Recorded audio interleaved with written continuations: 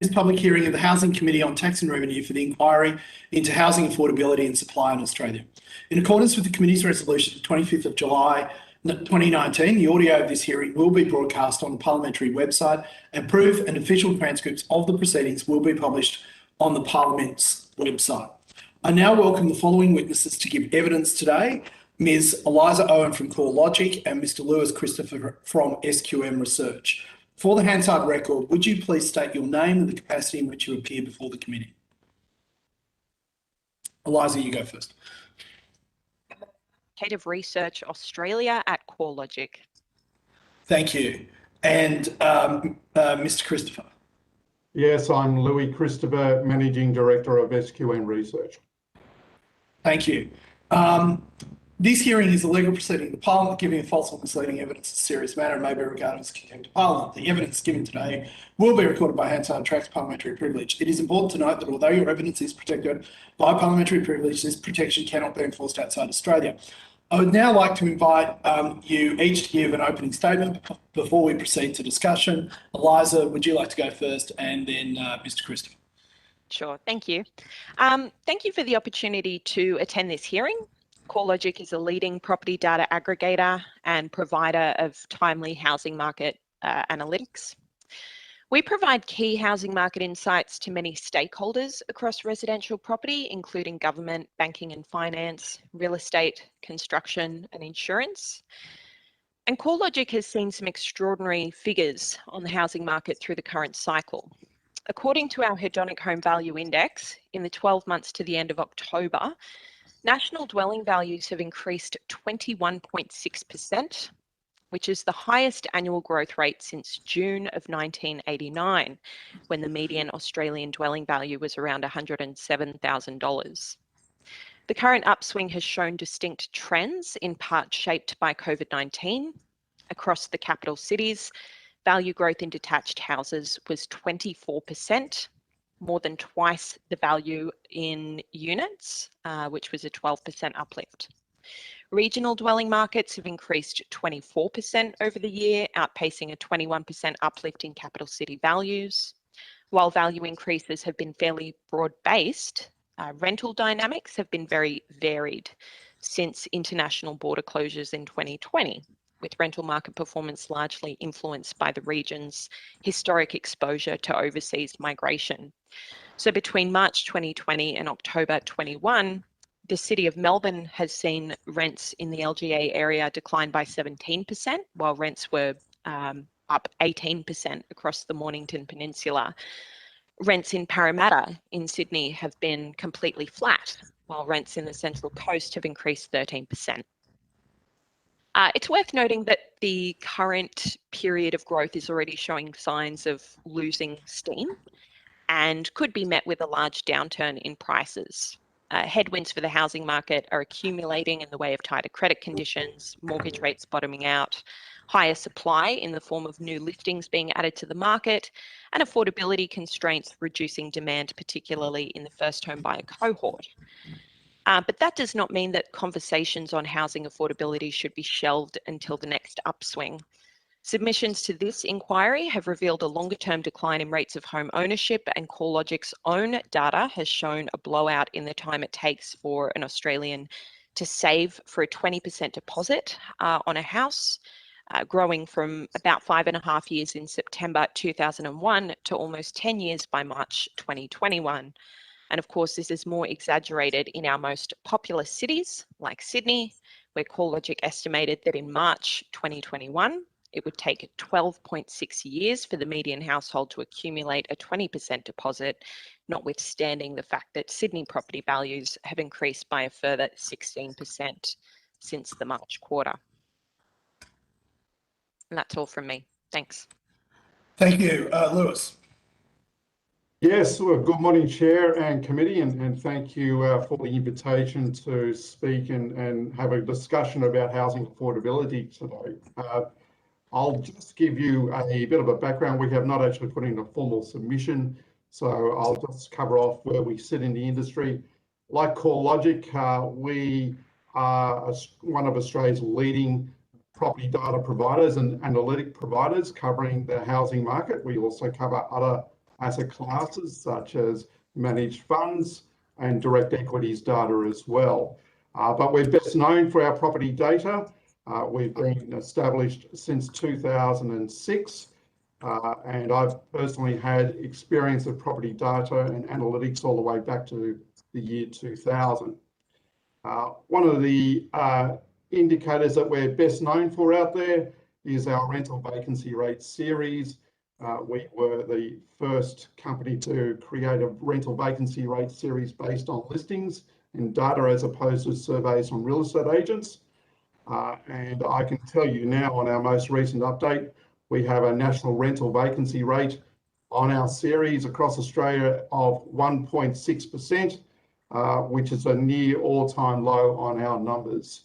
And I must say, as an analyst, it is perplexing to me that while we've had the borders closed, rental vacancy rates have fallen, and even while we've had a situation where dwelling completions over the past 2 years have averaged about 170,000 dwellings a year. So it's a bit of a question for me in terms of why are we seeing falling rental vacancy rates even while we've had very slow population growth over this time. Thank you very much for your evidence today and to CoreLogic for their submission. Can I start off by asking both of you, would you say that there is an affordability problem or challenge in the Australian housing market? Sorry, Louis, did you want to go first? No problem, thanks. Look, in my view, if we are to measure housing affordability by home ownership rates, I do think we have a problem. It's pretty clear, and the evidence has been provided to you earlier in submissions that home ownership rates have been falling, and importantly, they've been falling particularly badly for younger people.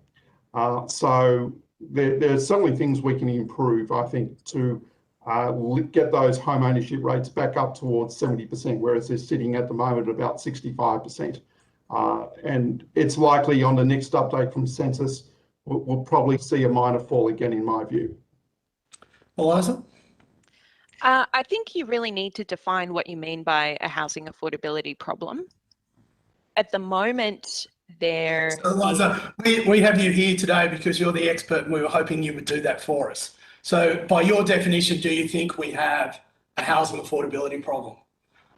In terms of aspects like mortgage serviceability, there's not as much of a strain on households due to a fall in interest rates. But when you're looking at measures of housing accessibility in terms of getting the mortgage, accumulating a deposit, I think it's pretty obvious that the time taken to accumulate a deposit has blown out due to rising prices.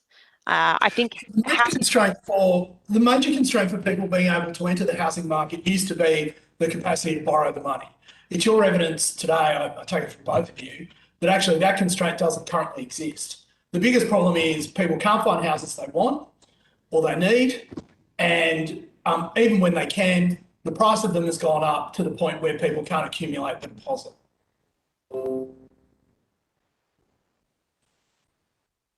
Yeah, I think that's a agree with that. Yeah, I think that's a fair characterization.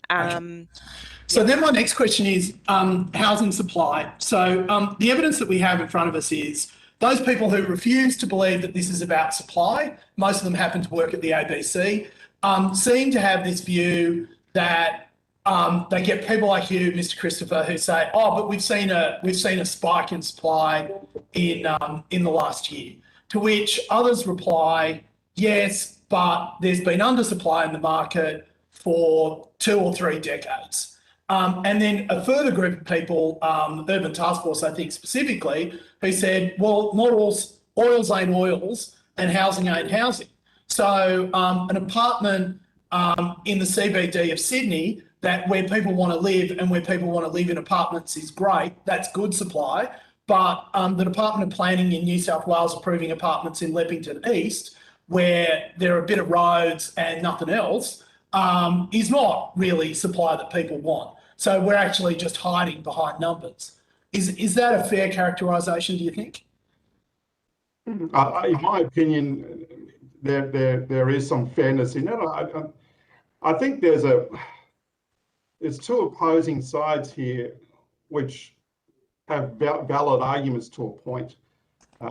You may recall, of course, a couple of weeks back, we had the Four Corners program, which I thought raised some very valid points. One of the points raised, one of the stories raised, was a couple, if I recall, trying to get into Bondi. Now, Bondi is an affluent suburb. Bondi is a suburb where I think many people aspire to live to. But So, Mr. Christopher, can I just interrupt you for 1 second? When my father came to this country in 1958, yes, Bondi and Coogee were basically the slums of Sydney where all the new migrants went to live because that's the only place they could afford to live. But anyway, yes, keep going. and so was Paddington, right? Yes. And times have changed. The demographics changed, and what we want has changed. And there's more of us, of course. And there's more and more affluent people living in Sydney and other cities as well. And these areas, many people aspire to, but sadly the supply is very limited. And I'm not sure the answer is that we build a whole bunch of high rises in Bondi. But I think the other side of the coin to this is that there are regional townships where I can tell you right now, and Eliza's mentioned this, there's been a boom in housing and we're at serious risk of creating a homelessness issue in our regions because the prices are suddenly snapped up. There is no supply coming through immediately, and that this is an issue. And I do think that we are at risk of creating an increase in homelessness if we do not address our long-term issues surrounding supply and having a tactical response towards supply. I think your point's valid. Like, we do see supply come through, and I noted before the ABS is indicating that over the past 12 months we've completed about 170,000 dwellings. But what's the breakup of those dwellings? Are they being built in the right locations? Well, and I should let the deputy chair know that this will be my last question, so you'll be on in a second, Julie. I just wanted to, I mean, this is really actually a surprising emerging theme of the evidence that we're hearing, which is actually the problem with the Australian housing market is not really supply, lack of supply, but actually over-centralised planning. So we have a group of people sitting in a high-rise tower in CBDs deciding where people should live, regardless of where they want to live. And is that actually the problem here? That we need to actually decentralise our decision-making and let ordinary or working Australians talk to builders directly about what sort of house they want to live in and where they want to live in it, rather than what we've got at the moment, where, for example, the City of Sydney is not allowing new apartment buildings to be built. And so it's pushing all the apartment development into the middle ring of Sydney, which is fine, but it's probably not the best. But now Sydney doesn't have any medium density housing. Is that actually one of the things? Okay. You're both nodding. That was the best answer yet that we've had. But if you wanted to add anything to it, please go ahead. I would say that that's definitely a part of it. We need greater consultation with potential home buyers about where they want to live. I feel like at the moment there's been this kind of acquiescence to where people can afford to live based on the housing provision. The other thing you've got to think about, though, is who is demanding the property, who is most active in the market. I think it's fair to say we saw an enormous upswing in completions across dwellings in Australia between 2014 and 2018. But during that cycle, investor participation in the market got up to nearly half of the mortgage market.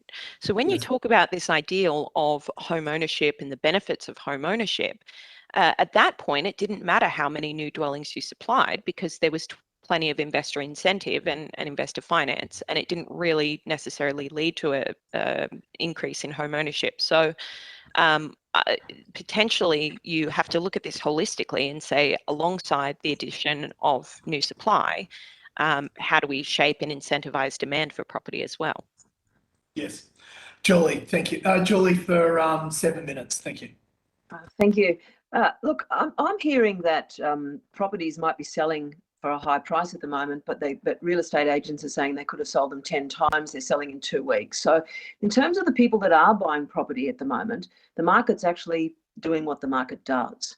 So I just want to ask a really sort of odd, off the wall question about whether we have a problem because there isn't a secondary market, or whether we have to actually fix this market. And the reason why I ask that is first home ownership rates might be falling for younger people, but that might be because they don't have secure jobs anymore, or they need to live near their parents for childcare, or they need to live close to where they work. So there could be all sorts of reasons why that isn't to do with price.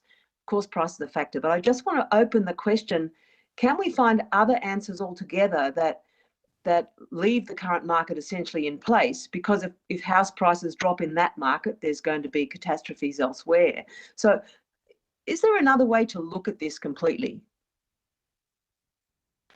I would say that the characteristics of declining rates of home ownership is not just generational, it is wealth cohorts as well.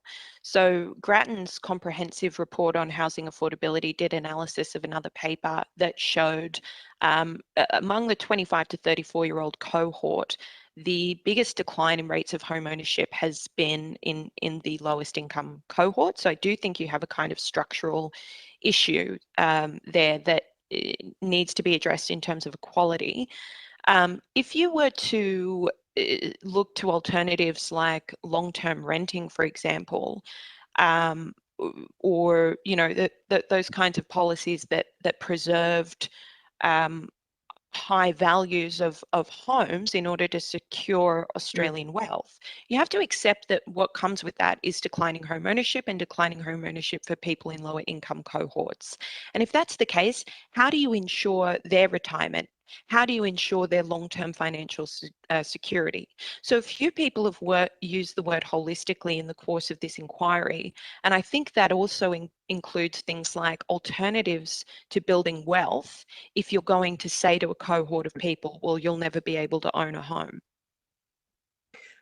Okay, thank you. I mean, when I was young, we had housing commission. In fact, my parents bought their house through the housing commission. So clearly, even when house prices were low, there was a cohort of people that could not afford to buy, and there will always be a cohort of people who cannot afford to buy but are on the edge of it. There's ones that will always rent, there's ones that could, and there's ones that can. And so there are almost 3 markets, if you like, for security and safety, which housing provides. So now that's interesting. Would you like, sorry, I've forgotten your name, sorry. Feel free to call me Louis. Hi, Louis. Hi. Do you have anything to add to that? Julie, I think it'd be worthwhile considering what's happened historically with home ownership rates. We've measured the census data all the way back to 1947. And it's interesting to note that back shortly after the war, home ownership rates were actually below 50%. And through a massive supply strategy throughout the 1950s and the 60s, we managed to get home ownership rates up towards 70%. And they've largely stayed there, but in the past 15 years, they've been slipping again. And they're back down to 65%. And I suspect if we do not address some of the issues which this inquiry has found, it's likely over the long term they will keep slipping.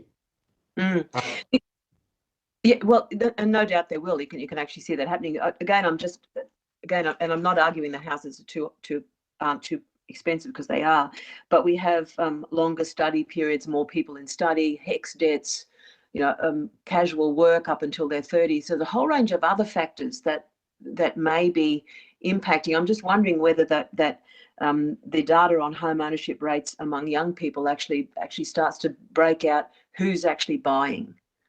People.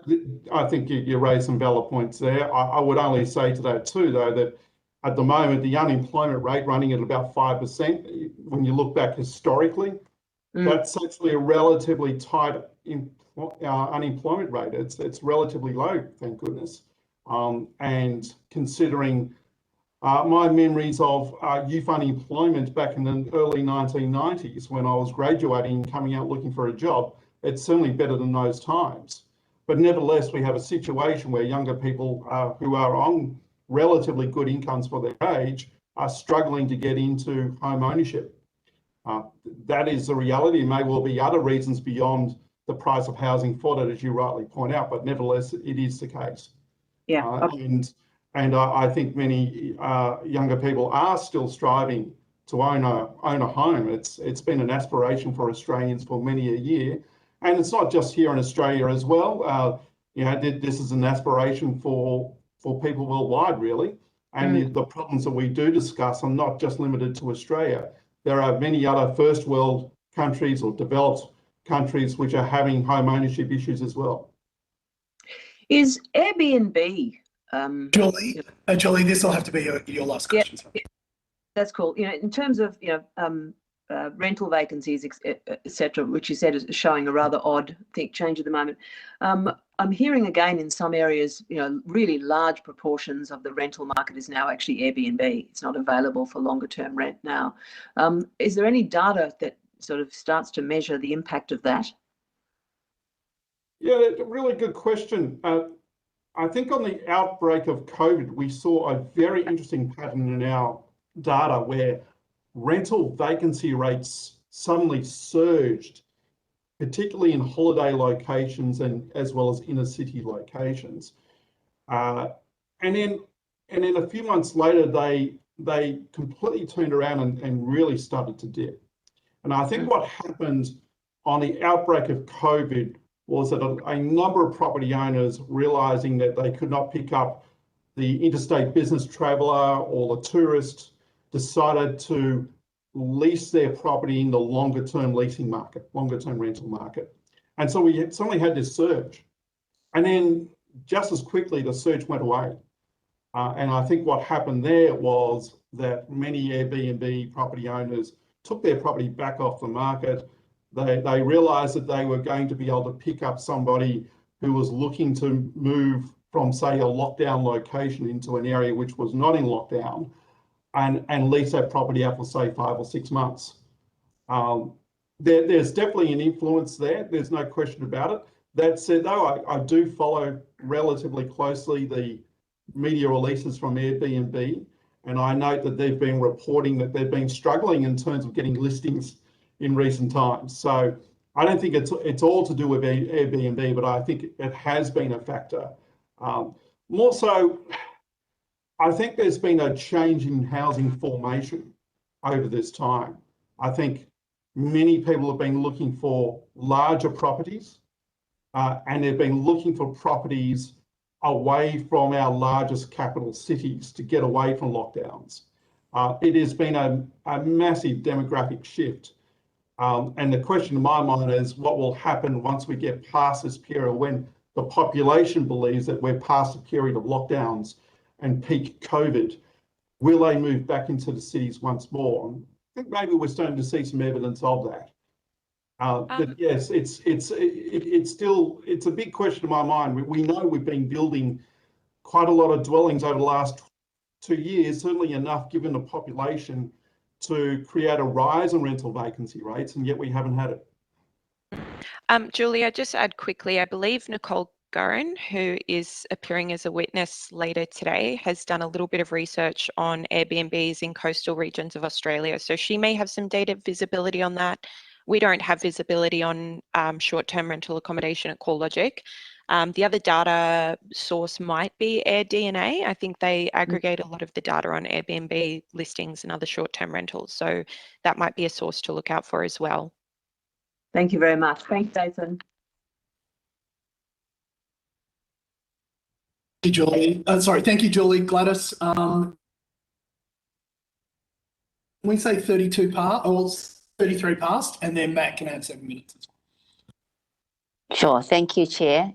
Good morning. Now, you've touched on the supply. I just want to ask you, so how do you think a constricted supply in capital cities has had upward pressure on housing prices? Look, I'll start off. there has been, certainly some constriction in supply. I would argue, once again, it's the nature of what we're building. I note over the past 2 years that we've been recording very tight rental vacancies for freestanding houses. But when it comes to the unit market, rental vacancy rates, if anything, have risen. And rents, particularly in the inner city areas, have actually fallen. So it goes back to this demographic point. Yes, perhaps we've had some type of supply constraint in our capital cities. But at this point in time, we're seeing a significant change and shifting in demand. And the question I have is, it seems though we're building enough units in our capital cities right now, but at the moment, the demand's just not there for it. Now, that may well be for a number of reasons, and I suspect one of the reasons is some of the concerns surrounding quality issues in apartments, particularly in Sydney. You may recall we had the Opal disaster and Mascot Towers issue, and I think that's turned off a lot of first-time buyers for those type of properties. I think the memories of those two particular sites are still fresh. And fortunately, I note that the state government has been taking measures to attempt to reduce some of the dodgy dealings which occur over in the apartment sector, which I think may well help in the long term. But yeah, I think we do have a surplus of units here in Sydney right now. All the demand's being for houses, which we do not seem to have enough of. And there are definitely some land issues surrounding that, particularly in the Sydney Basin. Did you want to add anything, Eliza? I find it a really tricky question, because when Louis, talks about an oversupply of units, I mean, isn't that a good thing? Isn't that where we're trying to get to in terms of affordability? If you look at, say, the ACT, where there's been a very high supply of units relative to houses, and that's translated to much lower annualized growth over a 5-year period of 6% in Canberra houses compared to 1.7% in units. So I think that supply can deliver on affordability, and it has done in those apartment markets. It's just whether, that balance of, do we want to preserve house prices? Do we want them to come down? At the moment, we've got an enormous surge in detached houses in the pipeline that's been in response to home builder and the shift in housing demand that we've seen as a consequence of COVID as well. So I imagine the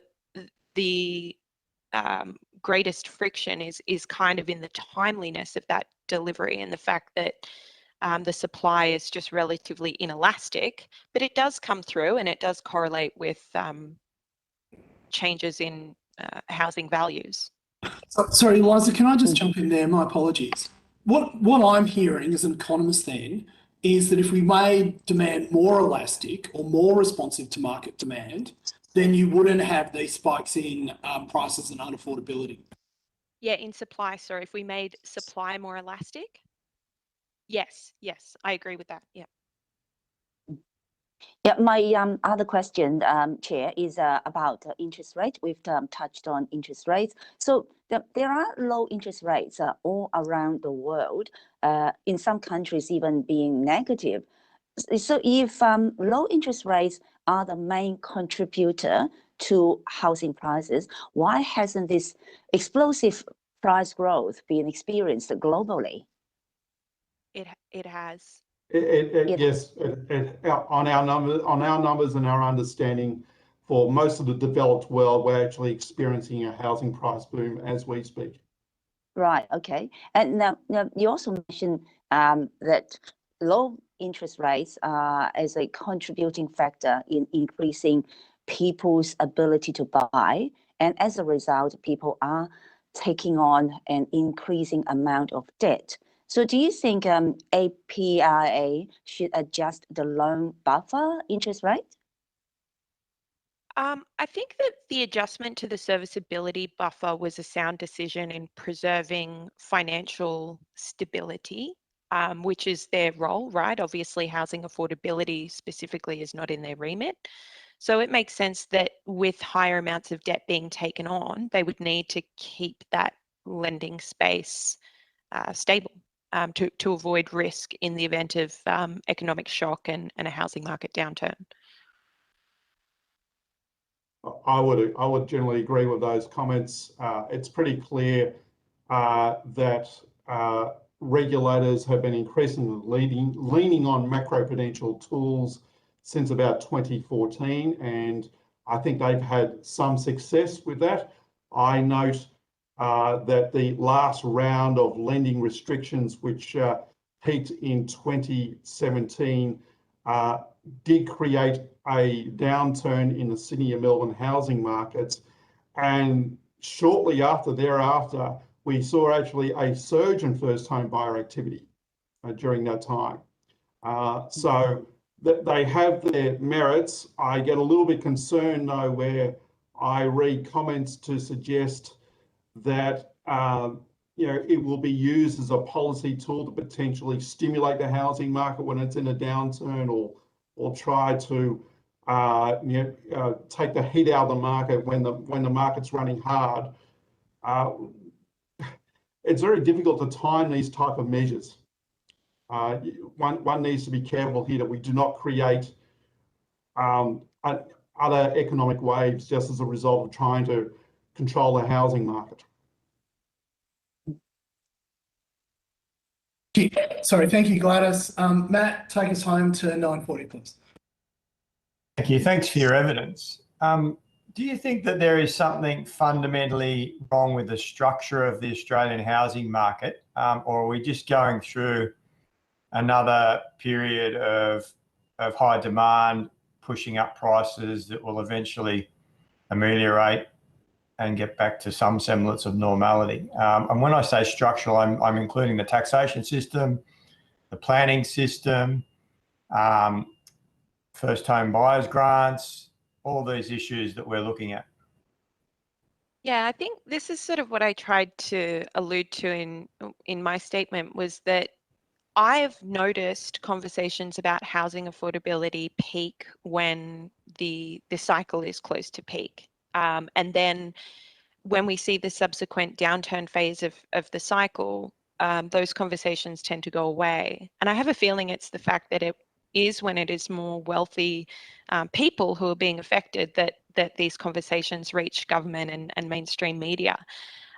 There is long-term a decline in rates of home ownership, and the long-term decline in rates of home ownership have been most exacerbated in low-income cohorts.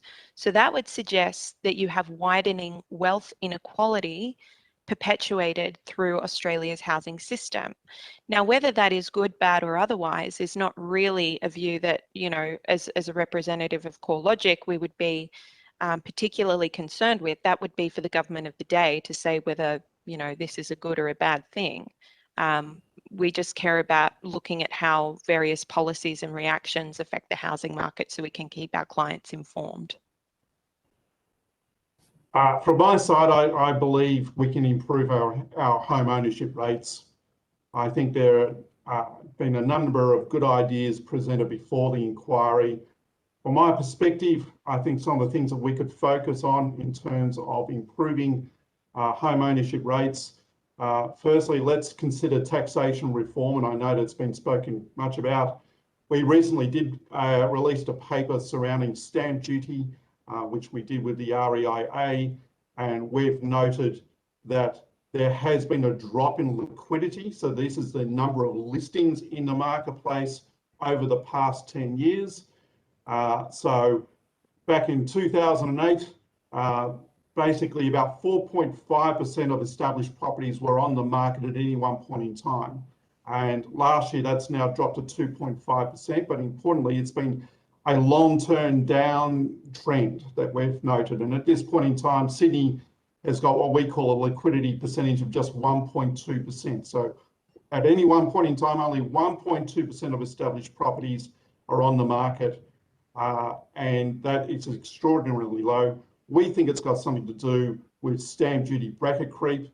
Stamp duty as a percentage here in New South Wales as a percentage of the median dwelling price has reached about 4.2%, whereas it was about 3.2% 10 years ago. So certainly something can be done there on stamp duty. We are a believer that we should change over from, say, stamp duty perhaps to a broad-based land tax. We also believe that we should consider phasing out negative gearing. Now, when I say that, we've written previous papers surrounding Labor's previous policies about getting rid of negative gearing. Our view is that you need a phase out period. You don't do it all in 1 year, otherwise you could create quite a wave in the market. Rather, you take a sort of 3 to 5 year view in terms of changing these taxes over. I think we should encourage growth in our regional townships through infrastructure spend and longer term planning. As mentioned before, we've suddenly seen a surge in demand for regional towns, and I can name 30 towns right now where we've got 0 vacancy, whereas 2 years ago they were sitting on vacancy rates between 3 to 8%. Another question we should consider, and it's a difficult question, is what are we going to do about Big Australia? The ABS has projected that when we hit 2050, we're going to have about 40 million people in this country, based on the current projection that we're on. Given our issues we have in housing, do you think that if we hit 40 million people, the issues we're facing today are going to be worse, or will they improve? Well, clearly they're going to be worse. So we need to consider what are we going to do about Big Australia. And then I would also like to make mention, and I know that this is perhaps beyond the scope of this inquiry, is housing statistics itself, which I'm obviously greatly involved with. I have deep concerns about how some statistics are presented to the community. I think certain statistics such as auction clearance rates are presented in a way to encourage demand, whereas the truth is the clearance rate is lower or it's not that very exciting, but they're presented in a way to encourage demand. And I think a review of statistics in the marketplace would be worthwhile. Thanks. We've counted that there's about 14 different government programs that stimulate demand at the moment, first home buyer style schemes. Do you see any data coming through in the work that you do that after those schemes are introduced that they do spike demand and that you do start to see prices increase, and are they just pouring fuel on the fire and making things worse?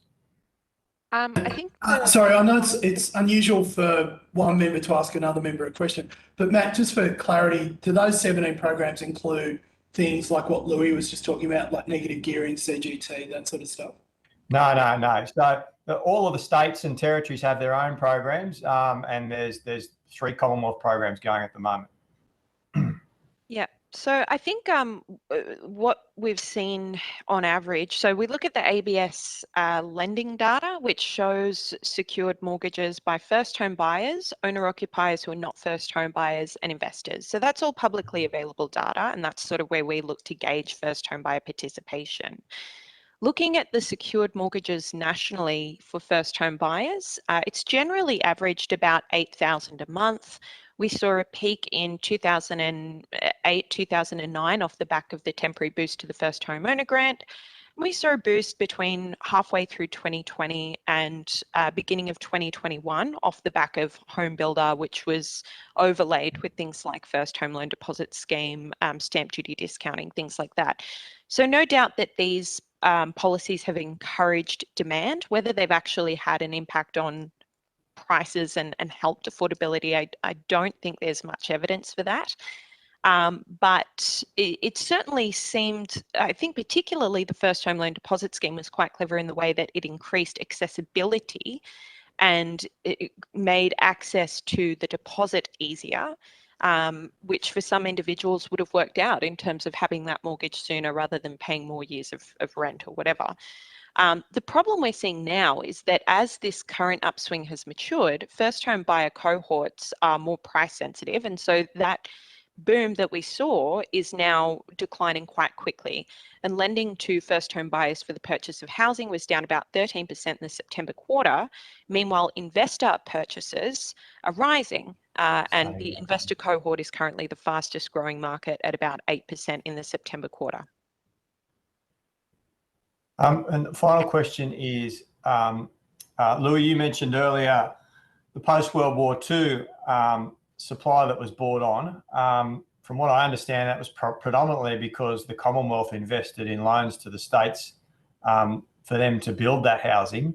Yes. Do you think that it's time for the Commonwealth to do a similar thing now and start funding more investment in affordable housing and social housing throughout the country to increase supply?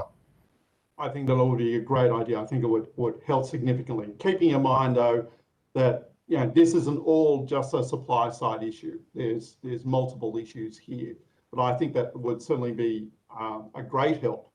And I think it was the New South Wales government in their submission to this inquiry that stated perhaps having a national housing strategy and plan driven by the federal government would greatly assist in resolving some of these problems.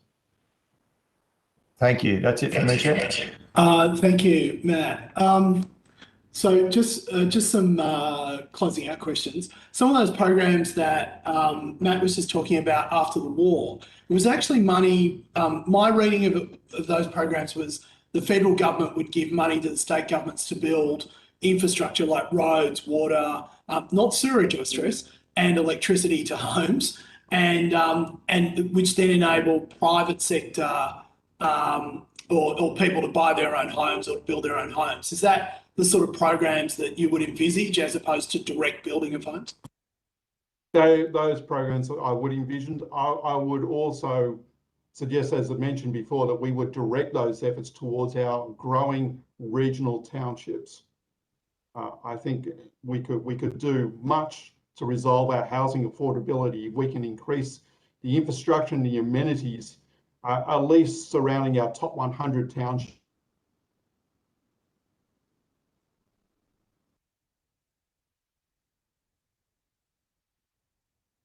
And possibly improving the internet connection to wherever you are, Louis. Absolutely. Sorry about that. No, that's all right. And Eliza, following on from Gladys's question, on Monday we had Lucy Ellis from the RBA, who, as part of her evidence, said that she was unaware of where extra supply had either ameliorated or decreased supply in other markets, which of course led me to go and have a look at other markets. And I noticed that even though prices have gone up in places like the United States, they have gone up exactly 10% at the same rate that they have gone up here in Australia. And in Japan, where you have population growth in Tokyo, you've still found that despite very low interest rates, prices have only gone up 0.6% over this cycle. Should we put that down to the fact that they have far more flexible planning laws and frameworks in those two jurisdictions? I mean, I'm not intimately across the differences in the planning system between countries, so I probably couldn't speak to that. I imagine there are differences in the style of housing, the geographic nature of the different markets and population and things like that. It's fair to say that most apartments in Tokyo make Docklands look spacious. Right. Can I thank both of you for your evidence today before this committee? It was very much appreciated, very illuminating. If you've been asked to provide any additional information, please forward it to the Secretariat by the 1st of December. You will be sent a copy of the transcript of your evidence and will have an opportunity to request corrections to transcription errors. Can I now invite witnesses from the University of New South Wales, and I'm going to jump in before the member for Kingston Smith does and say a university located in the member's seat, City Futures and Research Centre, Professor Bill Randolph and Mr. Hale Paulson. Gentlemen, thank you for joining us today. For Hansard record, would you please state your name and capacity in which you appear before the committee as listed on our sheet? I'll go first. I'm Bill Randolph. I'm a professor at City Futures Research Centre at the University of New South Wales. Thank you. We can't.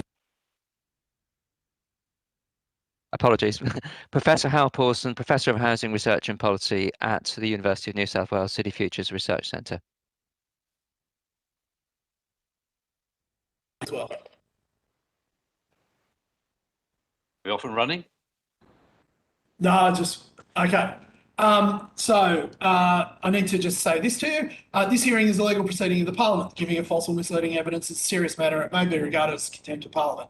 The evidence given today will be recorded by Hansard attracts parliamentary privilege. It is important to note that although your evidence is protected by parliamentary privilege, this protection cannot be enforced outside Australia. I now invite you to make an opening statement before we proceed to discussion.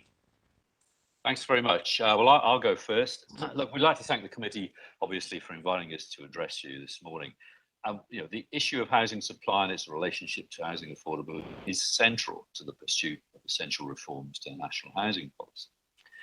A little bit about us. City Futures Research Centre is one of the leading university research teams focusing on urban issues in Australia.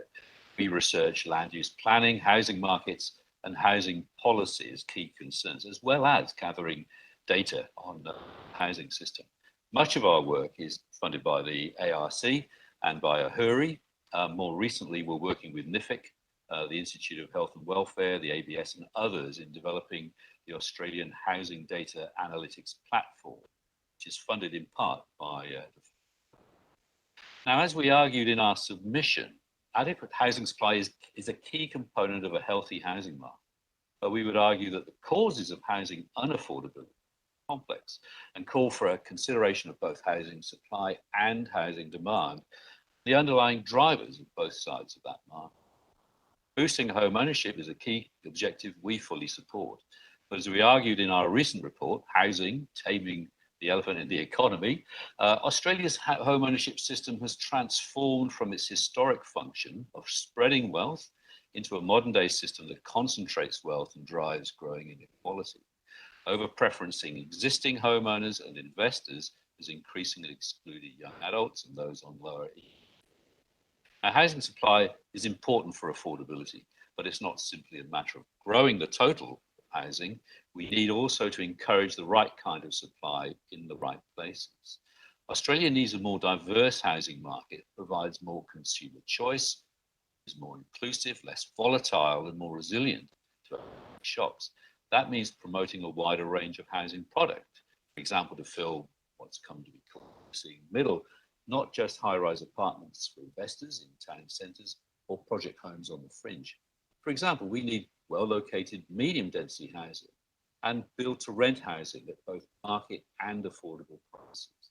Now, the Australian government, we believe, could play an important role in supporting such diversity, not only by reforming key tax settings, which I'm sure you've heard, but also through directly influencing urban development. Though it can't do it directly, there's plenty of scope to do so indirectly. The National Housing and Homelessness Agreement between Commonwealth and states up for resetting next year, it could use the terms of that agreement for that purpose. For example, the Turnbull government's city deals policy could be revived and ramped up as a vehicle for joint working with key local governments to promote affordable housing. The Australian government could look to the example of the Canadian Liberal Party, which has just pledged a $4 billion fund to reward local governments that streamline and expand housing development. Although maximising housing supply is important, it doesn't follow that you can simply build your way out of housing unaffordability any more than you can build your suggestion. As our submission concluded, and it's correctly stated by Lucy Ellis in an earlier session to her, there is little international evidence of significantly reduced house prices resulting from expanding supply. As we've seen recently in some of our inner city apartment markets, if supply does exceed demand, the development industry responds in a perfectly rational way by rationing output. Development approvals for apartments fell away in 2019-2020 not because the planning system refused, because developers were not submitting applications when faced with increased demand. In fact, the approval system held up very well and was very responsive in the build up to the approval. Local resistance to housing development can be an important constraint, especially where medium or high density is proposed. The only constructive way to address this issue is by ensuring that there is sufficient local infrastructure investment to support questions. That comes back to the issue of who pays for that. Possible to reduce reliance on developer contributions, a big bugbear of the development industry, only if the system of financing is so that infrastructure costs are borne by the whole community, as they used to be. Again, the Australian government could support this. We presented a range of data in our submission with a view to providing some additional information on the outcomes and process of relevance to your objectives. We're happy to take questions on these data and any other related matters. Thanks very much.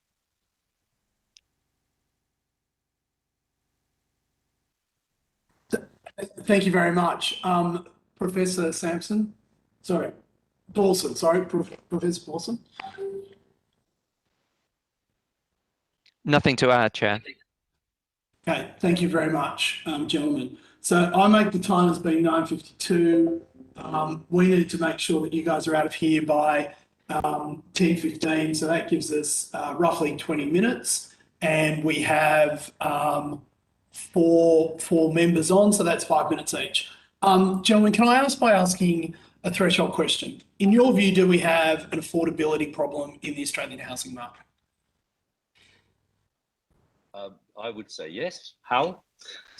Without doubt. And it's not just a cyclical problem, it's a structural problem. And this is really, I think, very consistent with what Louis Christopher was explaining in the previous session, that this is not something that can be easily fixed by tweaking things like APRA's rules on lending. APRA needs to keep an eye on those things, and sometimes it's necessary to step in that way, and they did have done so in the last decade very effectively, so that's fine.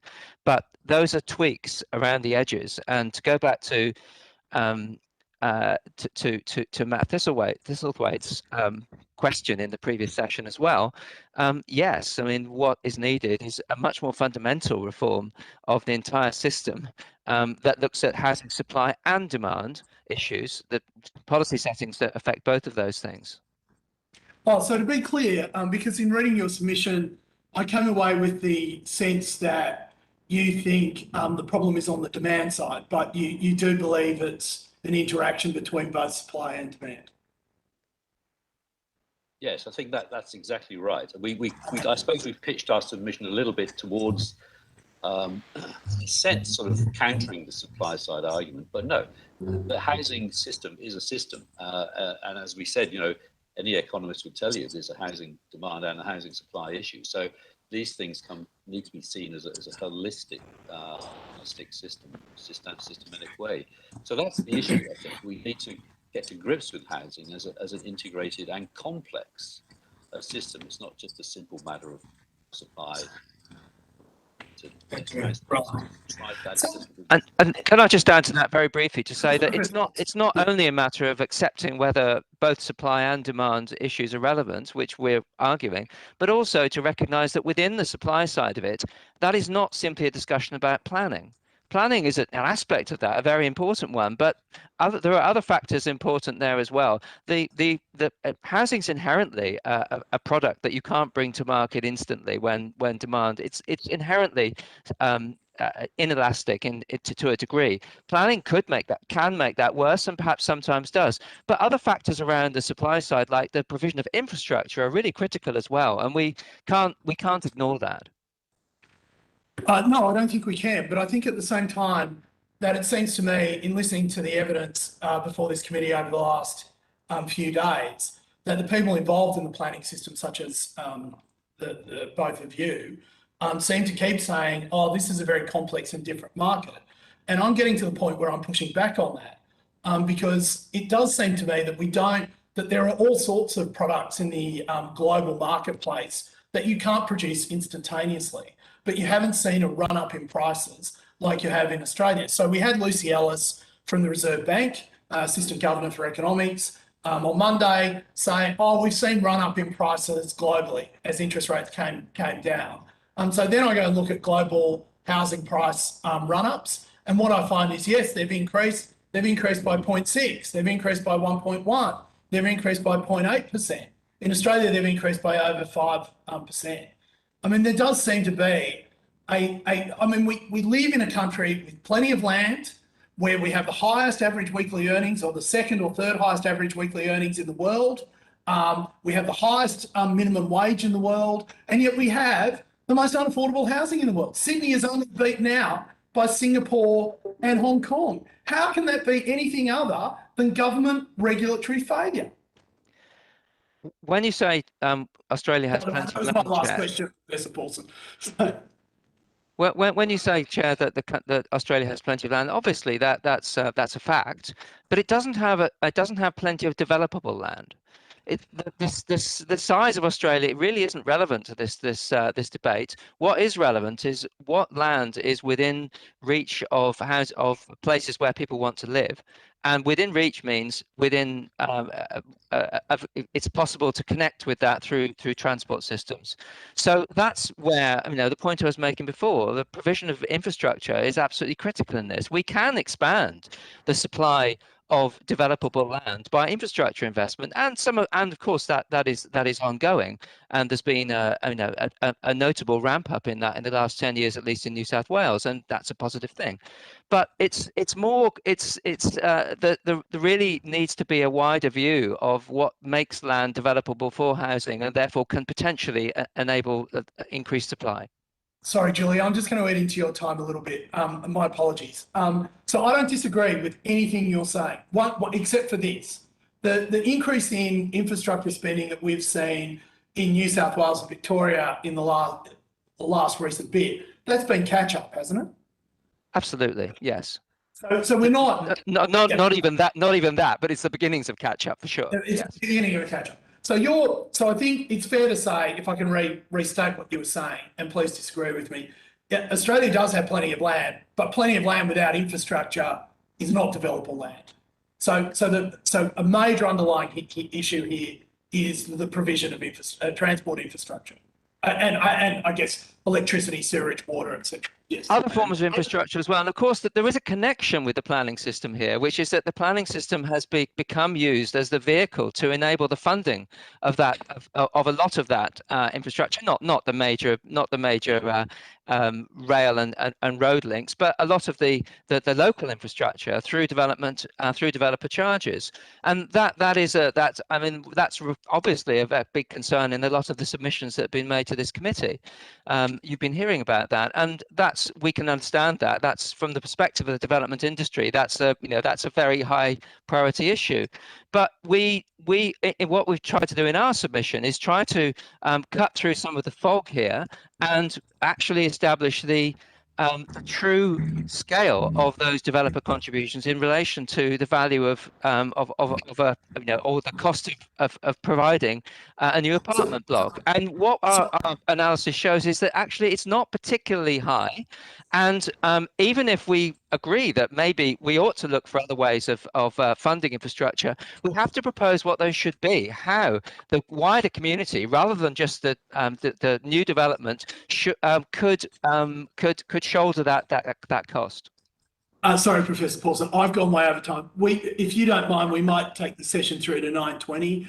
Julie, 5 minutes. My apologies. Thank you. I'll just point out, Jason, that some of those countries you're talking about have different interest rates regimes. They have fixed rates, not variable. So the house price varies depending on whether or not there's a high fixed rate of interest. We've got a lot of variable, so we respond. Just pointing that out. You might want to do that analysis. Look, talking about it being a structural problem is really interesting because it clearly is, but all the things that I've seen people do to try and change it, they rezone land to allow smaller subdivisions, which pushes up the price of land. They introduce first deposit schemes, which raises the cost. They build new age boarding houses, which should be for low income earners, but high income earners move in and they're the most profitable sector of the market. If you get rid of stamp duty, the developer's going to take the money because the price is determined by what people are prepared to pay. and there's a hell of a lot of people out there that are prepared to pay at the moment. So what structural changes can you make, and how would you do that with such a complex system which runs across 3 levels of government and private investment and all the rest? Where do you start with that? That is an extremely difficult question to answer in 5 minutes, let alone 20 or perhaps a day. I think, well, you start by recognizing the integrated nature of housing, of the housing system. That's the most important starting point. It is complex. I know we've said that before. Everybody's told you that. But that's an important point. And the measures we use at the moment are very much tinkering we would see tinkering at the edges rather than getting to the fundamentals. So that's the starting point, really. I think we need to be in a much better position to understand what levers you pull and what effects they have within the marketplace. And the role of government in that is pretty critical. I mean, not just tax reform, which a lot of talked to you about, but going down the system, the relationship between the federal government and the states. We've mentioned the Commonwealth State relationship with the NAHA that's going to be reconsidered next year. That could be a really important lever that you could use to start to do some of these fundamental structural changes, particularly, for example, in infrastructure changes, and linking that to reforms in planning and also supply. So you could use these sorts of levers as a federal government to start to get into those hard nitty-gritty problems. But until we start seeing housing as an integrated issue, we're only going to be tinkering with the sides of it. Could I just add very briefly to that, to again pick up on a very good point that Louis Christopher made in the previous session, which is that, and he was citing the New South Wales submission to this inquiry. A national housing strategy is something that is very, very long overdue in this country, and that is one answer to the complexity of this issue of the housing system, and the fact that the policy levers that can influence it are very scattered across different parts of government, especially split between the federal and the state territory layers. Thank you very much. You talk in your submission. Final question, Julie. Sorry. Oh, sorry. Okay. Okay. You said that the reduction of government taxes and charges and overall development costs would likely flow through to increase residual land values, or increase profitability for the developer rather than lower dwelling prices. I agree with you, but I'm just wanting you to explain more for just for the evidence. That's another great question. Look, one of our positions is basically developers are price takers. They don't make prices, they take prices that are out in the market. When you do a residual land valuation, your feasibility modeling that most developers, they all do this. They work out what they can pay for the land as a residual of the price they can sell the product for at the end, and they take out the development costs, and then what they've got left is the rubbery bit, which is what the land is worth, or what they can pay for the land, to pay for the land. If you knock off the development charges component of that, is there an incentive for a developer to then drop the price by that amount, or simply pay more for the land? I think that's a fundamental critical thing that we have to get to grips with here, that if you take charges off and you make development, the cost of the development cheaper, where does that benefit accrue? Does it accrue in lower prices, or does it accrue into the land value? I suspect that if you did it, land values would probably benefit more price falls. There's no incentive for a developer not to pay top price for the land or to bid top price for land, because it's a hugely competitive market. They're out there. It's the people who can pay most that get the land. So it increases the demand for land. So therefore, it would price. increase. Yeah. We would see it Yeah. translated into increased Yeah. price for land. Yeah. I was about to say, don't answer that question. Julie's gone over a time. Sorry, Professor Pawson. Sorry, thank you, Julie. Gladys, for 5 minutes, please. Well, thank you, Chair, and good morning, professors. Now, in your submission, you state that the time taken to undertake a development determination is not a major constraint on scheme delivery. Now, perhaps you may have mistaken the key issue with planning and zoning laws. Is it not true that density and height limit rules have drastically decreased the supply of new homes and apartments in major cities? Again, very good point. Thank you for that. Look, the issue about density and height is a really returning one. I guess you could say, well, if we didn't have density controls, then develop whatever you liked to whatever height you like.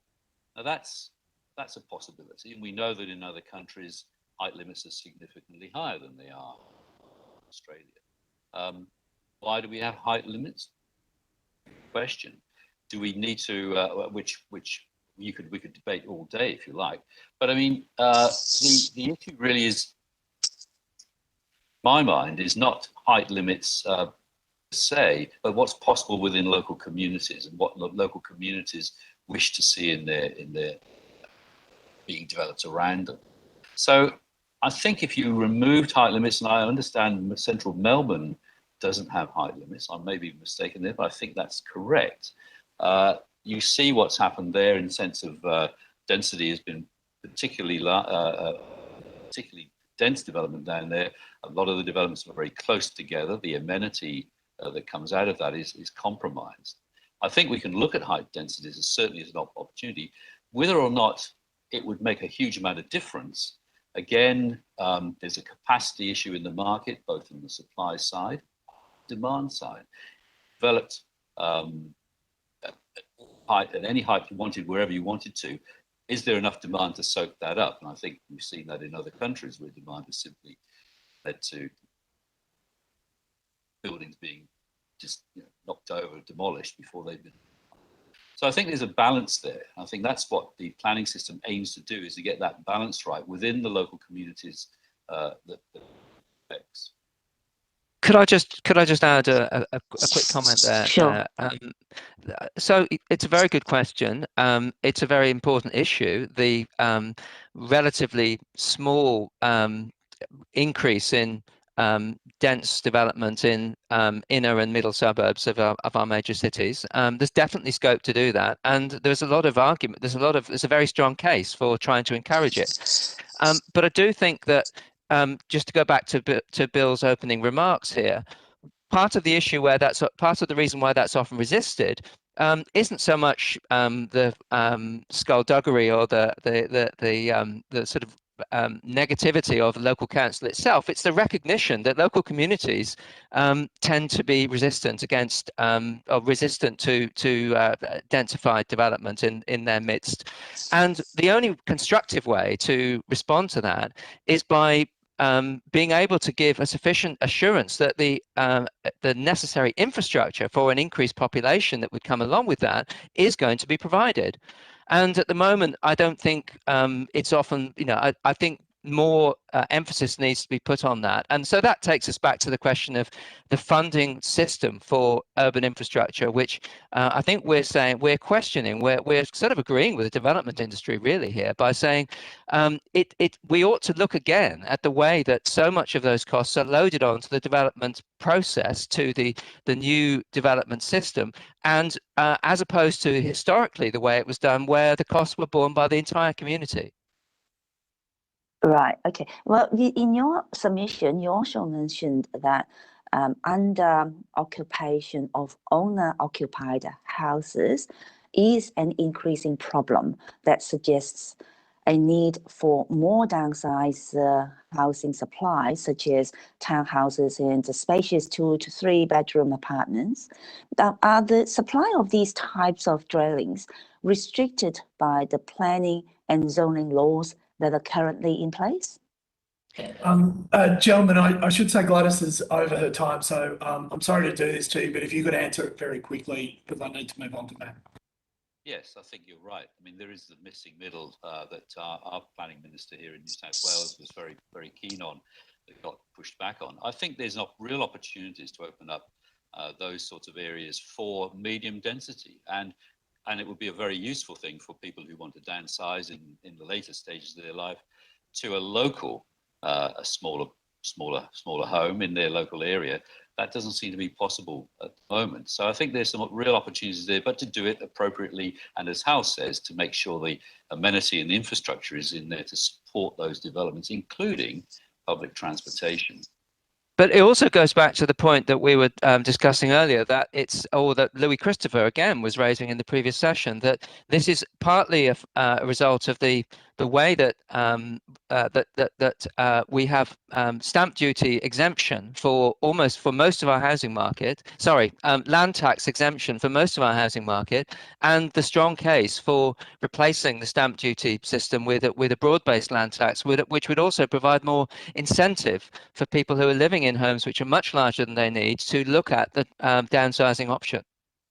There is, of course, the issue that older people want to leave their home to their children, so they stay in it to the bitter end. I think there is an issue there about how we tax, as Hal has said, how we tax the occupation of homes as opposed to make tax settings which persuade people in a roundabout way to move on, downsize, change their homes more often.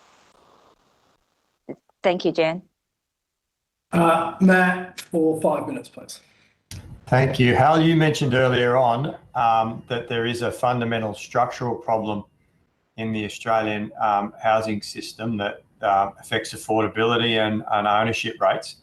What are the 2 or 3 major recommendations that we could make to the government for policy reform that you think would make a difference to that structural problem around affordability and ownership rates? I think the fundamental changes that we need are institutional reforms. I think those the nitty-gritty and the mechanics, the instruments that need to be changed is a big debate. We've already mentioned a few of those things, but the institutional reforms that could enable those things to happen, I think, in the national housing strategy with the Commonwealth playing a leading role has already been mentioned, and I think that's fundamental.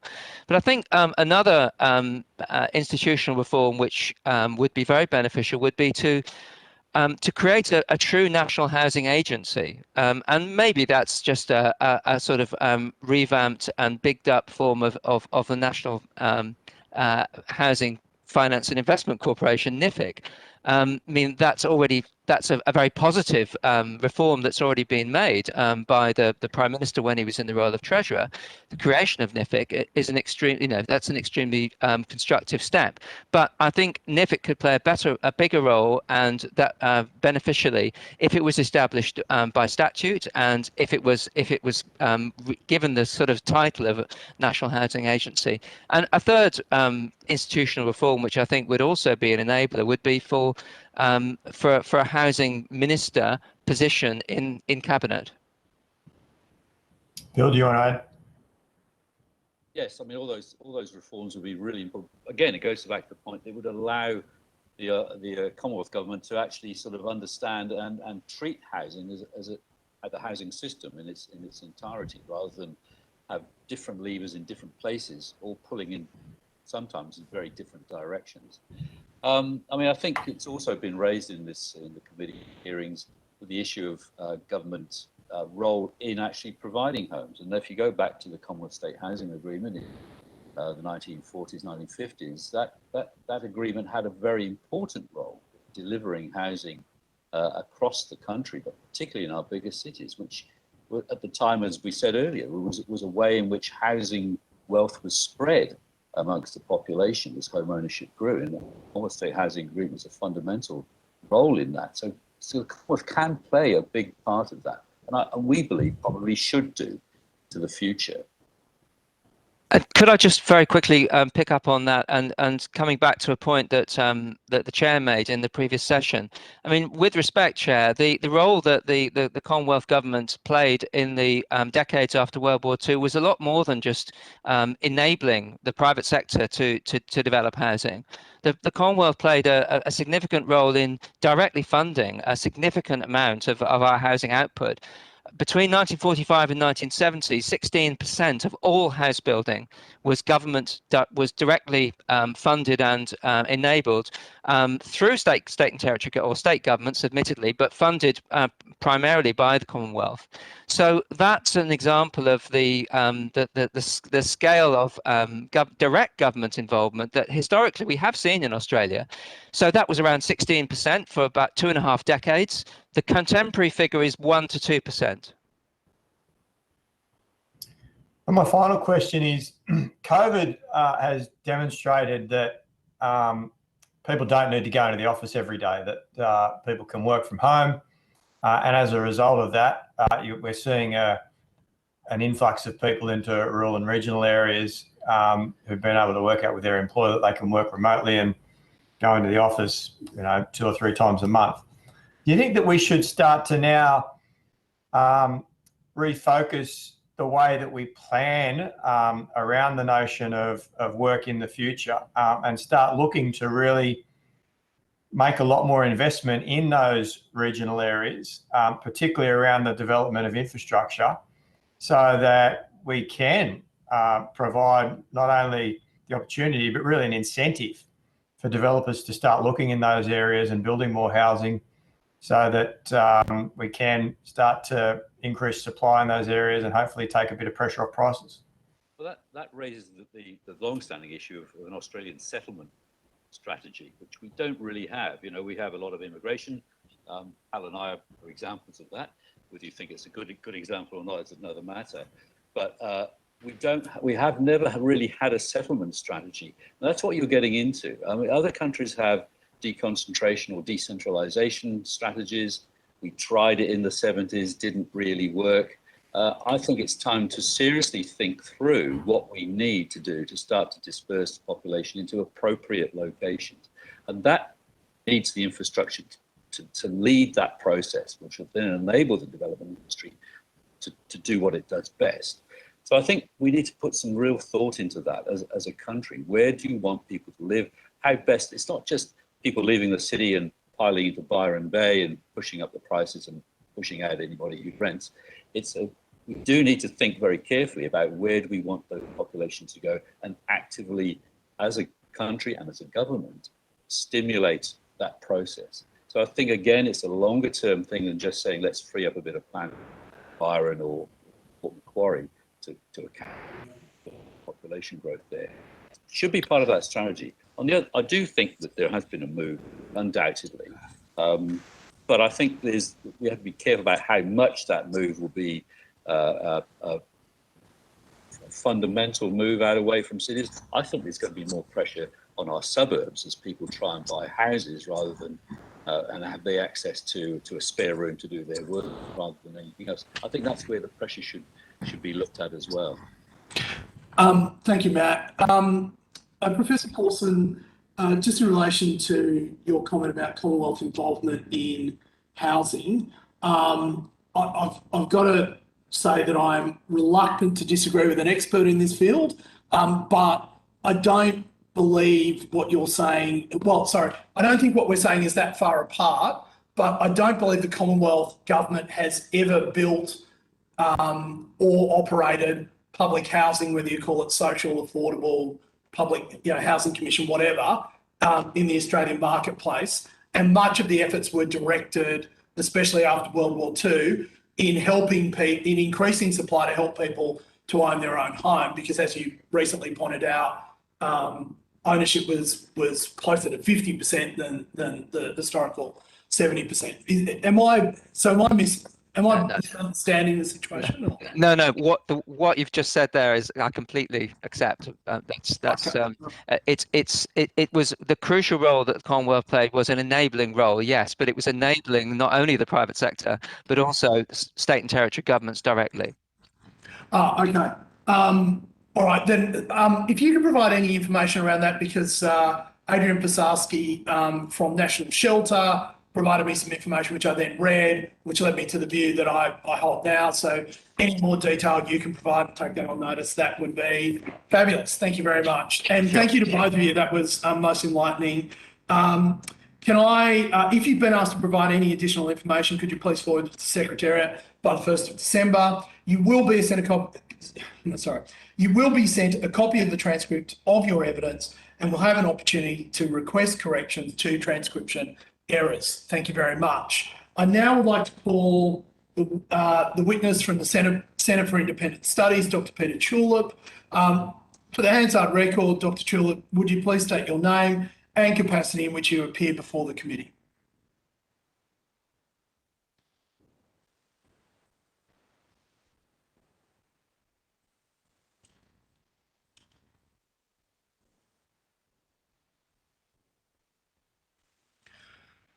Dr. Tulip, are you there?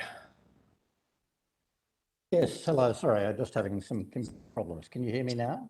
I can hear you, yes. And we were seeing a slide back from you, which has now disappeared. But would you mind stating your name and the capacity in which you appear before the committee for Hansard record?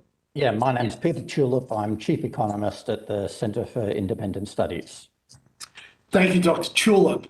This hearing is a legal proceeding of the Parliament. Giving of false or misleading evidence is a serious matter, may be regarded as contempt of Parliament. The evidence given today will be recorded by Hansard and attracts parliamentary privilege. It is important to note that although your evidence is protected by parliamentary privilege, this protection cannot be enforced outside Australia. I now invite you to make an opening statement before we proceed to discussion. Thanks, Mr. Walensky. I just want to make 2 points in my introductory comments. First, planning restrictions are a big reason that housing is so expensive. And second, the Commonwealth Government can reduce that problem by providing financial incentives to state and local governments. On the first point, there's a huge amount of research, both in Australia and overseas, that shows planning restrictions substantially boost housing prices. There's a strong expert consensus which is reflected in official reports. And examples from just the past few months include the surveys of the Australian economy by the OECD and the IMF, and the New South Wales Productivity Commission's white paper. And the CIS submission lists lots more reports with similar conclusions. Now, I acknowledge that several submissions to the inquiry disagree with the expert consensus. In my view, those disagreements reflect simple misunderstandings that aren't taken seriously by people who look seriously at the issue, who look closely at the issue. And I hope we can discuss some of those misunderstandings and questions. Now, to be clear, because it's often misunderstood, nobody's arguing that supply restrictions are the only cause of high house prices. Of course, low interest rates and immigration matter. Yet, a lot of submissions to the inquiry, including several on the programme for today, characterise our position in extreme terms, so they have a straw man to knock down. And I trust the inquiry is going to be seeing through that. Land use regulation is the responsibility of state and local governments, so it's outside the direct control of the federal government. Nevertheless, the Commonwealth Government can encourage better regulation by creating better incentives for good policy. For example, just as an illustration, the Commonwealth could make grants proportional to dwelling completions. There are several reasons why the Commonwealth should do something like this. First, there's a coordination problem. States and local governments incur the costs of extra development, for example, congestion, schools, funding hospitals, but the benefits in terms of housing affordability and economic growth are distributed nationally. And second, but very closely related, the need for extra housing is driven in large part by high immigration. This is a Commonwealth Government decision that substantially boosts Commonwealth Government revenues. So the Commonwealth should share the burden of housing that extra population. The third reason is that the Commonwealth already spends billions of dollars every year on programs ostensibly aimed at housing affordability. A lot of those programs are of questionable value, and that money would be better spent directed at planning reform or being conditional on increased supply. So this is a policy that's been recommended in many submissions to the inquiry, including those from the Centre for Independent Studies, the Grattan Institute, the UDIA, Urban Task Force, Master Builders, Property Council, the New South Wales Productivity Commission, and probably others that I haven't read. It's a policy that's also recommended in both the OECD and IMF reports. So I hope the committee gives it serious considerations. And now I'm happy to answer any questions you may have. Thank you, Dr. Tulip. Dr. Tulip, I've been asking people initially, do they think there is an affordability problem in the Australian housing market? I take it your view is yes. Well, to be clear, housing is too expensive in Australia. We have big market failures that need to be fixed for equity and efficiency reasons. Whether you call that an affordability problem is, people can disagree on that. But let's be clear on the important issue, which is that housing is too expensive. So the ABC has mischaracterised the evidence given by Dr. Lucy Ellis on Monday that the cause of this is due to low interest rates and low inflation. Do you think that that is the predominant or an explanation for the predominant causes of house inflation or the house market or the asset inflation that we've seen in the Australian market? No, I don't think many people outside the RBA believe that. That's been the House view for decades there. But there's no real evidence to support the idea that it's inflation. Lucia emphasises nominal interest rates. They move very closely with real interest rates. And yes, there is a very broad consensus that real interest rates have had a very substantial effect on the house price boom we've recently seen. It's a partial answer to your question. Do you want me to keep going? Please do so. Right, so when people are talking about the causes of high house prices, there are two very different questions that people are asking. One question is, historically, why did house prices increase? And their interest rates are the big short-term factor. Immigration is the big long-term factor. A separate way of interpreting this question of what are the causes of house prices is, what's the market failure?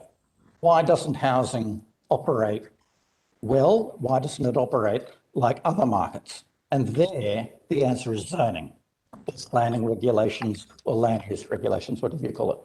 Our planning regulations stop supply from responding to that extra demand. And have you seen over the last, can I ask you, historically in the Australian market, have development lead times or building lead times always been roughly this long in the Australian market, or have they started increasing over recent times? My information on that mainly comes from talking to builders and developers, and they say the times have increased dramatically over the past decade or two. So I take it you don't have any data on whether there's a correlation between increase in approval times versus price increases? Other people have looked at that, but I don't know. I'm not familiar with that data, no, sorry.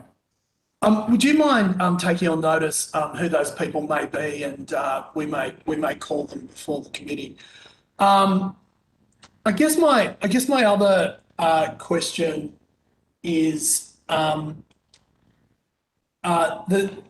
Dr. Ellis also said that she couldn't think of a single case study globally where an increase in the supply of housing led to a decrease in price. That doesn't seem to make intuitively sense in terms of how we understand micro and macroeconomics. And I can think of one example in New Zealand where that wasn't the case. But are you aware of any examples where a liberalisation of the supply chain in housing has led to long-term decreases in price? Japan is the famous example, or to be more precise, Tokyo, that over the past few decades, they've built a lot of housing, and as a result, housing prices in Tokyo have fallen in real terms. So can you tell us what they did over there, like what the high points of what they did in the Tokyo market to allow supply to be more responsive to demand? I'm not an expert in the details. I mean, I think we cite a few papers discussing the Tokyo land reforms in the paper. I can, if we don't cite them there, it's easy to give them. The central issue is that we need planners to stop saying no and start saying yes. The actual institutional reforms that get you there are a lot harder, and I'll take that on. Rather than trying to remember, I'll take that on notice. Thank you very much. I guess the other thing was that the Deputy Chair mentioned that the different types of loans that you can, the different ways that you can finance housing overseas might have an impact on pricing too. Would that be something that you think has an impact? I'm not aware of that. Whether interest rates are variable or fixed, they're low in a lot of countries. And I think all of those countries, whether they have fixed rates or variable rates, have all seen house price increases. Thank you. If we continue to make housing an investment, and then we change the policy focus of that and make it less attractive, does your modelling show what would happen on the supply chain and whether that helps housing become more or less affordable? Well, the big policy lever that people are talking in that area is tax changes. Is that if you were to make investment less profitable by removing the capital gains discount and removing negative gearing, then yes, you would get much less investment, but the effect on prices is going to be tiny.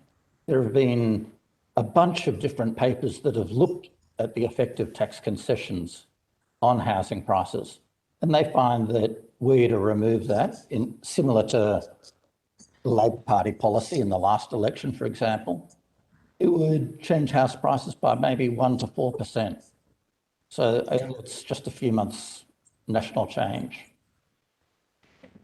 Also, some of the community housing providers and social housing providers and the lead groups like National Shelter made an argument that there's not enough government spending on low income and affordable housing. In your view, is more institutional investment needed in these areas, or is this an issue best fixed by government spending? One of the providers argued that we may need to spend up to $1 trillion between now and 2036 in terms of creating low-cost housing. Right. So I think the social housing industry's definition of the problem is too narrow. They think that housing is unaffordable for low-income earners. It's much worse than that. It's unaffordable for everyone. I mean, we have a problem throughout the whole housing market at each end and in all different places.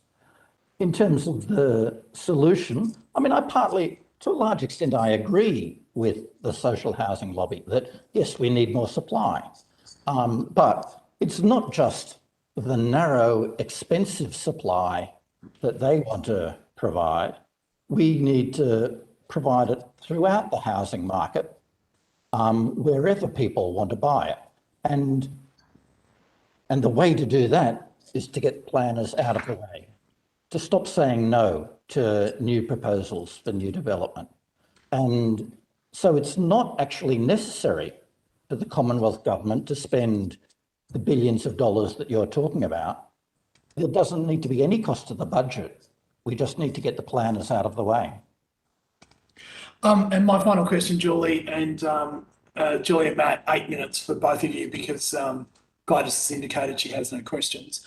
One of the things that is beginning to occur to me during this whole process is that it's not a simple question of demand beating supply and therefore increasing supply. But to your point, not oils ain't oils, supply ain't supply.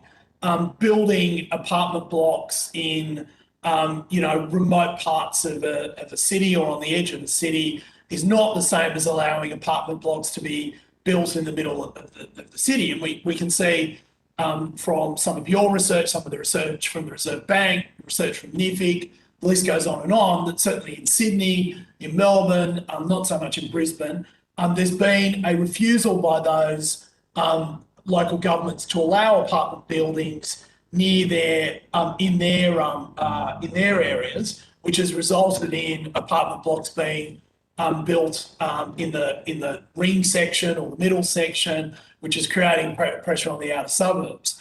It just seems to me that this centrally planned model that we have for housing in Australia has failed us in terms of the quality of housing we get, where it's located, and the price of it. SQM and CoreLogic this morning have indicated that their research is indicating that as well. Is that something that you've seen in your research? I would phrase the problem slightly differently to you. You say the problem is excessive centralisation. I think the problem is excessive regulation. And in fact, the solution may involve more centralisation. It involves taking the decision-making out of the hands of local governments and giving it to state governments and the Commonwealth government. But we need the Commonwealth to take a more active role in this. That when planning decisions are left to a very local neighbourhood level, then the local neighbours tend to say no. They're scared of change. They don't get a lot of the benefits. There needs to be a broader public interest brought to bear on these decisions, and that actually involves going the opposite direction to what you're saying, increased centralisation, and in particular, an increased role for the Commonwealth. Thank you, Dr. Chilott. Julie, would you like 8 minutes between now to 46 past, and then Matt from 46 to 54 past? Thank you. Thank you, Mr. Chilott. I've got a couple of questions. Can I start with that issue of centralised planning? Because if you get it wrong and you allowed developers to do whatever they wanted in a large suburb, then the price of land tends to go up because the development profit goes into the price of land. I can see ways of restricting it around railway stations so that the price of land did go up so that people couldn't build houses, so you can use it for good or for bad.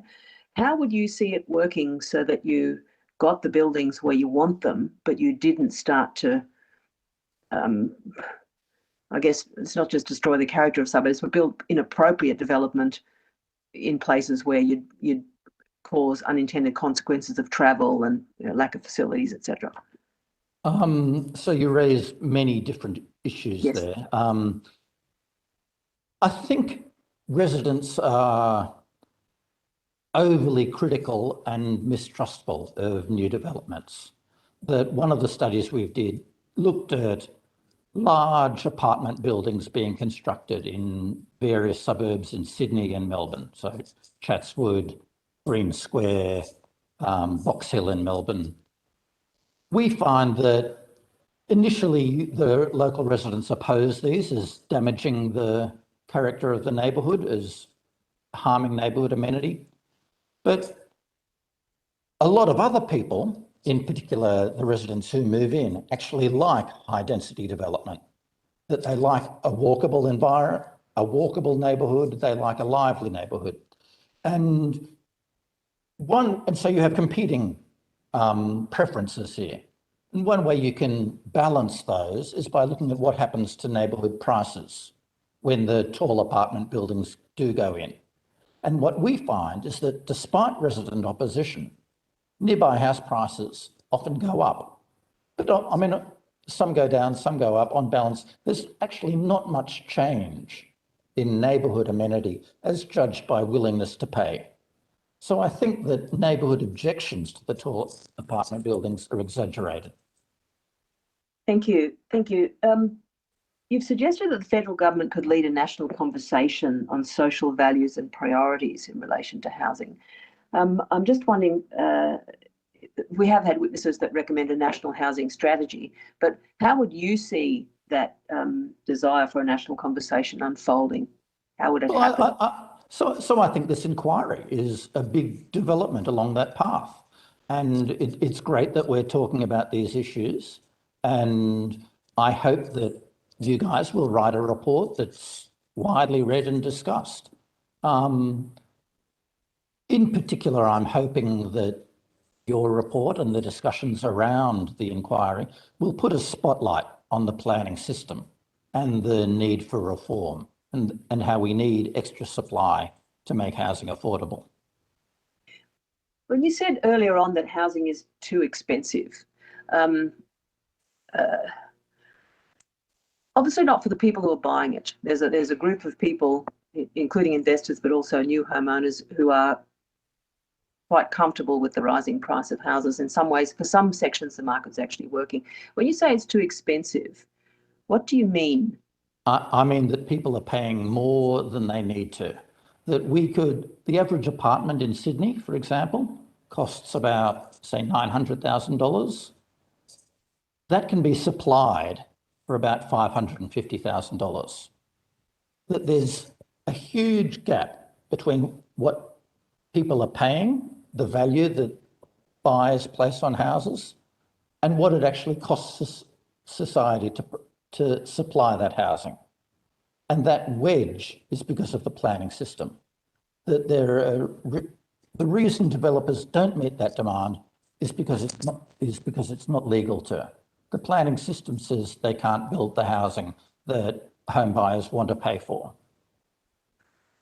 Okay, but people are prepared to pay that at the moment, and real estate agents are saying that they could sell it 10 times. So if that's the case, they could sell it 10 times for that price. It would still take quite a bit in a competitive market to pull the price down, regardless of what the costs were.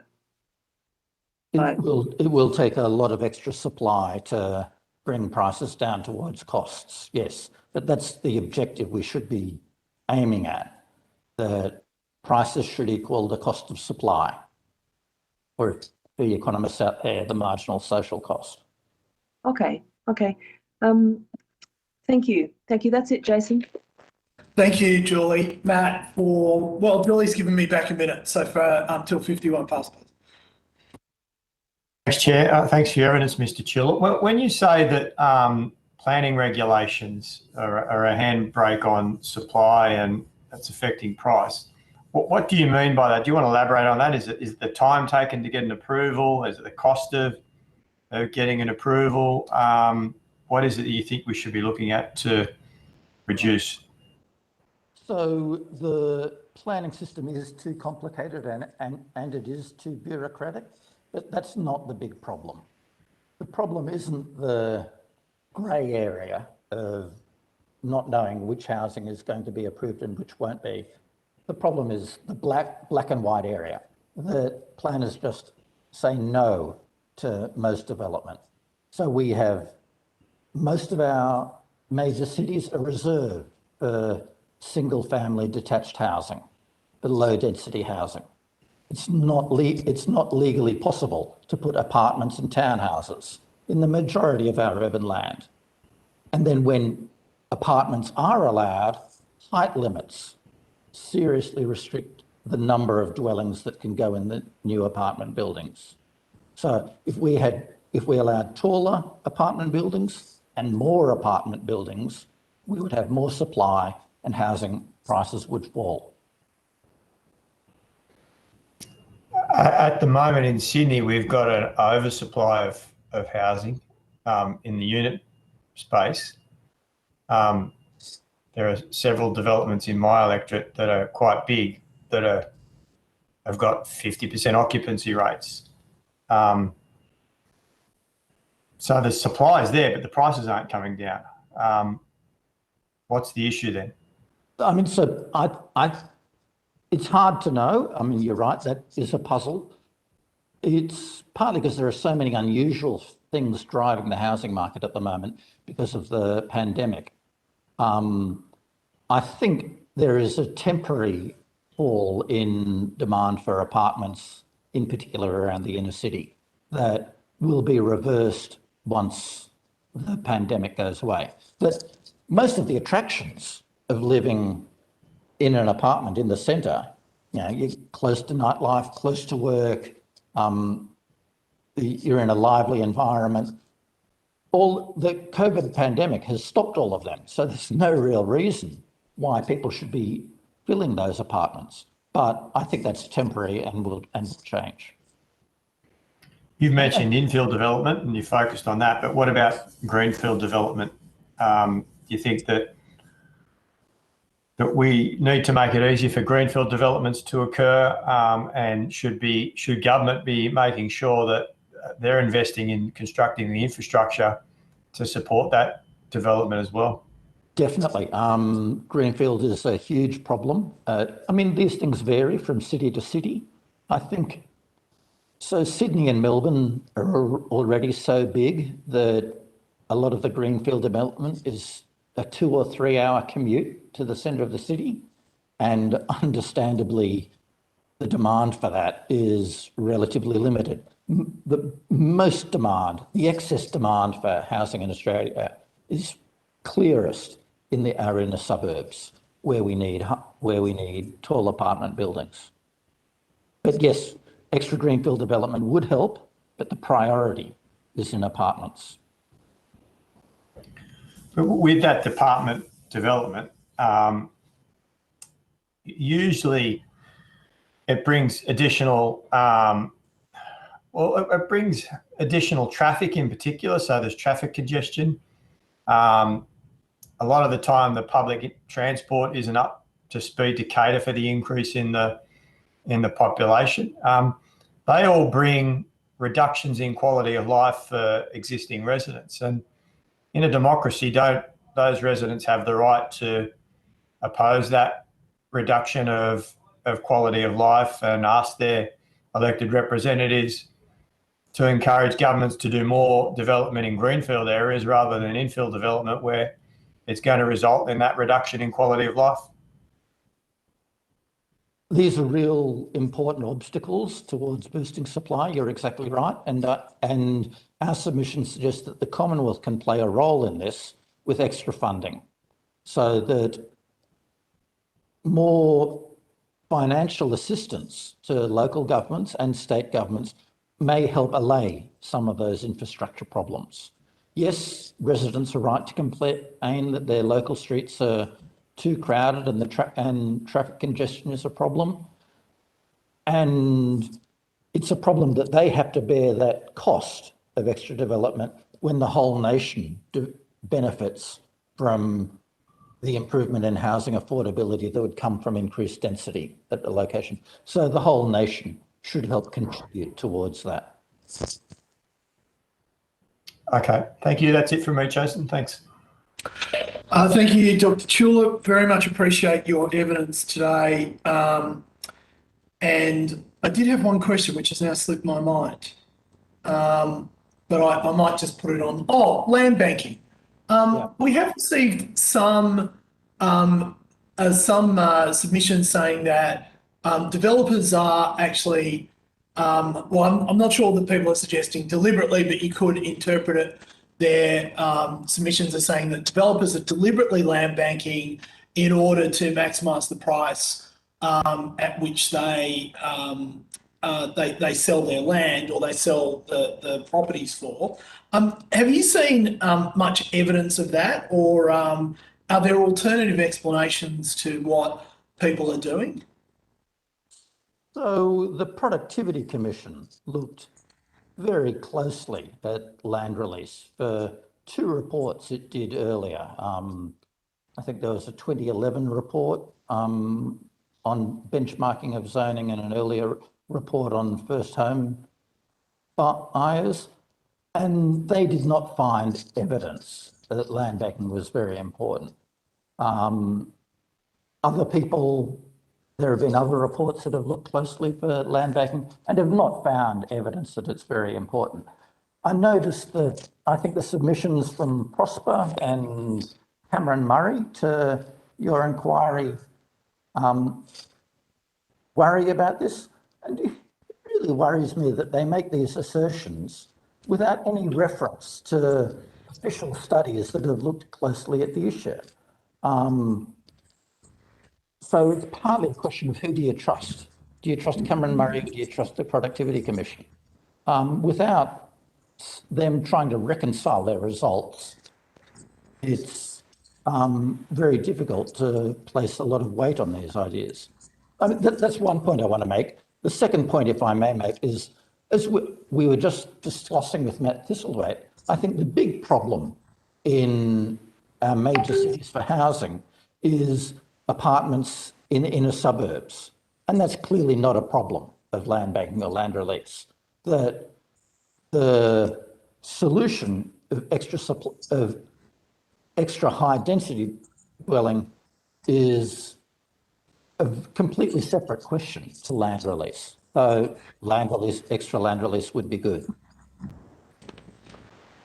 Thank you, Dr. Chilett. We very much appreciate your time before us today. If you've been asked to provide any additional information, please forward it to the Secretariat by the 1st of December. You will be sent a copy of the transcript of your evidence and will have an opportunity to request corrections to transcription errors. Thank you very much.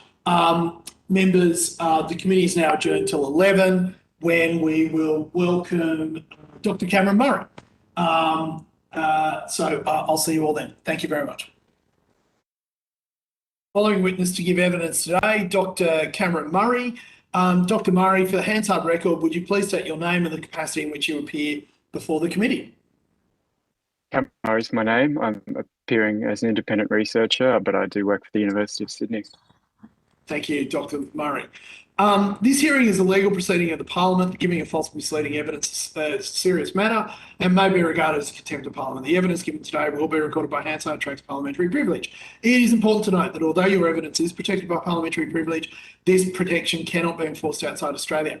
I now invite you to make an opening statement before we proceed to discussion.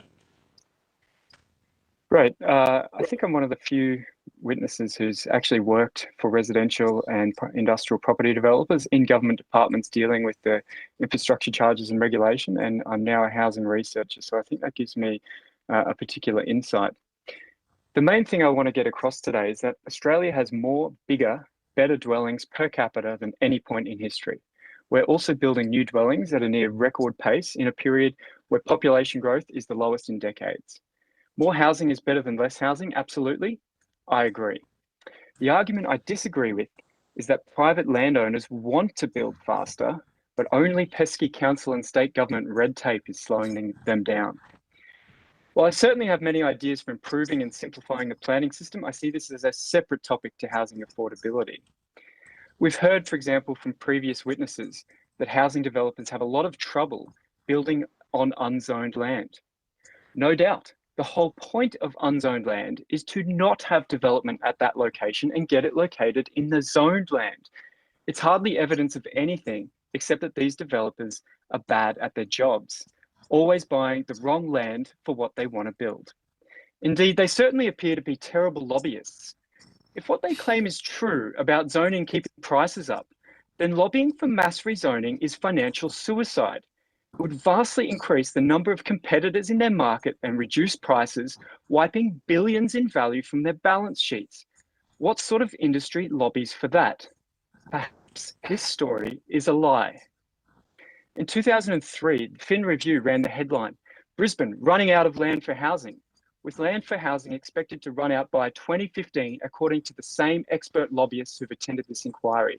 Yet detached housing lot production was 30% higher in the 6 years since 2015 than the 6 years prior. Are they terrible at their jobs, or just telling stories that conceal the true nature of property markets? Remember, only landowners can choose to make planning applications. Only landowners can choose when and if to build new homes. Councils don't do this. There's no speed limit in the planning system. Planning regulates the location of different uses and densities, like road lanes regulate locations for different uses on the road. Density, the dwellings per unit of land, and supply, the new dwellings per period of time, are completely different concepts. More density does not equal faster supply. A key issue at stake in this debate is that land is an asset, It is therefore priced like one. This is why, when it is a good time to buy the asset, it is also a good time not to sell it, which is what we're seeing now in the markets. This is true for both developed and undeveloped land. Stocks of undeveloped land sit on the balance sheets of landowners, earning a return by growing in value while undeveloped.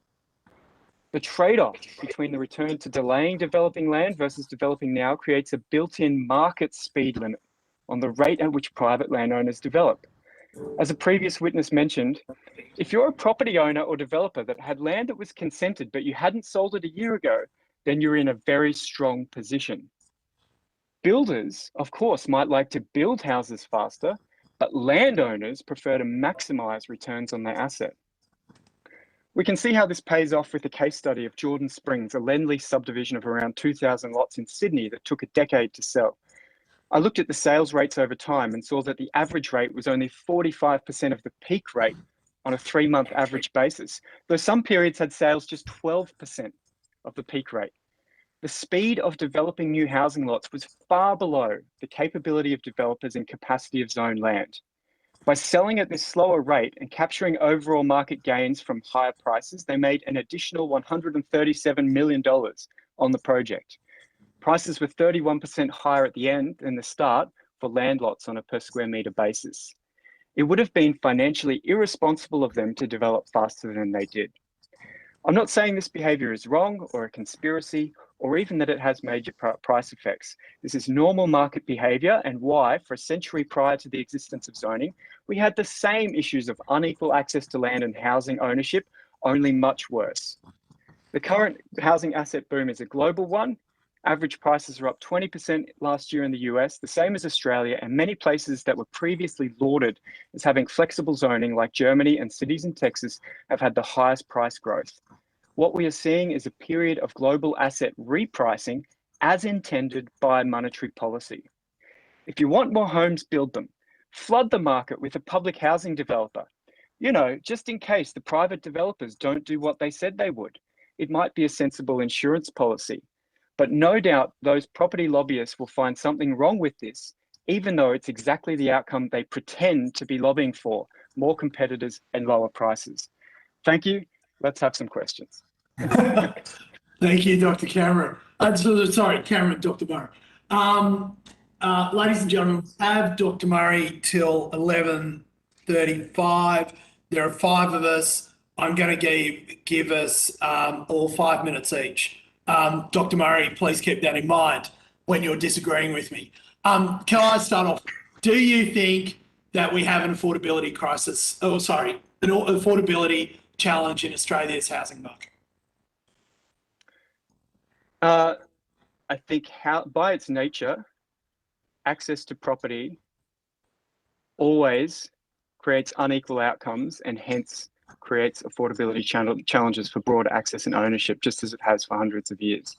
The affordability situation we're seeing today is not hugely different than it was a few years ago. Sydney apartment rents are currently at 2013 levels and house rents in Sydney at 2015 levels, and buying a house is cheaper than renting in most places in the country. So in terms of recent history, things have improved in the last few years. Okay.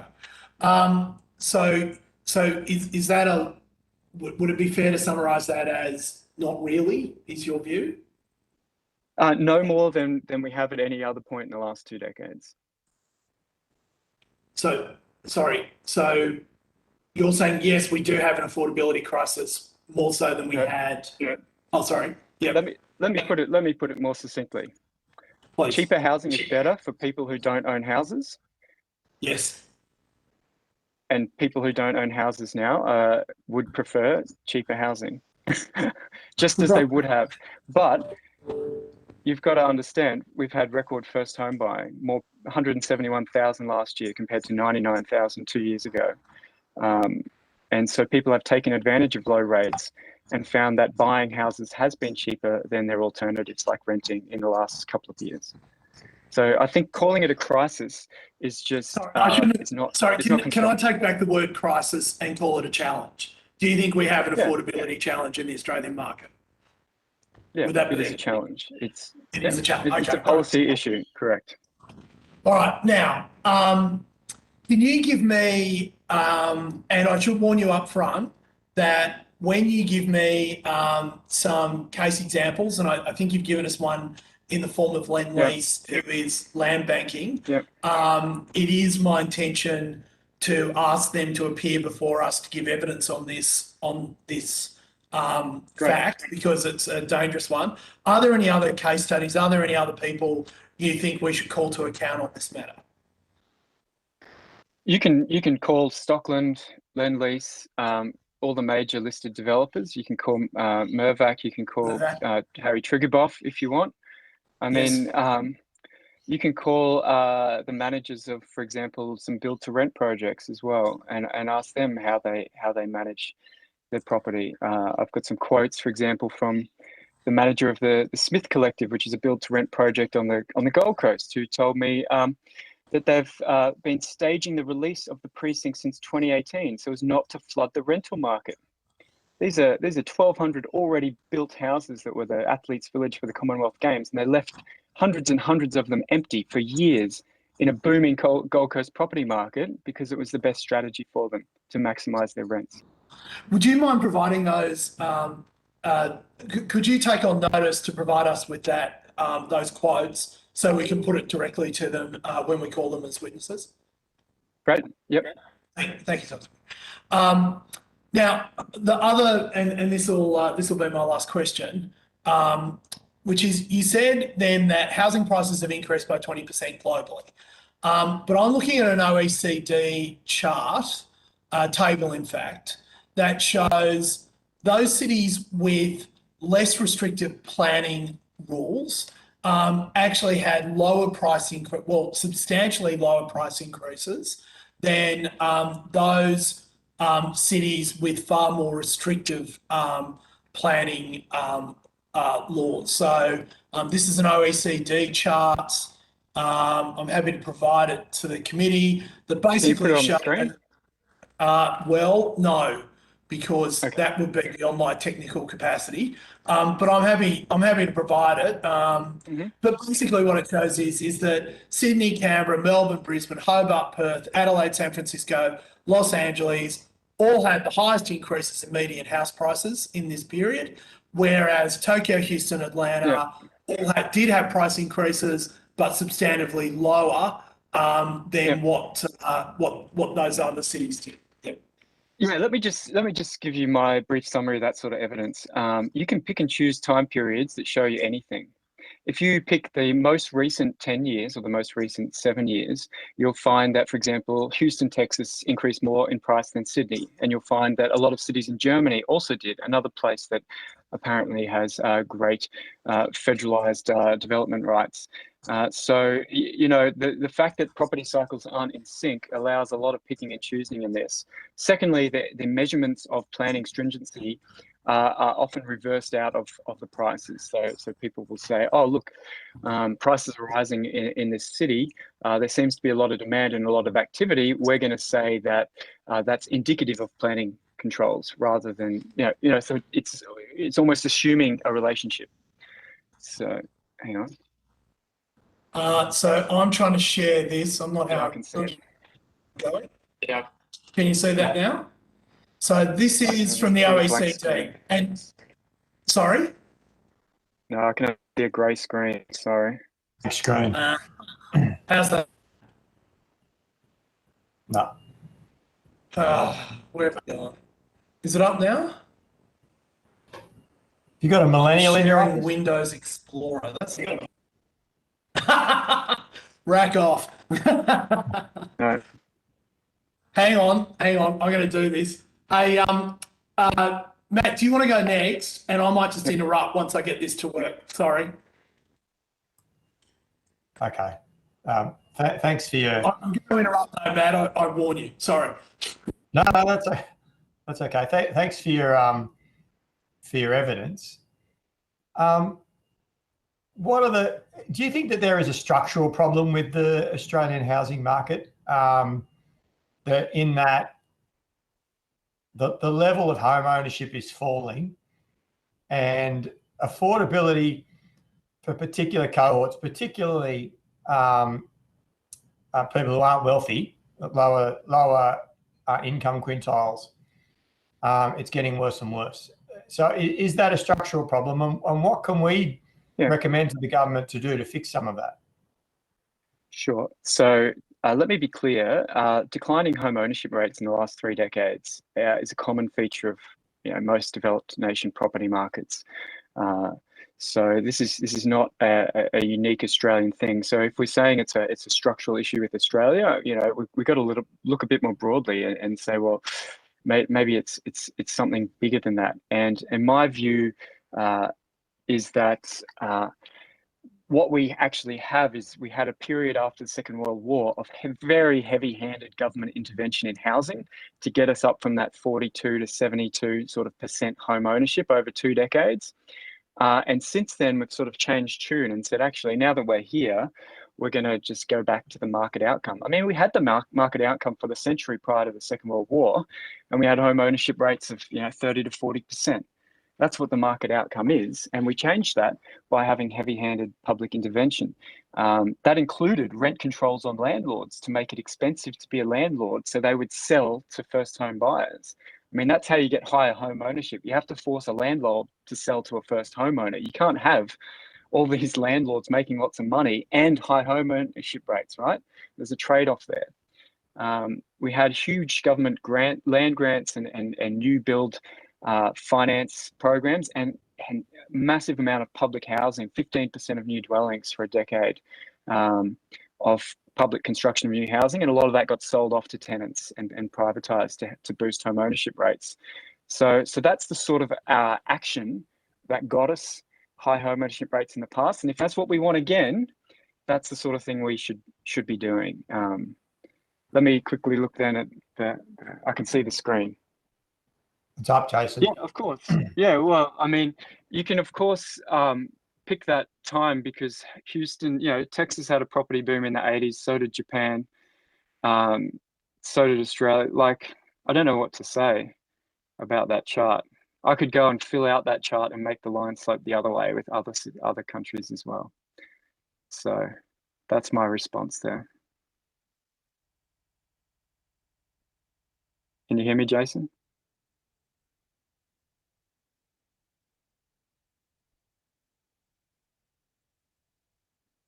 Sorry, muted. Sorry, can I actually get you just to take that chart on notice? I'd be genuinely interested in your interpretation of it, because I mean, at the end of the day, we'd like to get to the bottom of this. I'll just write that down. I've also sent it to Kate at the Secretariat. Maybe she can also forward it to you as well. Thank you. Sorry. Do you want me to keep going or do you want to go back? That was my last question. So back to you. Sorry, Julie, we'll go Matt, That's then cool. Gladys, you, then James. Thanks. What about all the first home buyer schemes that we have throughout the country at the moment? Do you think that they're making things worse, that they're pouring fuel on the fire, and we should be ameliorating some of that?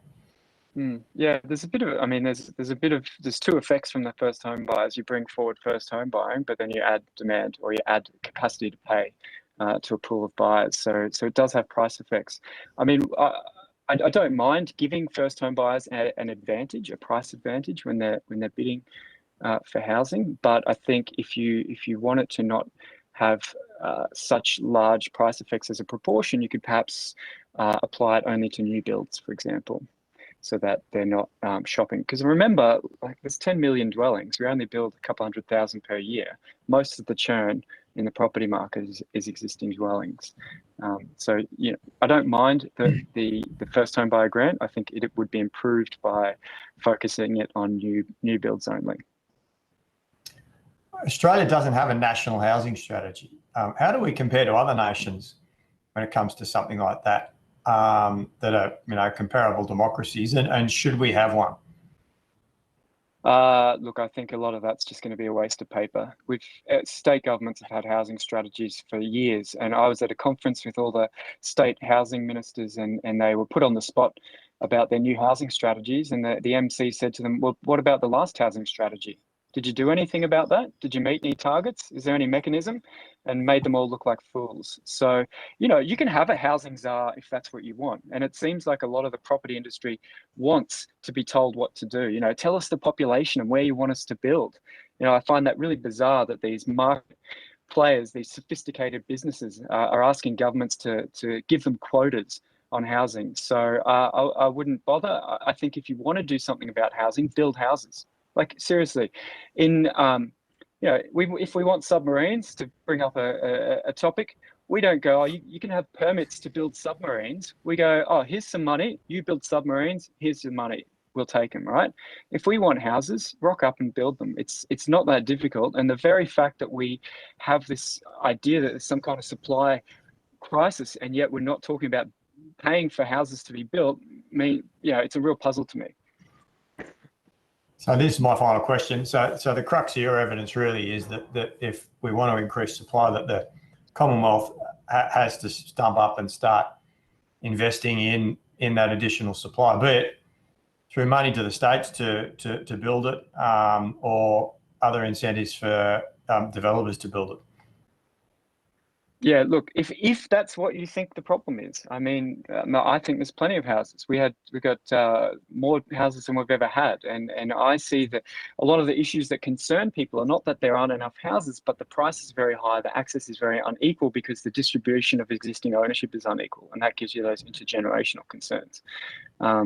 So for example, my current project or current idea is that we just copy Singapore's approach, and any citizen who reaches a certain age can show up and get a house at cost price from a public provider. Singapore's been doing it for half a century. It's got 80 to 90% home ownership rates, the biggest, best quality dwellings in the region. We could do it if we wanted. Okay, thank you.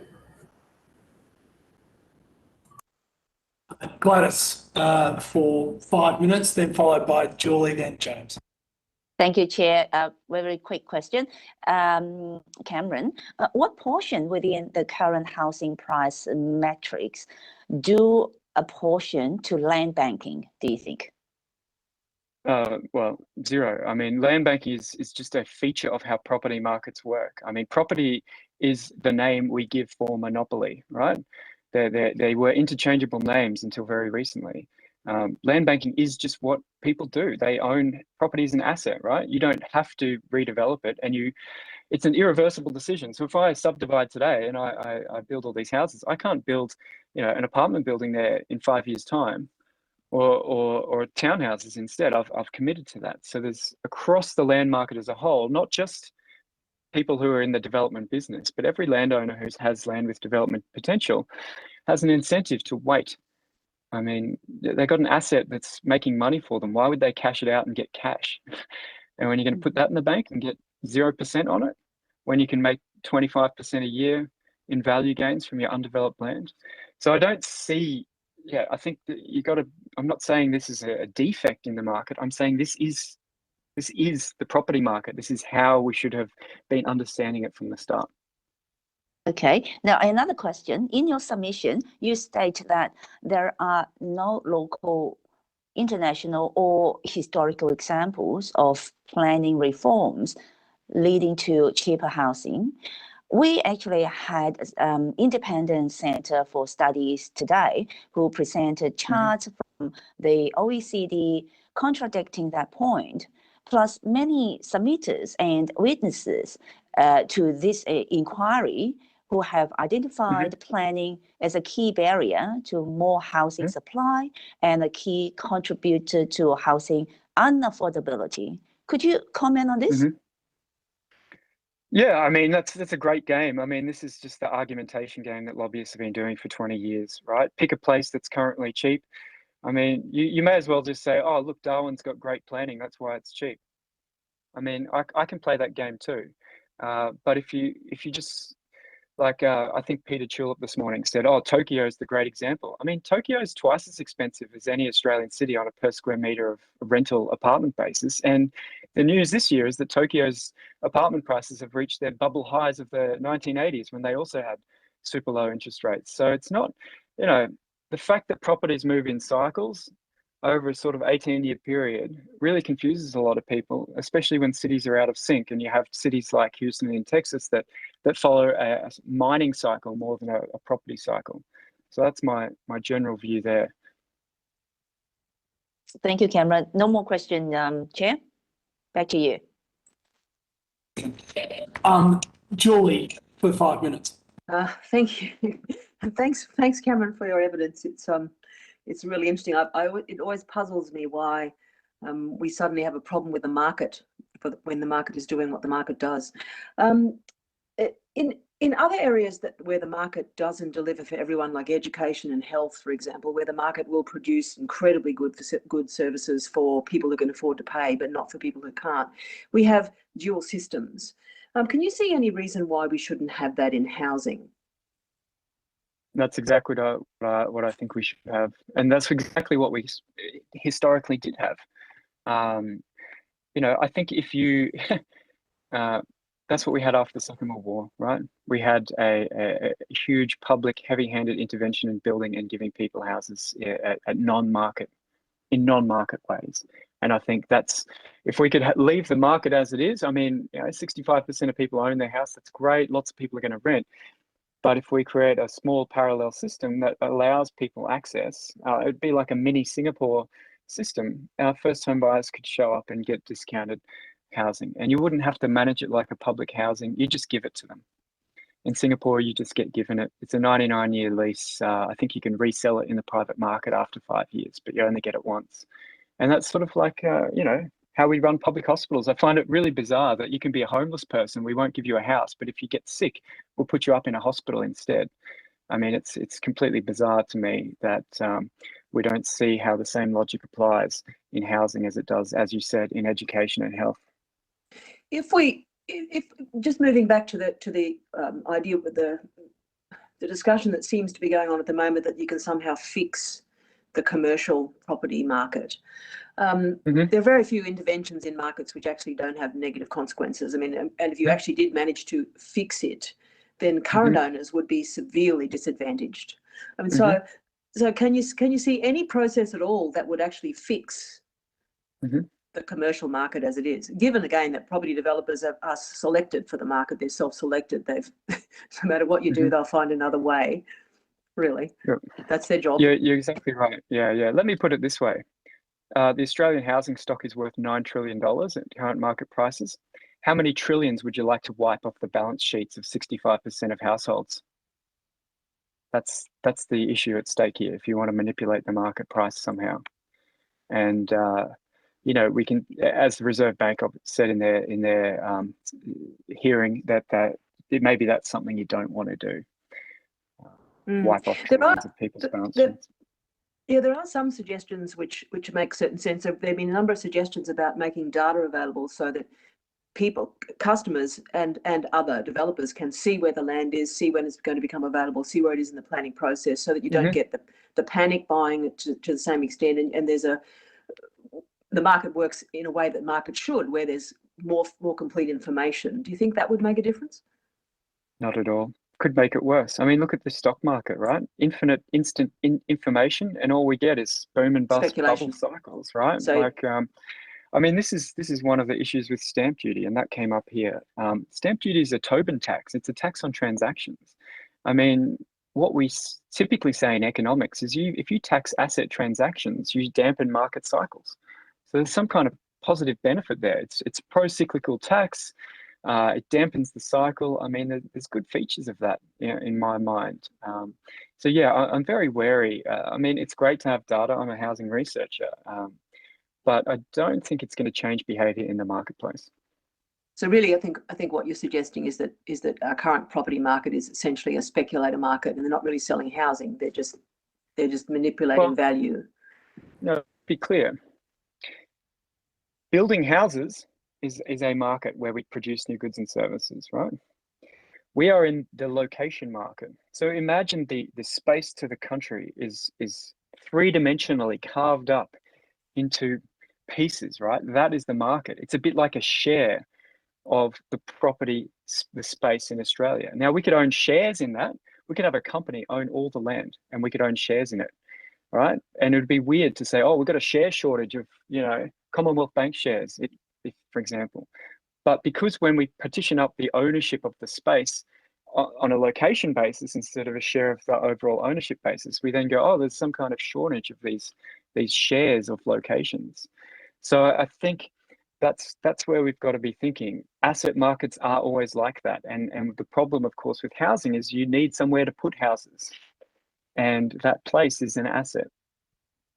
We don't have a problem with building houses. You can go get a builder anytime you want. You just need somewhere to build it. So Dr. Murray, what are you suggesting there? That we need to free up available land, or? Let me put it this way. Commonwealth Yeah. Bank shares are $100 each. What does it cost to produce a Commonwealth Bank share? But it's an underlying asset.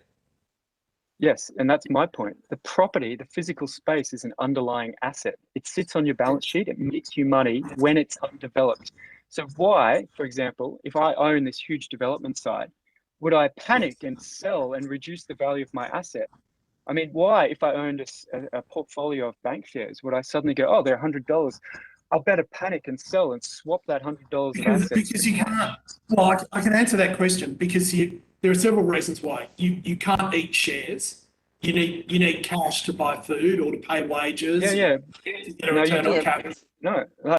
But the next person who buys it as an investment, right, from you, will have bought it with cash because they want to not spend that cash. So yes, you might want cash at some point. So you sell your property asset.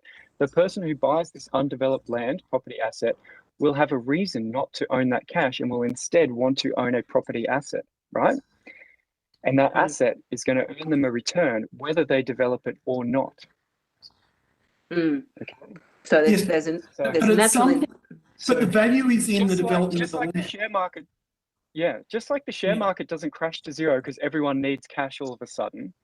That's also true of the property market. People are in it because they don't want cash. They want assets on their balance sheet. They want property assets. They don't have to sell. I mean, if they wanted to sell, different people would own it, right? And different people would not. That's how the market operates. It's an exchange of goods and services. Correct. Yeah, correct. but let me be clear. When people panic and sell, we're going to property market crash, right? When there are more sellers than buyers, price decreases. Yes. Correct. Yeah. And what we're saying here, just let's be clear about the logic that we've been walked through. If you rezone all these pieces of land, right? Mm-hmm. These very wealthy people who already have this multi-million-dollar asset on their balance sheet, who haven't sold it previously, and now it's worth even more, are going to suddenly panic and go, oh, now I really need that as cash. I must panic and sell and flood the market and decrease prices. And we can see this doesn't happen because mass rezoning happens all the time, almost in secret, right? The planners know, the city planners, mass rezoning happens, everyone's quiet, property markets are unmoved because they know there's not going to be a mass panic. I mean, if the logic were true, then we could announce a rezoning and watch the market crash as the expectations flow through to that asset. Just like, if you announced a massive, if you announce that you're going to open the door to all these competitors in supermarkets and plonk them right next to Coles in every supermarket, the Coles shares would crash immediately on the announcement, right? So, but we've announced so many mass rezonings. But by the way, that is what you see. So when Aldi announced that they were entering the market, you saw shares in Coles and Woolworths, or Coles Myers it was then, they actually began to decrease. That's right. Exactly. But in housing, when you rezone, but you didn't see a crash. Well, decrease, Jason. Decrease. The price of the shares went down because of the announcement that there would be more competitors. But with land, that doesn't happen. You would notice if house prices fell 15% after you announced a rezoning, right? You would notice. All right. Cameron, can you just start again? Sorry. Well, to draw that parallel with the competitor to the supermarket, if their share price fell 10%, let's say hypothetically, you would notice if the price of housing fell 10%. because Yeah. you've mass rezoned an area. Like this is not, it's not a small unnoticeable effect, right? So, you know, and clearly if you're in the business of selling housing, that's not what you want, right? So I think we've got to understand that. I've got to actually step in here. I think you're mistaking price for on capital, and people make revenue from price times quantity. So a reduction in price, if it, No, Jason. No, Jason. oh, well, No, there's this other company you- called Jason. Amazon. Oh, No, you Yeah, guys, no. I promise you, I have done economics for a long time. There's this company called Amazon. It's how he made all his money. You guys are absolutely the wrong point. on this. Okay. Amazon's point. not selling. Amazon's not let me selling be houses, clear. Jason. Let's leave the witness. Thanks. Amazon is selling goods and services, Julie. And the Can I way hear that the he witness? actually can Jason, sell You're not goods and selling goods and services for less services. money than he made. Jason, Yeah. I've heard you, and I actually don't agree with you. Can I please hear the witness, please? This is my Let me question. be clear. Thank you. Builders produce new goods and services.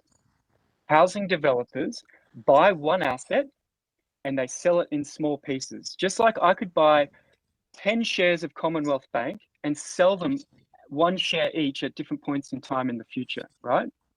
So this is the issue with property, okay? It's an asset that sits on your balance sheet. You don't make money by getting rid of it. You make money by owning it while its value goes up. And I think that's the logic we've been missing in a lot of this debate. Which means you think which would property is mean- not an asset that is I mean, which would tell me which- tell me then, what does it cost to produce a piece of land? Well, it's what If it's a new good. So essentially, What are the inputs? how businesses make money. Take Meriton, who you mentioned before. How Meriton makes money is it buys a block of land, it then builds a block of apartments on it, and it sells those apartments. No, it doesn't, Jason. It sells some and holds others. It actually does. It sells at the best time. It builds when prices are low to build, and it sells some to push prices up. It's different. It's not the same Let as me be Amazon. clear. Sorry, Cameron. I'll try and paraphrase, Jason. Yes, please. For an investor, a profit and an asset turn in terms of change in value are equivalent economic returns. So if I have a portfolio of investments, I can either make money from dividends or from the increase in value. And both of those are equivalent returns, right? Because if the value goes up, I can sell some and get cash. And that is what's going on in property. You can either sell some and get cash, or you can also hold it and not develop it and get the asset value gain. And these are equivalent returns. Okay. And so what you're doing is you're trading off how much should I get as cash and how much should I keep as value gains in the portfolio across my development portfolio. Does that help at all? Explain things? Yes, look, I think we're into the next witness's time. I interrupted Julie, so I will step out, but fair to say that yes, please, Julie, sorry. I think I agree. Thank you, Cameron. I think you've told me what I need to know. It's but you just might want to explain what happens when a development is released, 25 kilometres from the city, as they tend to be now, and the builder builds some and not others. Why they might release a third of the land with buildings on, but hold some and hold the occasional block back as well. Why would they do that? Well, let me just tell you a story, and that will be my answer. When I worked at FKP in the mid-2000s, we released a new building at the Sunshine Coast, and we had a queue around the block at the sales office on Saturday morning. And we could have sold the whole thing then and there that day, but we didn't. At 10 a.m., we closed the office, we sent everyone home, and came back on Monday with massively higher prices. And so what we did, instead of selling them all as fast as we could and making money, we took over 3 years to sell out that building instead. So we could have sold them all on Saturday morning. Instead, we took the gains as prices and sold them at a future point in time, because that higher price at the future point in time was worth more to us than that lower price today. And that's the logic of drip feeding and staging, etc. I mean, the very existence of staging is weird, because, you know, if you're this developer who has to get rid of, you know, you can't sit around on stock, why would you hold future stages instead of selling them to someone else who can build in parallel at the same time as you? I mean, that's illogical by the logic they claim is at play.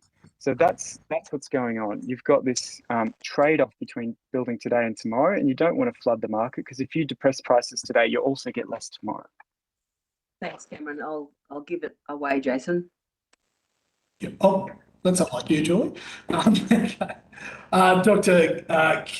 Murray, thank you very much for your submissions today and your evidence today. If you've been asked to provide any additional information, can you please forward it to the Secretariat by the 1st of December 2021? You will be sent a copy of transcript of your evidence, and we'll have an opportunity to request corrections to transcription errors. Thank you very much, and we very much appreciated having you here today. We'd also like you to come back when you get a chance on some of that other stuff we sent you. Thank you. I see my camera has frozen, so I will introduce the witness and then just re-log on. My apologies for that. Our next witnesses are from the Australian Housing and Urban Research Institute. I understand that Dr. Fotheringham is not well today. Is that correct, Professor Rowley? That's correct. Thank you. So could I ask you to state your name and capacity which you appear before us for HANSA? Yeah, my name is Stephen Rowley. I'm Professor in the School of Accounting, Economics and Finance at Curtin University and Director of the Australian Housing and Urban Research Institute's Curtin Research Centre. Thank you, Professor Rowley. This hearing is a legal proceeding in the Parliament. Giving false misleading evidence, a serious matter may be regarded as contempt of Parliament. The evidence given today will be recorded by Hansard to attract parliamentary privilege. It is important to note that although your evidence is protected by parliamentary privilege, this protection cannot be enforced outside Australia. I now invite you to make an opening statement before we proceed to discussion. Sure, thanks. Interesting listening to the previous discussion. It assumes all developers are exactly the same, which is certainly not the case. Completely a massive variation in the way developers operate across sectors. So I think that's probably my first point. So Australia is heavily reliant on the private sector to deliver dwelling supply. So we're having almost 99% of new dwelling supplies delivered by the private sector now, and that's up from around 80% in the mid-1950s. So because we are so heavily reliant on the private sector, we need to understand what drives developers to deliver housing, and that was really the basis of my submission. So while it's really important to ensure a steady supply of land and opportunities for the development industry, which means the role of local and state government is very important, but it's worth remembering that land supply does not automatically mean dwelling completions, and increasing dwelling completions does not automatically mean improved affordability.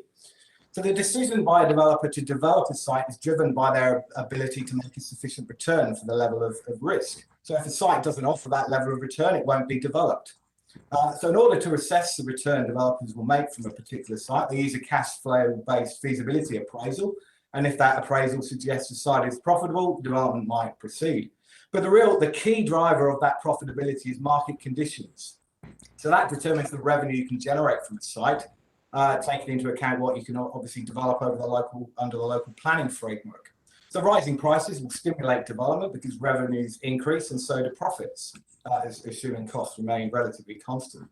Other drivers of profitability are landowner expectations. So a site might be available for development, but if the landowner price expectations are too high, development may not be profitable for the developer. Development costs are also critical. If infrastructure costs are too high, for example, again, the development might not be profitable. Cost and availability of credit too, important for developers, particularly those developers that require project-specific finance rather than those that finance from their balance sheet. But it's also finance obviously important for consumers as well. So policy settings can have an impact on the profitability of development because anything that boosts demand is a positive for a developer because it increases prices, therefore increases profitability. Anything that increases costs is potentially a negative. In terms of planning, it's incredibly important, planning, in determining what can and can't be done on a site, and therefore what revenue can be generated from a site. And it's important to know that good planning creates value, which is exactly what developers want. Bad planning can create uncertainty, which is exactly what developers don't want.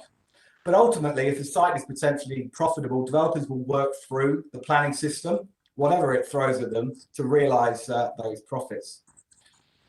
Developers don't want to oversupply local markets, as it will make it more difficult to sell their product, and sales rates are incredibly important in generating profits, particularly for debt-funded projects. If you flood an area with development opportunities, you're not going to automatically increase the rate of development because it's not in the developer's interest to do so. You release a lot of lots or dwellings into the market at the same time, you're competing with yourself, is going to have an impact on price. So we will release lots of dwellings at a rate which will deliver the most profitable outcomes for you. So in a booming market, you'll get dwellings onto the market faster. In a weak market, if possible, you will try and bring stuff onto the market really quite slowly. And in a poor market, developers will certainly pull back supply. Banks as well will pull back funding, which will have an impact on supply. So you do get these significant boom and bust periods. You do get big boosts in supply that we've seen in various cities over time, and you do get big pullbacks in supply as well. Now, the industry like to say that if there are increased costs in development, it will be pushed on to consumers and decrease affordability. But ultimately, developers are price takers, not price setters. So prices of new developments are determined with reference to existing dwellings. So if there aren't any comparable dwellings in the local market, then a price may be set. But the market will only pay what the market will pay. So a developer cannot push prices beyond a certain limit. So as a result of being a price taker, it's rare developers are actually able to pass additional costs onto consumers, which has impact or potential implications for feasibility. The only exception to that really is a very strong market with weak supply. Then developers have the option to set their price and push those prices hard, and we've seen that in the last few months.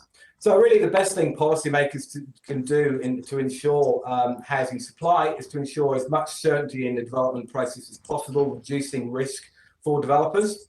If you reduce risk, greater certainty, that makes the potential profits more certain and developments more likely to occur. Obviously, controlling land expectations would also help. There are a lot of development sites, particularly in infill development, that don't go ahead because the landowner is trying to get too much for their particular site. But ultimately, market conditions are the most important thing that drive the rate of development, because market conditions really determine whether the developer can make a profit or not. That profitability determines whether you will generate some dwelling supply. So I'll leave it there and welcome any questions. Thank you, Professor Rowley. Members, we have until 12:10 with this witness, which is roughly 20 minutes. There are 5 of us, I'm pretty sure, so that gives each of us 4 minutes each. Professor Rowley, can I just start with a fundamental question, which I should have started with every witness. Do you believe we have a housing affordability challenge in Australia? Yeah, absolutely.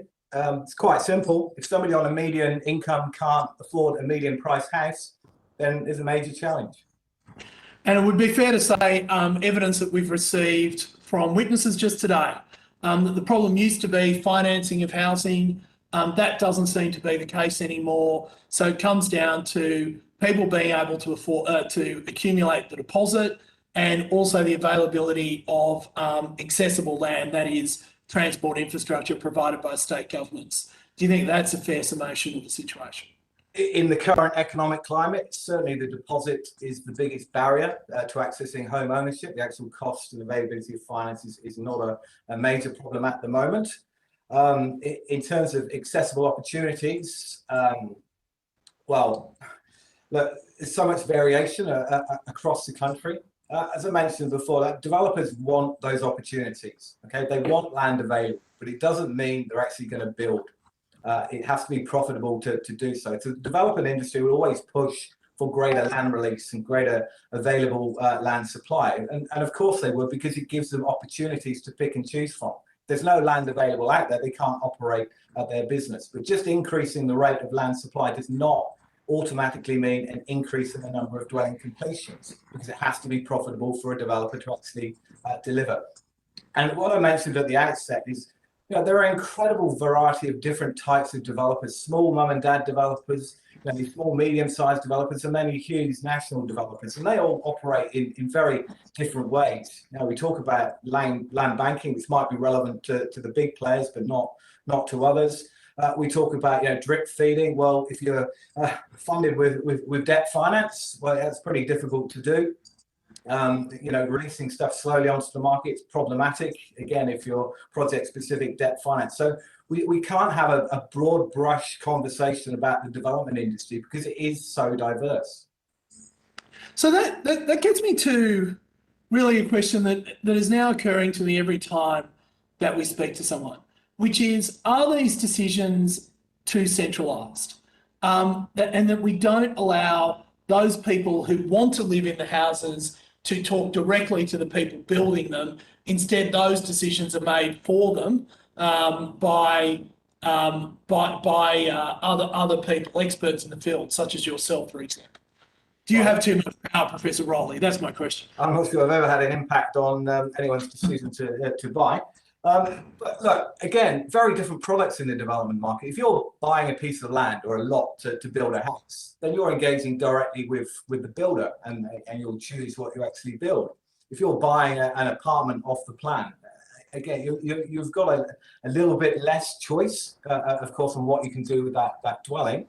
But if there are competing products there, you've got choice of location and so forth. So I'm not quite sure what you're getting at there. So, I mean, consumers... Well, I guess what I'm getting at is that so much of our planning market is centrally planned and dictated to by planners, that basically builders build what they are told to build, where they're told to build, and that actually buyers don't have very much say in what they want to live in and where they want to live in it. Again, I think when it comes to buying a lot, you do have a certain choice in what you build. Okay, you're restricted by the lot size, but again, it depends on the opportunities that are available in the market. Well, let me give you an example, and I'll have to end here. But it is clear that a lot more people would like to live in Sydney CBD in apartments, but the city council won't allow people to build more apartments, and so they're forced into other places, which would be second choice decisions.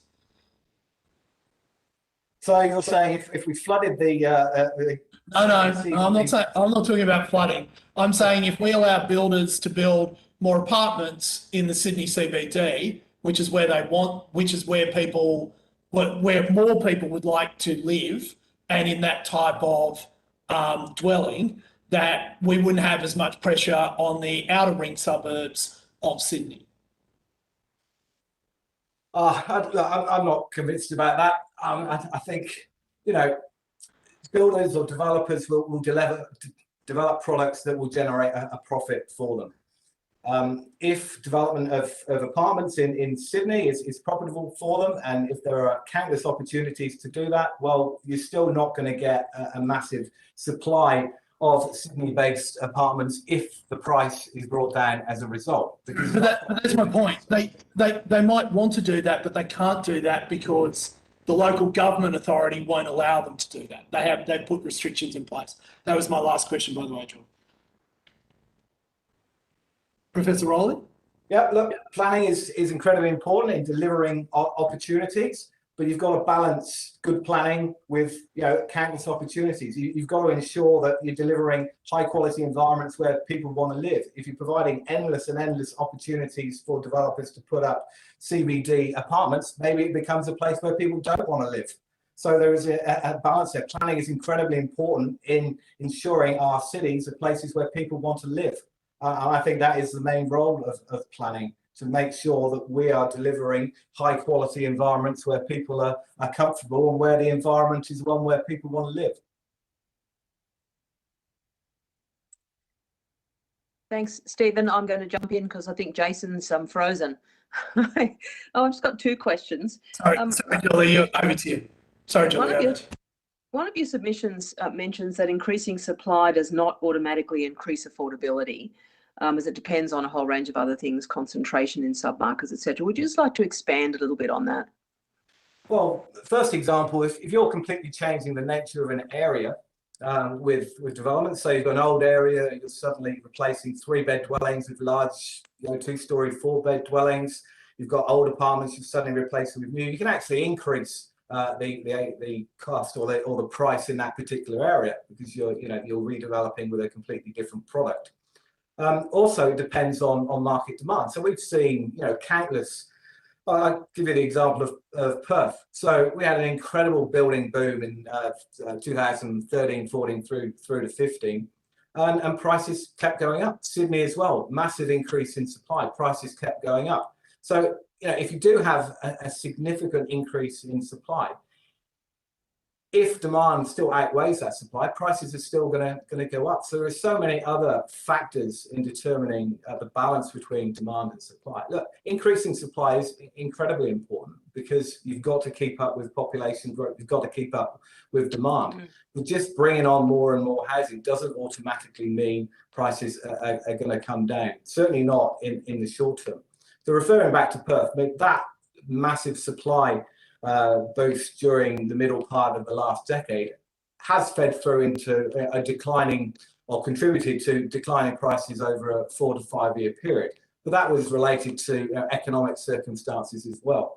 So it's not just increasing supply, you've got to be cognizant of the demand side as well. Can I just talk about supply of what for a moment? I mean, if the person on the median wage can't afford a median house, given that this has gone on for decades, even if we froze prices now, and no, I'm not suggesting we do that, it would take years, decades probably, before the median price got within range of the median wage. You mentioned sort of new initiatives to diversify choices. I guess in some ways you're talking about creating almost a different market or different sort of process altogether. Could you expand a bit on that? Yeah, I mean, there is a structural issue, certainly. When developers cannot bring on dwellings to the market that are affordable for people on low incomes. The cost of the land is too high, the cost of infrastructure and so forth. It means there's a minimum price of bringing dwellings onto the market, and that minimum price is not affordable for people on low income. So you need to provide an alternative there. One alternative, of course, is through the public sector delivering houses as they used to. Another one is creating a rental market that is almost equivalent to ownership in terms of its security. So you're moving away from that obsession with ownership and delivering a product that provides that sense of security but doesn't have that barrier or that initial deposit cost barrier that home ownership does. So if we are going to deliver housing that's affordable for people on low incomes or even moderate incomes in some cities, we have to start doing things differently. And that does mean different types of products. There's a lot of talk about build to rent at the moment, which it is going to produce eventually a supply of more secure rental dwellings, but not for people on low incomes. But obviously we've had a build to rent model in the community housing sector for decades. But we do need to increase the supply of dwellings at that bottom end of the market because the private sector just can't do that profitably. Is there a federal role in that? I think funding, certainly. State governments have seen limited budgets, and we've seen state governments pumping a fair amount of money into social housing. Certainly announcements in Victoria and Western Australia stand out, and there are others as well. But we're putting in $2 billion in Western Australia for 3,000 dwellings. So it's an expensive business to deliver housing for lower incomes. So you really do need a pretty large scale national fund to ensure the delivery of equitable quantities of public and social housing across the country, and that requires a tremendous amount of investment. But the outcomes are incredibly important. I give a call to the member for Chisholm. Thank you. Thank you, Chair. My question is, Stephen, one of your submissions mentions that the factors which influence the provision of new apartments are very different to those influencing new detached housing supply. Can you please outline what these factors are? Yeah, I mean, the development of infill or apartments is very different from subdividing land. It's far more capital intensive to start with. Developers have got to borrow, a lot of money in order to actually build apartments, whereas you're subdividing a piece of land, it's rather different. You're taking on much lower risk. Also, you tend to need, because it's capital intensive, a tremendous amount of debt funding. And so banks are requiring pre-sales. So you might have to fund 100% or probably 80% of debt through pre-sales at the moment. That might be 60, 70% of all new apartments have to be sold before you commence. So the actual cost of securing those pre-sales is incredibly high. So it's very difficult for smaller or even medium-sized developers to actually deliver apartments within infill areas because of those upfront costs and because of those requirements for pre-sales. In a tough market, it's really difficult to secure those pre-sales and actually get any development at all. Whereas because delivering subdivisions is less capital intensive, you can actually hold on to that land and then bring on your stages where it's profitable to do so. Whereas you've got to be very careful with apartments to pick and choose your time.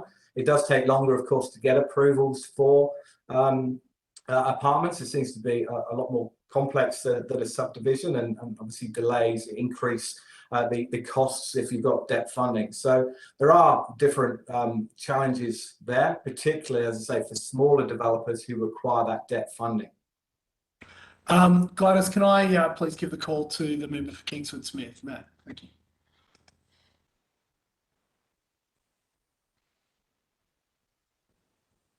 Thank you. You've mentioned the affordability issues.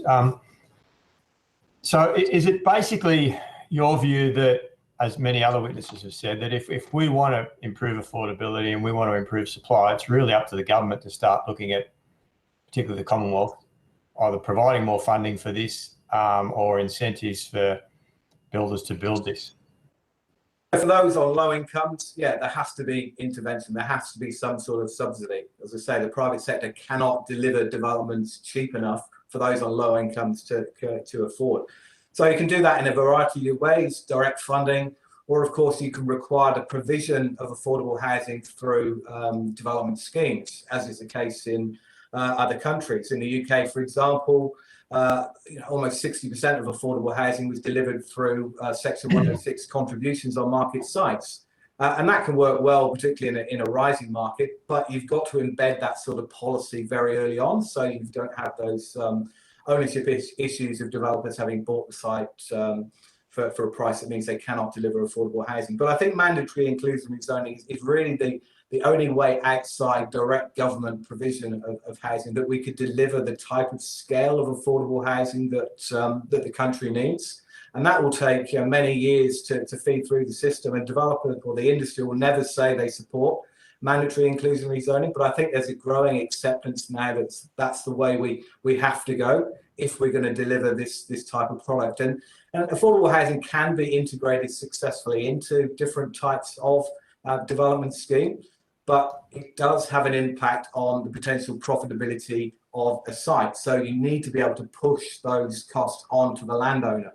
And then I mentioned in the outset, the landowner is king in Australia. The landowner seems to contribute very little from the uplift generated by a development approval or a zoning. So I think we've got to think carefully about how those uplifts can actually contribute to society as a whole. And I think the provision of affordable housing is very important. But you can't just say or turn on the inclusionary zoning tap.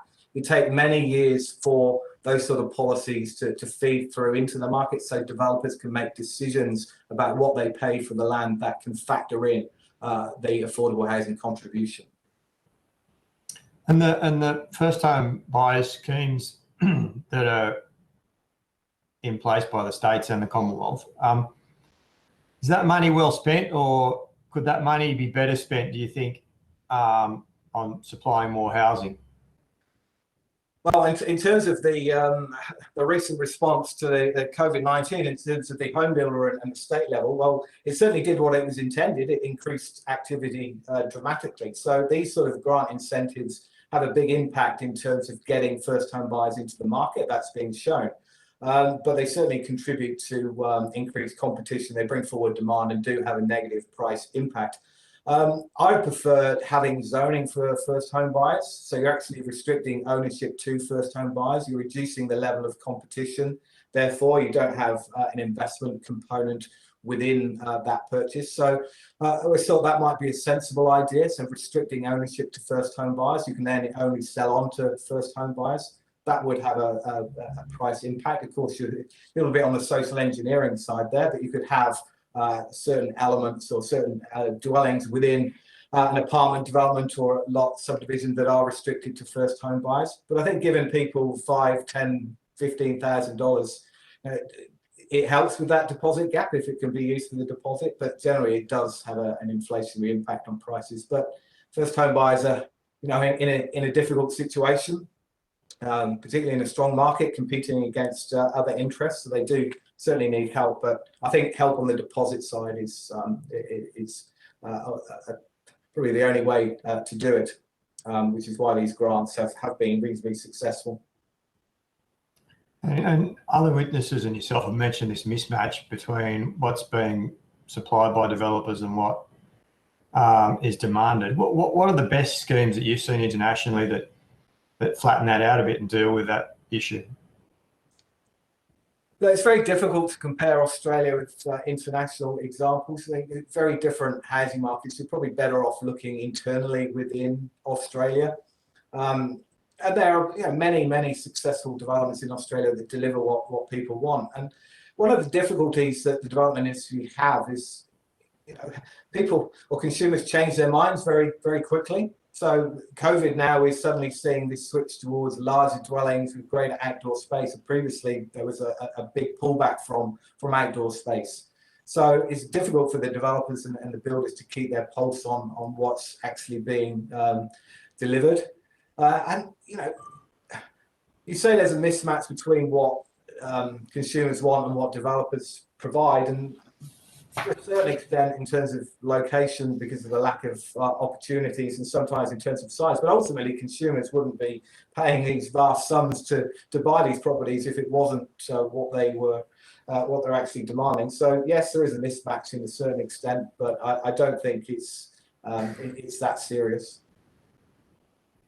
And just finally, is there a structural problem with the Australian housing market? And when I refer to that, I mean the taxation system, the planning system, the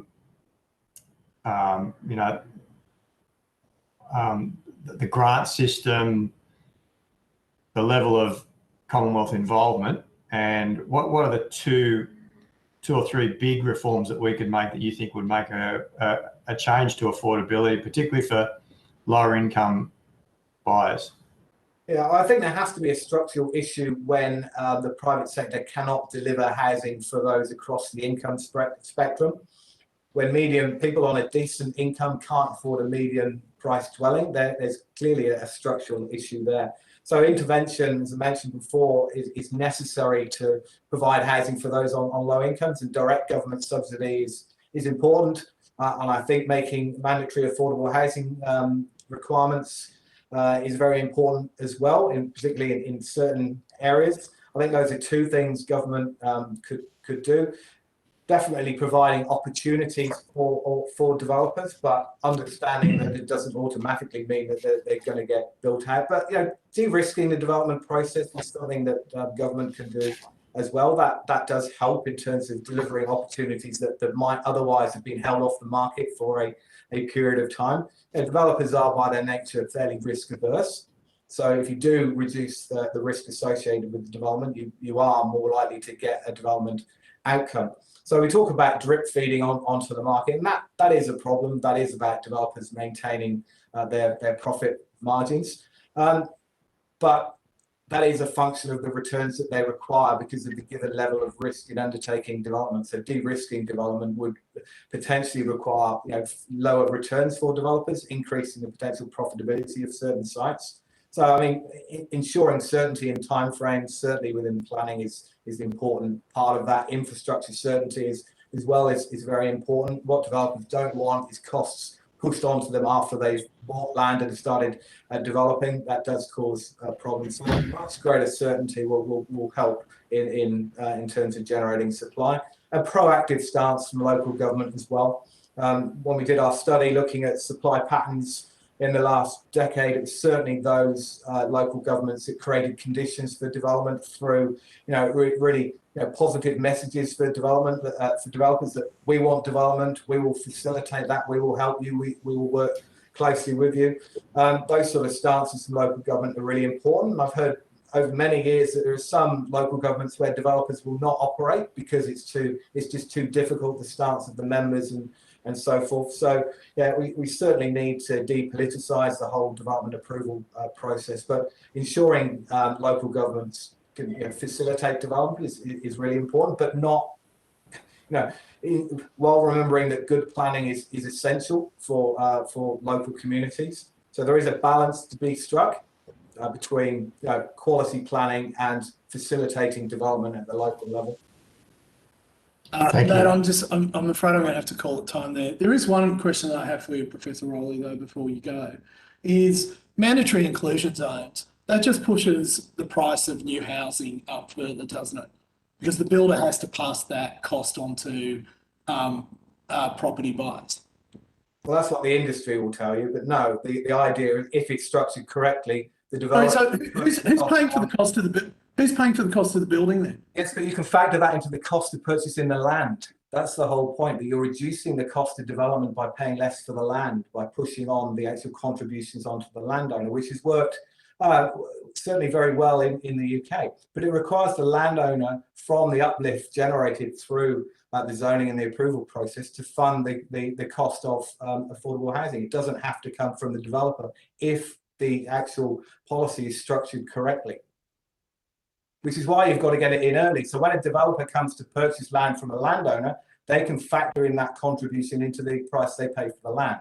If the developer already owns that land, yeah, it's problematic. Then you're going to have to absorb that cost, and the industry will say, we'll pass it on to consumers. Not that they can do that. So that's why it will take, a number of years to actually embed any sort of mandatory inclusionary zoning policy into the industry, so you can push those costs onto the landowner, which has happened in the UK. There's plenty of examples of how it works. Yeah, I don't mean to sound argumentative, but it does sound a bit like a magic pudding where you can get something for nothing. Well, you're not getting something for nothing. The landowner is the one that's absorbing the cost, but they're benefiting from the uplift of the public right to develop. So I think there's every reason why a landowner should subsidise the provision of affordable housing. Okay. All right. Well, you're taking the industry position, which I guess not surprising. But sorry, Professor Rowling. Sorry. Refer to the UK and see. There's plenty of literature there about how those affordable housing contributions have worked, and how development taxation has funded that delivery. Well, actually, maybe you can take on notice, maybe provision of a couple of case studies in that. I can provide you the whole book if you like. No, please don't go that far. Just a couple of easy to digest case studies would be great. Thank you. Professor Rowley, thank you for your time today.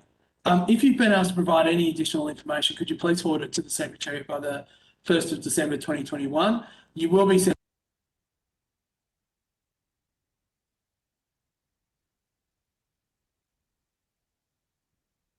Yeah, I think you are muted. You dropped out there.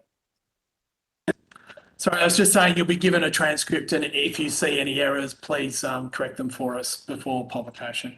Thank you once again for your time. We very much appreciate it. And we especially hope that Dr. Fotheringham gets better soon. Please pass on our best wishes. Okay. Thank you. Thanks for that.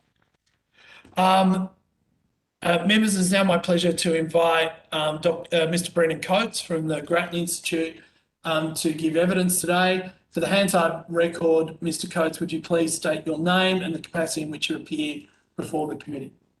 Thank you, Chair. My name is Brendan Coates. I'm the Economic Policy Program Director at the Grattan Institute, and I represent Grattan in this hearing. Thank you, Mr. Coates. This hearing is a legal proceeding in the Parliament. Giving of false or misleading evidence is a serious matter and may be regarded as a contempt of Parliament. The evidence given today will be recorded by Hansard and attracts parliamentary privilege. It is important to note that although your evidence is protected by parliamentary privilege, this protection cannot be enforced outside Australia. I now invite you to make an opening statement before we proceed to discussion. Thank you, Chair. I'll keep my opening remarks quite brief because I'm sure there's clearly a lot of questions about the various aspects of Australia's housing market and how well they're performing. So I'd like to open today by just pointing out that, within living memory, Australia was a place where housing costs were manageable and people of all ages and incomes had a good chance to own their own home. Now housing is increasingly expensive. Home ownership is falling very sharply, particularly amongst younger, poorer Australians. That's going to have very profound consequences for the way our society is structured, particularly in retirement. As the RBA pointed out yesterday, if you own your own home in retirement, you are a very good chance of living a very comfortable retirement. If you are a renter, then given the current structure of our income support system, you are in potentially quite a lot of trouble.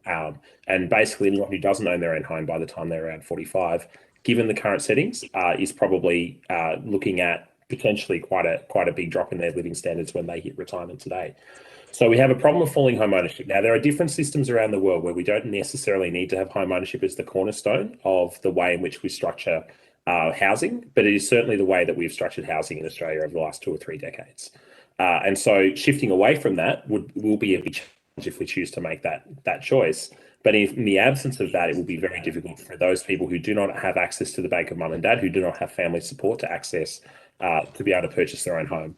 At the same time, we do have big problems where low-income earners are increasingly unable to afford housing in Australia.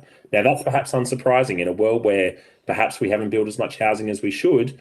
Those that don't have the least resources are going to be those that miss out. They're going to be those that, in fact, struggle to put a roof over their heads or make severe compromises in doing so. And at the same time, because house prices have risen, now housing is both an asset and a consumption good, as others have pointed out to the committee. And so in the short term, interest rates are a big driver of housing prices, because that is, as interest rates fall, the discount rate falls. Basic asset pricing theory says house prices rise. But in the long run, demand and supply do matter a lot. And they can make a material difference to the cost and accessibility of housing for all Australians. And so in a world where house prices are rising because we haven't built enough, and because the tax settings as well are actually contributing to greater demand for housing, it is definitely the case in Australia that it is both levers of policy that are making this problem worse rather than just one. We're in a world where we've got growing wealth inequality. So if you look at incomes before, just straight up incomes across income distribution in Australia in the last couple of decades, income growth is pretty stable across the board. It's slightly higher at the top than the bottom. But if you look at income after housing costs, it is incredibly skewed towards higher income earners have done better. And when you look at wealth inequality, obviously that's getting much worse. And housing is a key part of that problem. So when we think about what the problems are, look, there is a problem where we're not building enough housing. We're not building housing necessarily where people want to live. And we can see that in the fact that when we compare the kind of housing people want to live in and the kind of housing that we're building, there is a mismatch. So when Grattan has done surveys in the past looking at where do people want to live, what kind of house, when they need to make real world trade-offs between, say, an apartment in the city, a semi-detached house in the middle suburbs, or a freestanding house in the urban fringe, we're finding that more people would prefer to be in those inner and middle ring suburbs in denser forms of housing than our housing stock currently allows, particularly in Melbourne and Sydney. We've seen evidence to the committee that says that, look, housing supply is kept up with population growth, and therefore there's not a problem. The challenge here, though, is that average household size in Australia, which is a choice that people can make when housing is abundant, was falling for several decades leading into the early to mid-1990s, and then it stopped falling. So I think that's the issue with those kind of analyses, is they're not showing you that side of the story. So there are different margins upon which people adjust. One of those margins is household size. So supply is clearly an issue we think that needs to be addressed in the Australian market. Now, that is largely a state issue. The Commonwealth Government does not hold many of the levers in this case. That said, supply is not the only issue. The demand side has been a problem as well. The tax settings, whether it be the capital gains tax discount, whether it be the exemption of the age pension assets test from the family home from the age pension assets test, whether it be exempting of state land taxes, if state land taxes essentially exempting own occupiers, those are adding to the price side as well. And so if we want to make meaningful progress, we will need to make progress on both those arms. And what concerns me, having watched some of the hearings and a bunch of the debate about this issue, is it seems like we're becoming entrenched. Either it's a supply problem or a demand side problem. It is clearly both. And if we want housing to be abundant and affordable to future generations, we will have to deal with both of those issues. I will finish there and invite questions from the committee. Thank you. Thank you, Brendan. You have kindly given us till 12:45, which is 35 minutes. We have 6 members, no, 2, 4, 5 members, so 7 minutes each, people. Brendan, can I start off by asking you, when you say there's a demand side problem, or there's, sorry, not a demand side problem, that there are demand side issues in this as well, what do you mean? What we mean is that the current structure of our tax transfer system distorts investment to encourage people to hold housing assets over other assets. So a great example is the age pension assets test. Look, my mum just bought a home. She is going to become eligible for a full pension the moment she buys. Before she purchased, she was not eligible for any pension at all. That is a huge incentive to go and buy a house in retirement that otherwise would not exist. We see it as well in the exemption of, the owner-occupied housing from both from capital gains tax. We see it in the capital gains discount for investors, which, if you think about what the objective of that discount is, the objective there is to basically compensate people for, the returns as compensation for inflation. As it's turned out over the past couple of decades, a 50% discount has probably been too generous when inflation has been too low. We should have a lower discount in place. And so Grattan has recommended previously that discount should be cut to 25%. Those things, basic tax theory will tell you if you give a concession, that will be capitalized into the value of the asset. Those concessions themselves will add to the price of housing that would otherwise not be there in the absence of those concessions.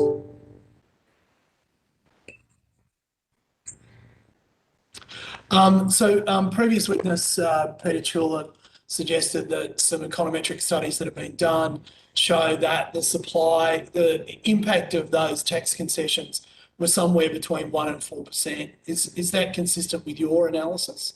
Yeah, Grattan's work particularly on, I think Peter was probably talking about the capital gains tax discount in particular. I suspect he may have in fact been citing some of our work.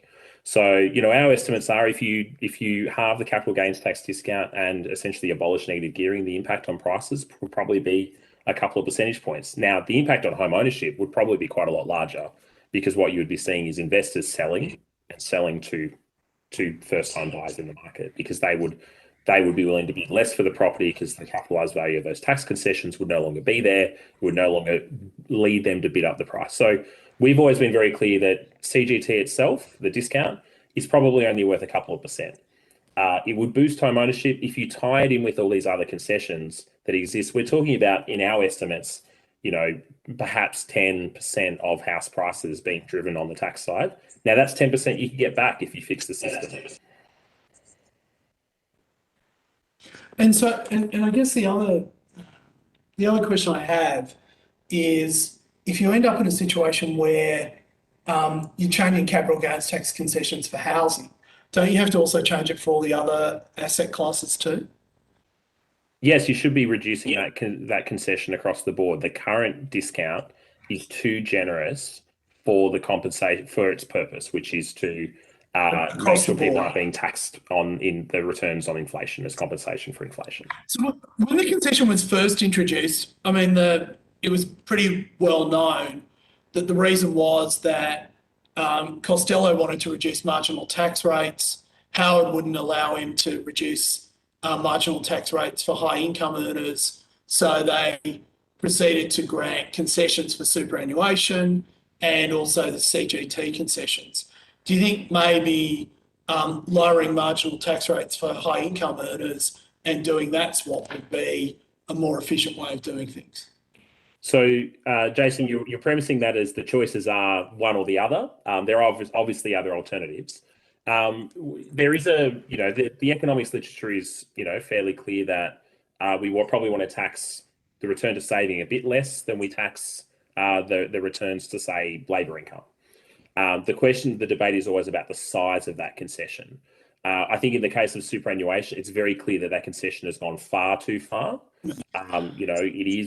It is a very, very generous set of arrangements that are really not in Australia's interests. Look, if you had to choose between those two, you'd probably cut the marginal rate, top marginal rate. But again, that's probably not where I think the biggest bang for your buck for tax cuts or economic reform in Australia really is when it comes to those fiscal resources. We So I'm know glad that you talked about. Go on. Oh, sorry. I'm glad you talked about bang for buck. So we're talking about what we're really talking about is price reductions here in terms of the affordability challenge that we face. And there's obviously the demand side equation, which is, as you've said, could shave, between 1% and 4%. But on the supply side, the same analysis shows, and it's an analysis that's used around the world, that in Sydney at least, you've got 43, prices are 43% higher due to planning laws. Apartments close to the city are 68% higher. Do you think that's potentially where our focus should be if we want to create more affordable housing? So as I've said, Jason, if you want to do this, you want to do both. Now, on the thing with the demand side, with the tax concessions, the changing those rules, those changes in prices occur instantaneously. On the supply side, we only add 1.5% to 2% of the housing stock each year. Housing is an enduring asset. That is something that does set it apart from, other goods and services in the economy, which our work suggested that if you do boost the supply of housing, you could bring down prices and rents, because that's the mechanism that's bringing down its lower rental costs by, say, 10 to 20% over a decade. Now, the size of the estimates that Peter Chulab has in his paper, they are very large. Whether the size of the actual discount of the premium on the zoning is as large as that, I think is unclear, but it's clearly very big. And so you should act on both the supply side and on the demand side. Okay. And in terms of, haven't we been seeing this at the moment? So when we cut off immigration due to COVID-19, we reduced demand for rental properties, particularly in the major cities, and we then saw rents fall. Is that not an indication that demand and the housing market at the end of the day operates like every other market? The housing market functions, I think, is the way I would put it. It's not like every other market because it is an asset and a consumption good, and that means it has some unique characteristics. But yes, if you add more supply to the system or if you take away demand, then the underlying physical price of housing, which is rents, it will change. So Peter's work suggests that migration probably added 9% to rents and therefore to prices over the past decade when we saw that boom. We saw rents come off during during COVID, as you say, because physical demand for housing fell in the cities. It rose in regional areas. That is a sign that housing markets work in providing housing, and they are responsive. Market prices, rents are responsive to underlying demand and supply. So I've used up my time, so I call on the Deputy Chair. Thank you. Thanks, Jason. Thank you, Brendan. You've recommended that the research function should be moved from the National Housing Finance and Investment Corporation to an independent statutory body. Can you outline for me what data we're missing, what we need, and what would be the function of Housing Australia? Certainly, Julie. So the issue in Australia, I think, is that we don't actually have that much very high quality housing research. The NIFIC itself is doing, I think, a reasonably good job at filling some of the gaps in housing research in Australia.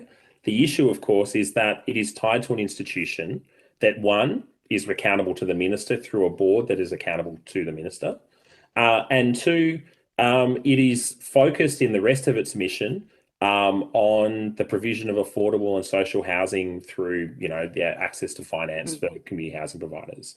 The value of having an independent body, and we've seen the value of this with institutions like the Parliamentary Budget Office, its main objective, its main purpose is to service, crossbench and, basically the opposition and members of Parliament. But a really important function that it fulfills is it also fulfills the function of providing research. It's got access to official government data. It's got access to existing models, costing models that exist within the Federal Public Service and the Treasury. And that gives it a better place, I think, to do genuinely independent research that's not going to be affected by a fear or favour of whoever the minister is at the time. Now, if I can speak on Grattan's contribution to the public debate, we'd seek to provide a similar role. We are independent because of the structure of our financing. When it was originally set up by federal and state governments, it was set up as an endowment. So it doesn't matter if Malcolm Turnbull, when he got upset with us about negative gearing, it doesn't affect our ability to undertake our research. Now, the value here as well is you'll be able to get rolling experts coming through the Treasury, the Reserve Bank, from the Department of Social Services. They have access to the data. They undertake independent research.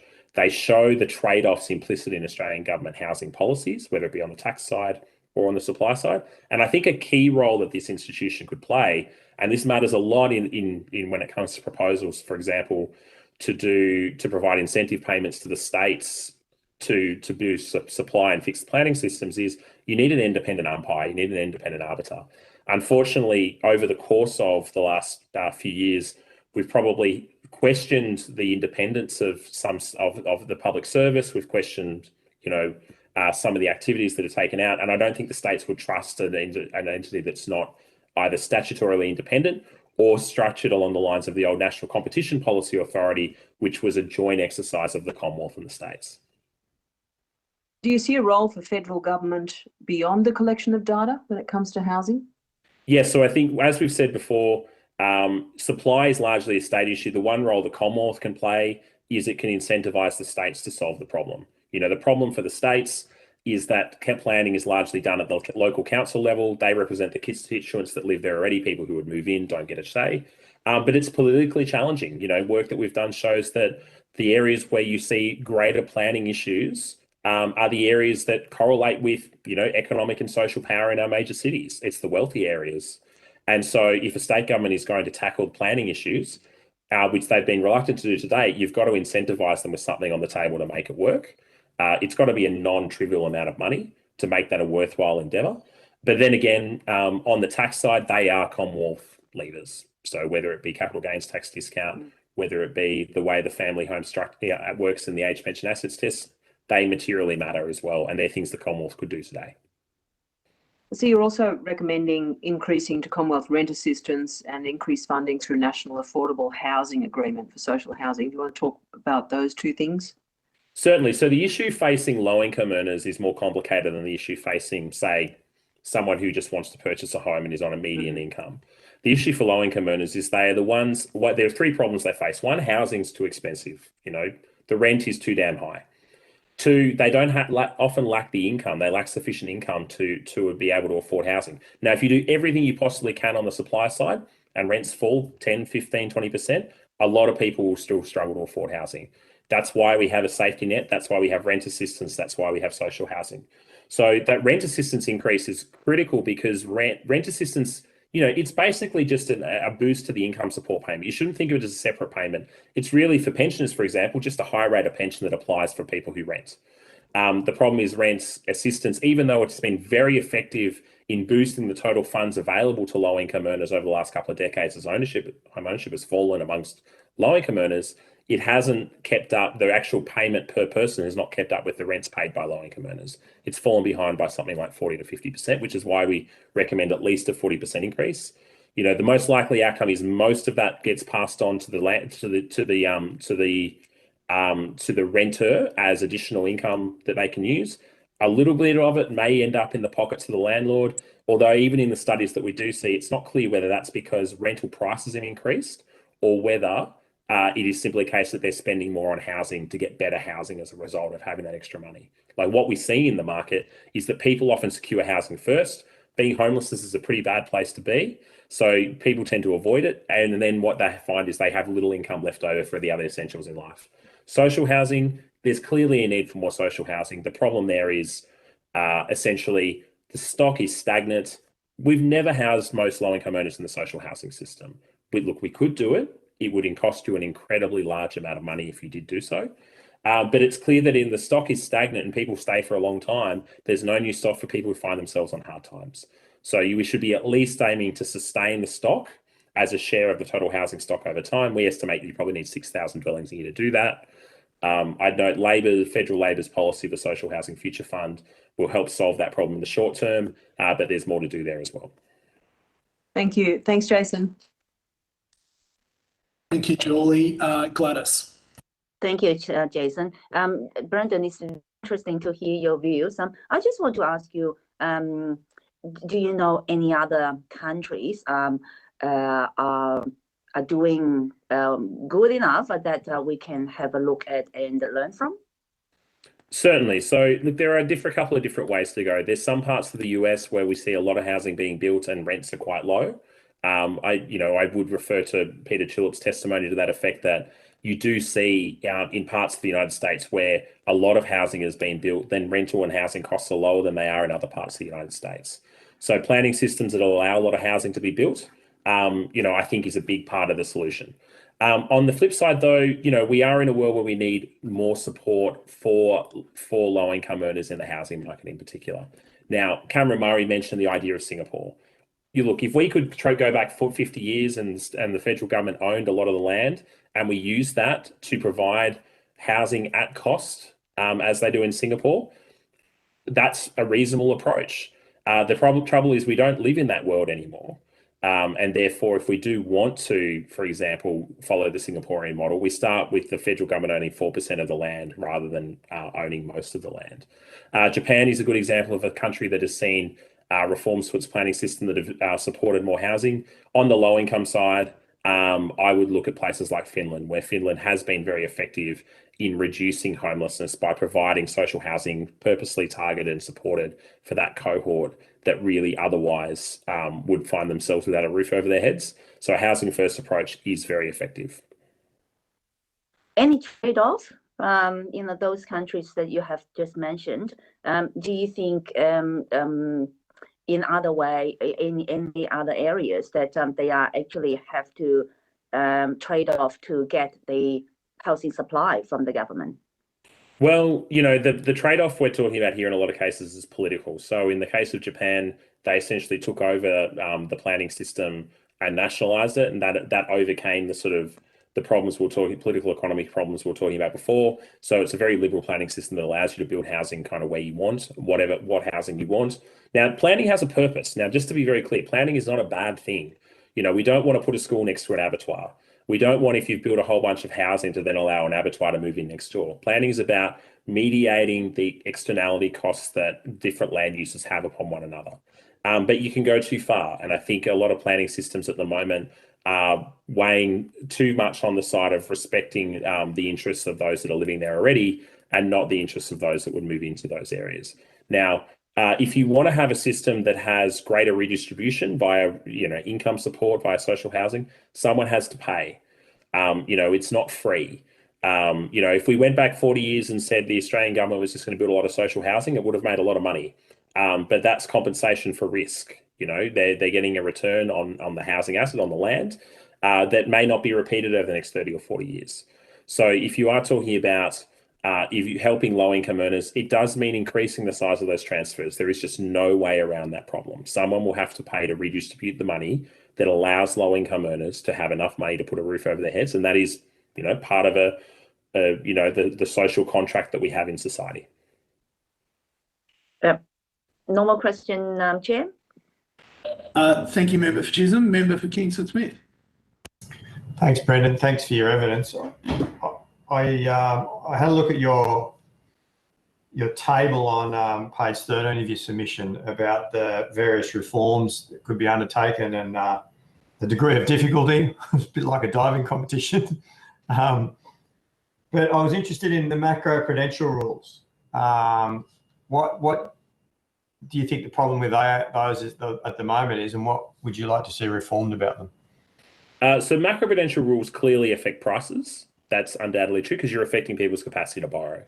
Now, we saw after the loosening of macro-prudential controls in 2019, just around the time of the election, essentially the election itself, we didn't see much of an increase in prices. The moment those macro-prudential controls were relaxed and that were implemented by the banks, the next weekend prices took off. And they took off all the way to COVID. And then obviously we had COVID, we had a fall and then a boom again.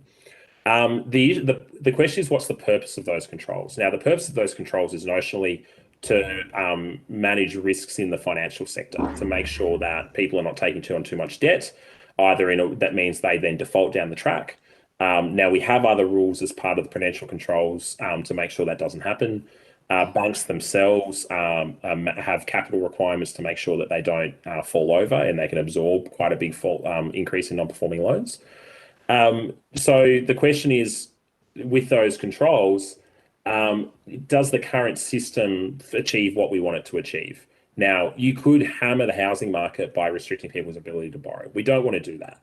That would take us back to the world where credit's rationed, and we saw that, say, single women were the ones that were the worst hit by that outcome. We don't want to go back to that rationing world.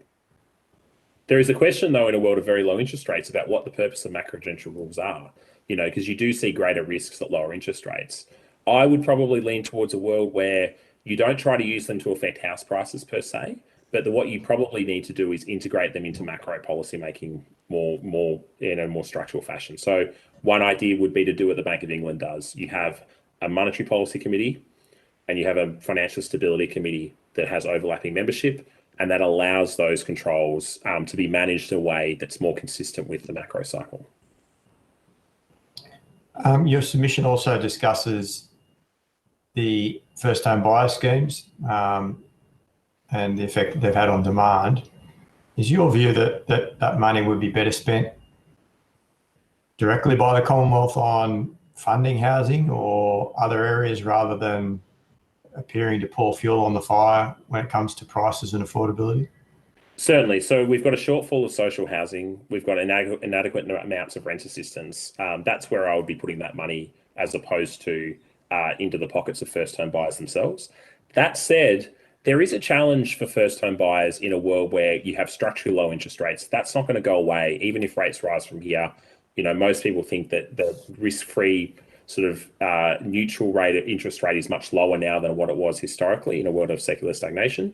You're going to have problems with the deposit. So I think the challenge is going to be for those without access to the bank of mum and dad, what supports do you put in place to make sure that people can secure that deposit? Now, the government has the first home deposit guarantee scheme. That means that people can access a deposit quite cheaply or can access housing with a very low deposit. I think the area we probably need to look at is shared equity schemes. We should be looking at a world where people can, that lowers the deposit hurdle on the way in, particularly say if you divorce and you're stuck in middle age and you don't have enough for a house anymore and you're not going to be working for 30 years. That's the cohort that I think we need to probably be trying to help. But you've got to target those schemes very carefully, because if you make them carte blanche and open to everyone, the problem you'll find is they will add to demand, which boosts prices and ends up being counterproductive in the first place. And you've mentioned reforming negative gearing and capital gains tax discounts. Opponents of that will say that the effect will be to push up rents. And they point to anecdotally what happened in the 1980s when the Hawke government attempted to do that. Do you have a view on that? Yes, Matt, we looked at that quite a lot of detail in our hot property report in 2016, 2017. What we saw is rents rose in Sydney. They did not rise in the rest of the country. The most likely outcome if you scale back negative gearing is that the existing stock of housing, it exists. You've got two markets, one for own occupiers and then one for renters where it's owned by investors. You would see fewer investors buying those properties, more first home buyers buying those properties. The home ownership market would expand in size. The rental market would shrink in size. You still have the same number of properties. Sorry, Matt, that was your last question. I'm sorry. Thanks, James.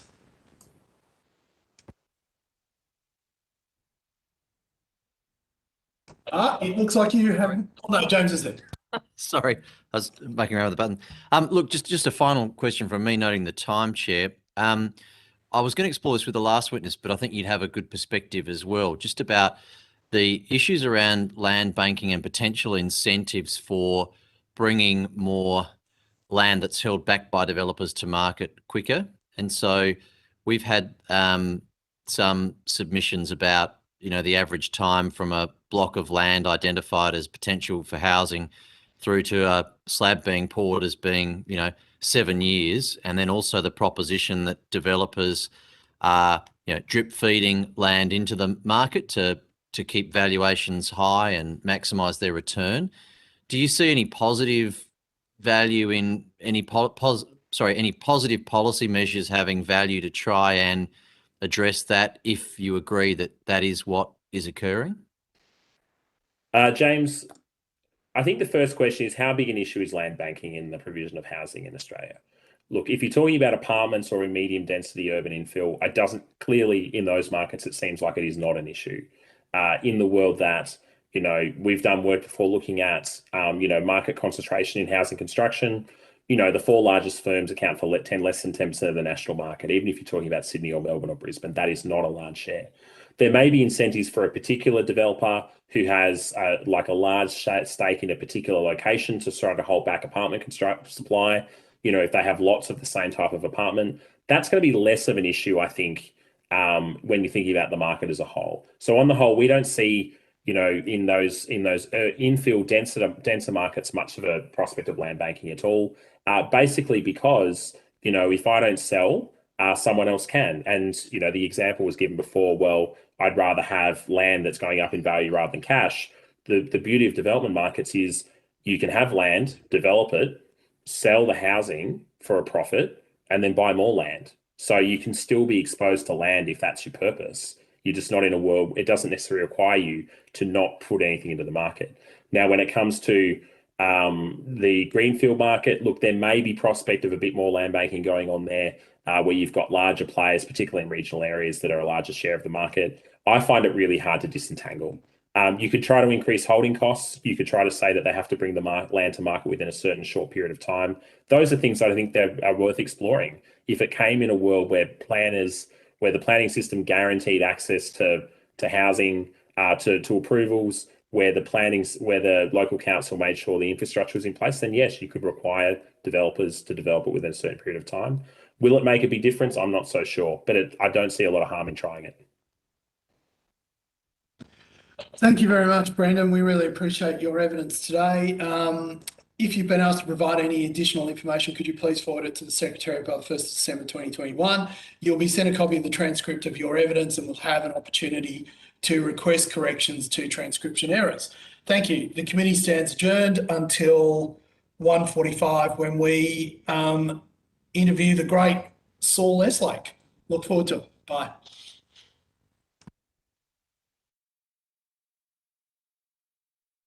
And who needs no introduction, the great Saul Eslake, but for the purposes of Hansard record, would you please state your name and capacity in which you appear before the committee? My name's Saul Eslake, Mr. Chairman. I'm an independent economist these days, and I'm appearing in a purely personal capacity. Thank you, Mr. Eslake. This hearing is a legal proceeding of the Parliament. Giving a false or misleading evidence is a serious matter and may be regarded as contempt of Parliament. The evidence given today will be recorded by Hansard and attracts parliamentary privilege. It is important to note that although your evidence is protected by parliamentary privilege, this protection cannot be enforced outside Australia. I now invite you to make an opening statement before we proceed to discussion. Well, thank you, Mr. Chairman, for the privilege and opportunity of appearing before this committee. I've taken an interest in housing policy and housing affordability for more than 40 years. Once upon a time, Australia had one of the highest rates of home ownership in the world. Our home ownership rate rose from 52.5% in the years both immediately before and after the Second World War to a peak of 72.5% in the census of 1966. Which was an extraordinary achievement considering how rapidly Australia's population grew during that period. It was still over 70% at the census of 1986. But over the following 30 years, it fell to 65.5% at the 2016 census and has since fallen further to 62.7% as of 2019, according to the Household Income and Labour Dynamics in Australia, or HILDA survey. That places us 27th among the 38 member countries of the OECD and is 5 percentage points below the OECD average. The situation's even worse when you look at the distribution of home ownership across age groups, which I did in my submission to this committee and I won't go into here today. The single biggest reason for the decline in home ownership rates, although there are many reasons among younger Australians, is declining housing affordability, as encapsulated in the fact that average property prices have more than doubled as a multiple of average household disposable incomes over the past 30 years, that ratio having been reasonably stable over the preceding 30 or 40 years. Residential property prices are, like any other price, the result of the interplay between supply and demand. The terms of reference for this inquiry implicitly assume, I think, that the solutions to Australia's housing affordability problem are to be found primarily, if not wholly, on the supply side. I don't dispute that there's more that could and should be done to increase the supply of housing. But I'd note that quite a lot has already been done on the supply side. In the 5 years to 2019-20, dwelling completions averaged just over 208,000 per annum, which is 37% above the average of 152,000 per annum over the previous 25 years. What's less clear is whether this significant increase in housing supply is of the right type, having regard to the sort of housing which people want to live in, whether it's in the right places, having regard to where people want to live and work, and in particular, whether it's at the right price points, having regard to what people in need of housing can afford to pay. But I'd also argue that focusing solely on the supply side of the Australian housing market is not sufficient to solve the housing problems which Australians are now facing. To do so would be, in effect, to tie one hand behind your back. Attention also needs to be given to the way in which government policies under governments of all political persuasions at all three levels of government over the last 3 or 4 decades have served to inflate the demand for housing in ways which reward those who already have one or more properties at the expense of those who have not. To all honourable members of this committee, I'd ask, with whose interests are you most concerned as you consider the issues raised by your terms of reference? Is it the interests of the 11 million Australians who already own at least one property and the more than 2 million who own more than one? Or is it with a minority, albeit a growing minority, of Australians who are unable to achieve what their parents and grandparents took almost for granted, that if they worked hard and saved, they'd be able to own their own homes? And another also growing minority of Australians who know that they'll never be able to own their own homes and must seek to provide shelter for themselves and their dependents in an increasingly difficult private rental market. I think the answer you give to that question will determine what you ultimately recommend to the Parliament. Thank you. Thank you, Saul. So members, Mr. Eslake has kindly given us to 2:20, which is half an hour. I only have 4 members currently on screen, so I'm going to give each of us 7 minutes of questions and answers. Saul, I might go first till 2 o'clock. And can I answer your question by saying that my primary concern here is home ownership, particularly for people who can't at the moment buy their own home. And that we talk a lot around this. We've had a whole bunch of experts in front of us, and their primary concern seems to be, publicly owned housing, if I can put it that way, regardless of whether social and affordable housing. Do you think part of the problem is that so much of the advice that we have received on housing and the housing market in Australia is from people who are not, who quite frankly are well motivated and right about where their concerns lies, but are looking at only particular segments of the Australian population, and therefore the people who have missed out have been the ones who are now under 40? I'd answer that question in a couple of ways, Mr. Chairman. First of all, I'd note that the people who are advocates for greater spending on public or social for community housing, generally advocating for people who are in the greatest need in our community. That is, people who would probably never have gained access to home ownership in generations gone by and still can't today, plus an additional cohort of people who in previous generations would have expected to have been able to achieve home ownership during their working lifetimes, but increasingly despair now that they will be able to do so. And I'd argue that that group of people has been enlarged by the decline in home ownership over the last 40 years to which I referred. That is to say, there's now a significant cohort of people, you could say it's of the order of 10, maybe 15% of households, who 20, 30 years ago would have been owning their own homes. People with reasonable incomes that allow them to qualify for and service a mortgage without undue stress, but who, because property prices have risen at faster rates than their incomes over the last 30 years, have nonetheless been unable to purchase a home. Because those people are reasonably well off, they can afford to rent in the private rental market. You know, often they're renting properties from people who've outbid them at auctions who are investors. But because those people can afford to pay private rents, they forced up the rents that are faced by people who would never have been able to own their own homes, and thus compounded the difficulties that those people who would always have been lifetime renters face. And the difficulties faced by that cohort of people have, I think, become greater than they would have been generations ago, because social housing or public housing represents a smaller proportion of the total housing stock than it did prior to the 1980s. So I think these problems are related. That is to say, if you were able to succeed in reversing the decline in home ownership over the last 30 or 40 years, you would also reduce the demand for all types of rental housing, be it rental housing that people on reasonable incomes can afford if they choose to rent, but also rental housing that people struggle to pay for in the private market and thus need either social or public housing. These are in effect two sides of the same coin.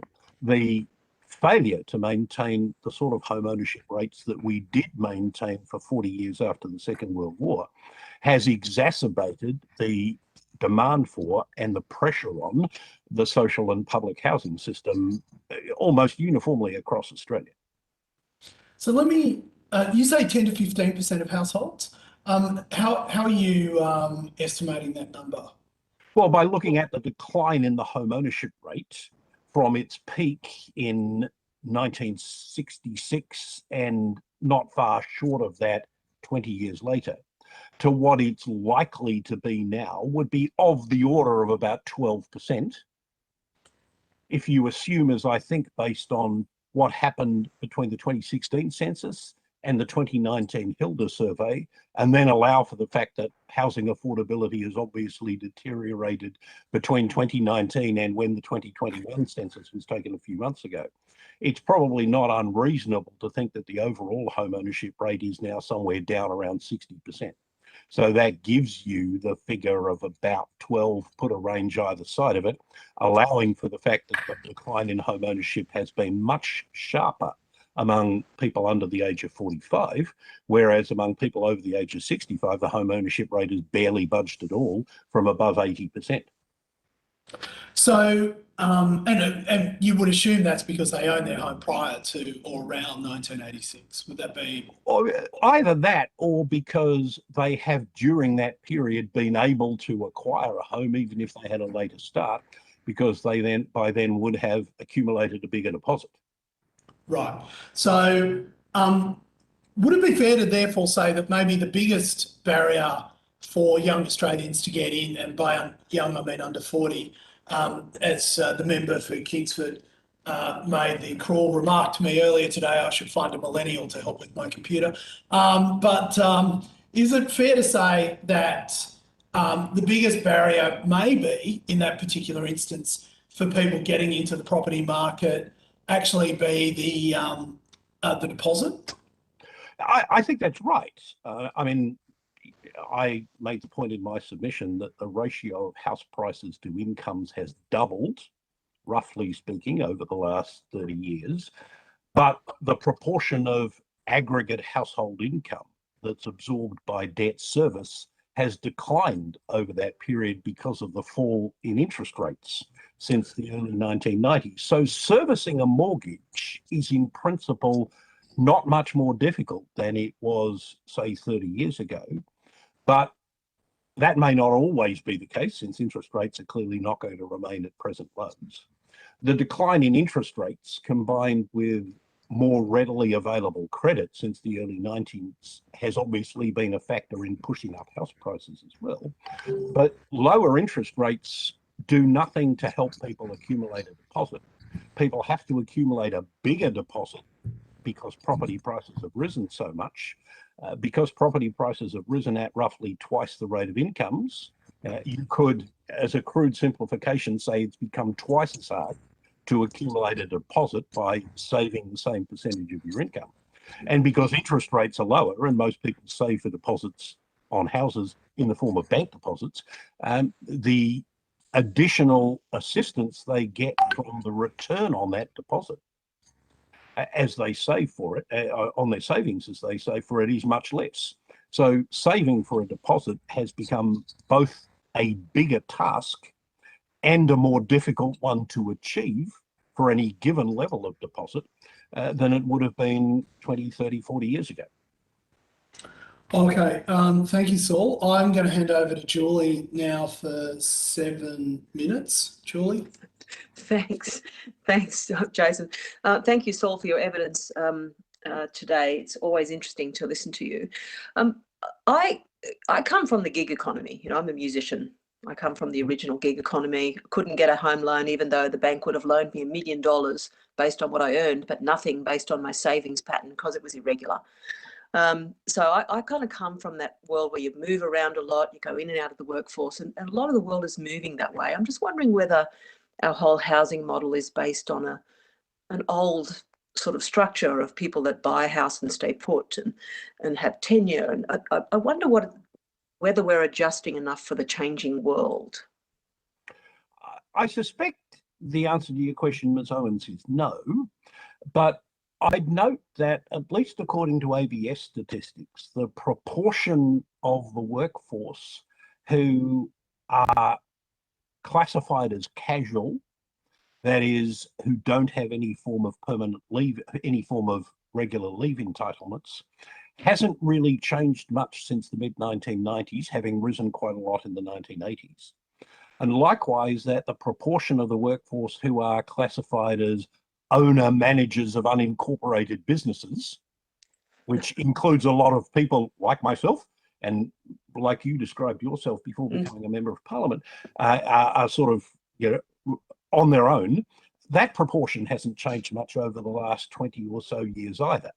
So the cohort of people you're talking about are not insignificant, but it's not clear that they have become any more significant over the last 20 years. And hence, it's hard to say that a change in the workforce of that nature has made a significant contribution to the decline in home ownership. It may well be that financial institutions take a harsher view of people, particularly in casual jobs, and their capacity to save, although it would appear that there are plenty of people running small businesses who are nonetheless able to get mortgages.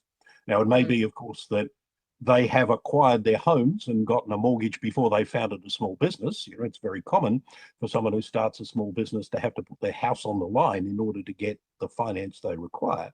And indeed, I'd argue that among the longer-term adverse consequences of the decline in home ownership rates in Australia is that it may be more difficult for people to start and operate small businesses because fewer of them will have homes that they can use as security for a business loan.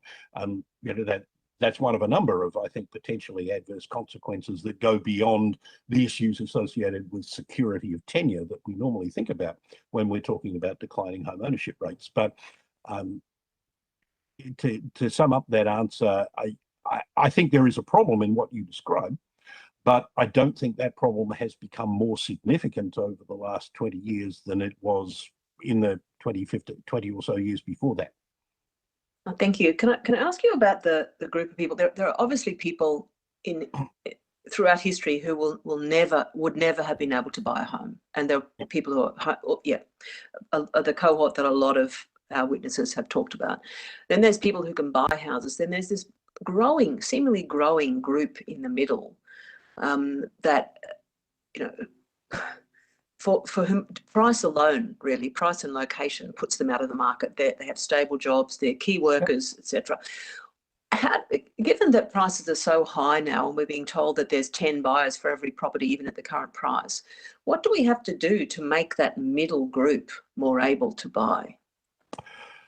Well, I would say what you don't do is throw more money at them, which has been the traditional response of governments of all political persuasions, has been to increase first home owner grants or make more generous stamp duty concessions. And for the best part of 40 years, I've described those grants as second home vendor grants or builder and developer profit margin enhancement grants, because that's where the money ends up, as is clearly shown by the evidence. And the same is true of stamp duty concessions. So that isn't the answer.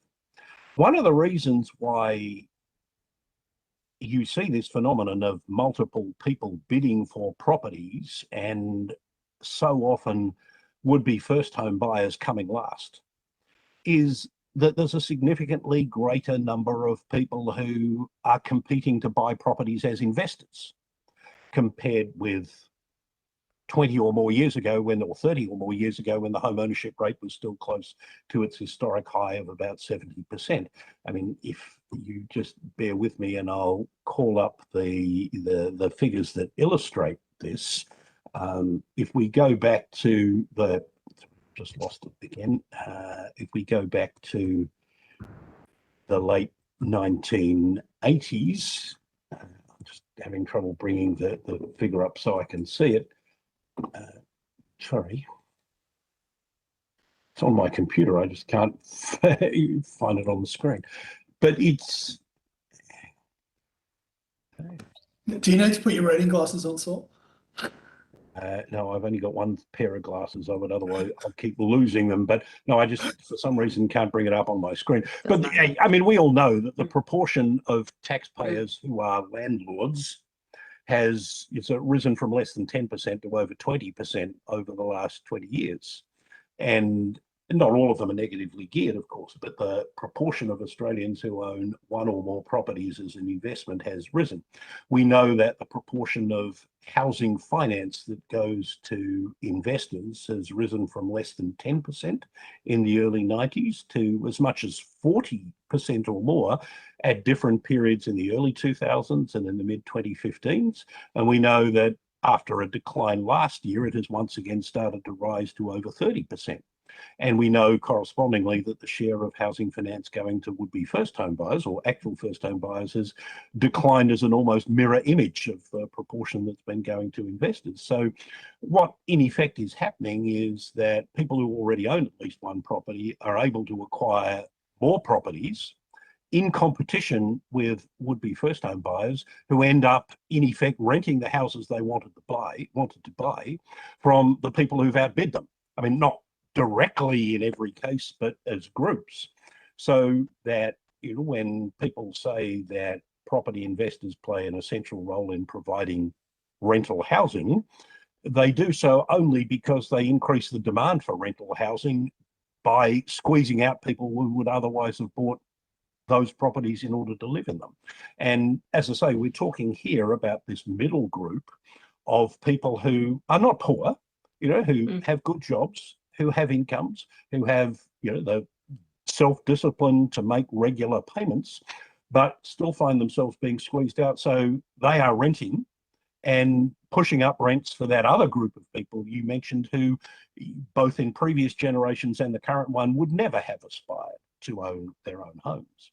And there's a longer term consequence of this, which I'd also like to emphasize if I could, which is that Australia's retirement income system has as an implicit assumption underpinning that the vast majority of people in retirement will have close to zero housing costs, because in the majority of cases, they own their own homes outright. That is, they've paid off their mortgage. And so their housing costs year by year are typically just repairs and maintenance and council rates. And traditionally, for that much smaller proportion of Australians who reach retirement age without ever having owned their own home, they would be accommodated in social housing with their rent fixed as a proportion of their low pension. But although we haven't started to see this yet, because most people over 65 still do own their own homes and own them outright, if you look at the declining proportion of outright ownership among people between, say, 40 and 60, you can see, first of all, that an increasing proportion of people who do own their own homes will still have mortgage debt outstanding when they retire, and they will quite rationally use their superannuation lump sums to pay that off, and then be more likely to depend on the pension. Second, and so maybe a decade behind that, we'll have an increasing proportion of people who get to retirement without ever having owned a home at all, and both of them will be renting in the private market, with all of the uncertainty about security of tenure and prospects of rent increases that people in the private rental market already face today, because the supply of social housing and public housing hasn't kept up with the increase in the demand for it as a result of declining home ownership rates. And that's a longer term social consequence of declining home ownership that I think has received insufficient attention.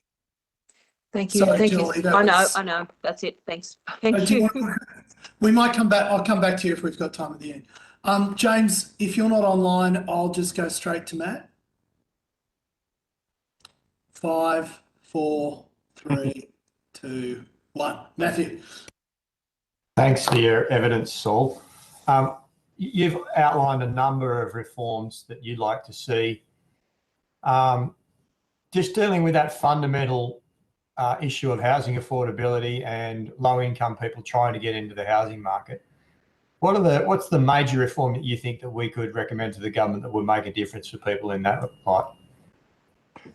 Well, I hate to say it given the political context, but it would be to remove the tax preferences that investors enjoy that inflate the demand for housing from them. And acknowledging that that's been politically controversial over the last 2 elections, I'd just make these additional points.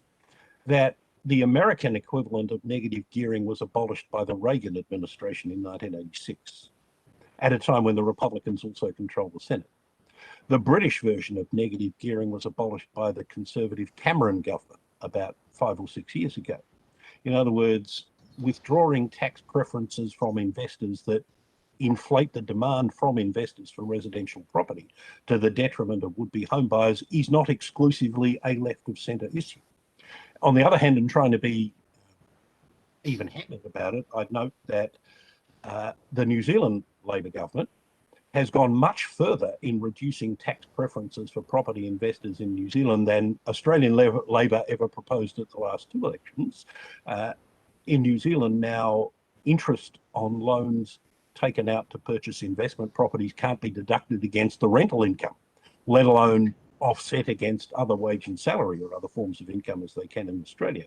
And capital gains on residential properties held in New Zealand as investments for up to 10 years are now subject to capital gains tax at full marginal rates without even an allowance for inflation. Now, that's much more than I've ever advocated. It's much more than the Labor Party advocated at the last 2 elections. And it's not, I wouldn't go that far in my own recommendations, but you know what? The sky has not fallen in over the property market in New Zealand as a result of those particular changes. But I would say, you know, if you removed, or if you dampened some of the demand that has come from investors over the last 25 years, that has clearly contributed to upward pressure on property prices, then you would probably do more than any other single thing to slow the rate of increase in house prices. Now, I want to be clear that I am not advocating that governments do things that push house prices down abruptly.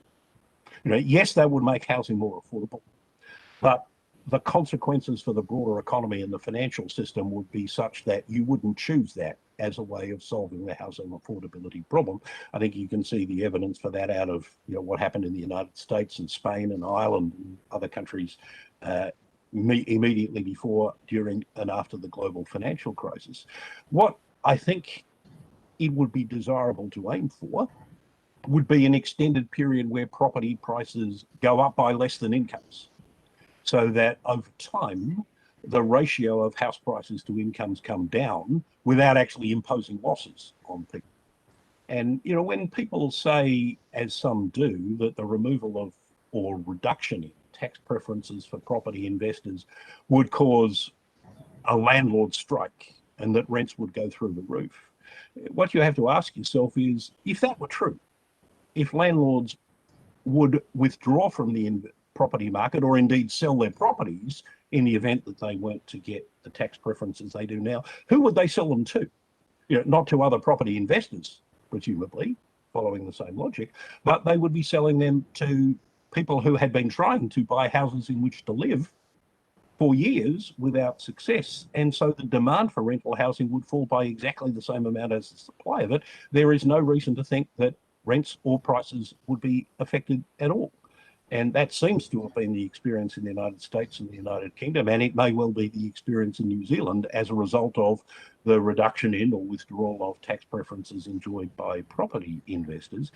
I just say very quickly, if I could, Chairman, that there is also, I think, scope for exploring on a broader scale some of the schemes that have been used for quite a long time in Western Australia and more recently South Australia, and I gather Victoria is also looking about sort of shared equity schemes where the ability to have government or possibly some other agency take an equity stake in a house lessens the requirement to accumulate a deposit and eases the burden of servicing the resulting mortgage.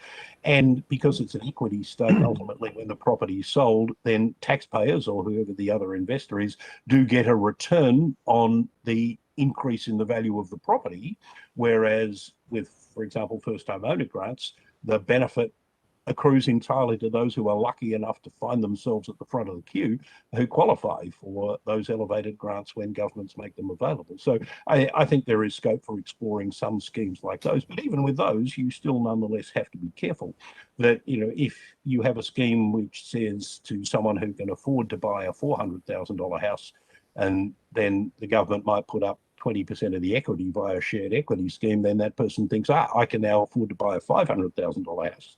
And in the absence of any other change, $400,000 houses end up being worth $500,000. You need to have some careful restrictions around anything you do like that in order to prevent it being yet another source of house price inflation. Sorry, Matt, that I might just go to Julie and James, unless you've and Julie, and if there's any time left, Actually, Julie, I'll come back happy to to you. happy to let Matt have the next question. We are clearly the most generous people in Parliament. Thank you, Matt. Sorry. Thank you. I've just got one more question. You've also mentioned in your submission stamp duty, and particularly a refund on stamp duty for downsizers. What about indexation of the rates of stamp duty? Do you think that that's a way that we could look at reducing the burden of stamp duty on people transferring out of properties? Well, you could, but in my view, when governments say to would-be home buyers, you can pay X amount less in tax, the general response on the part of would-be buyers to say, that means I can pay X more for the property itself. And there's no evidence that reductions in stamp duty, either in general or targeted at particular groups, have done anything to increase the home ownership rate.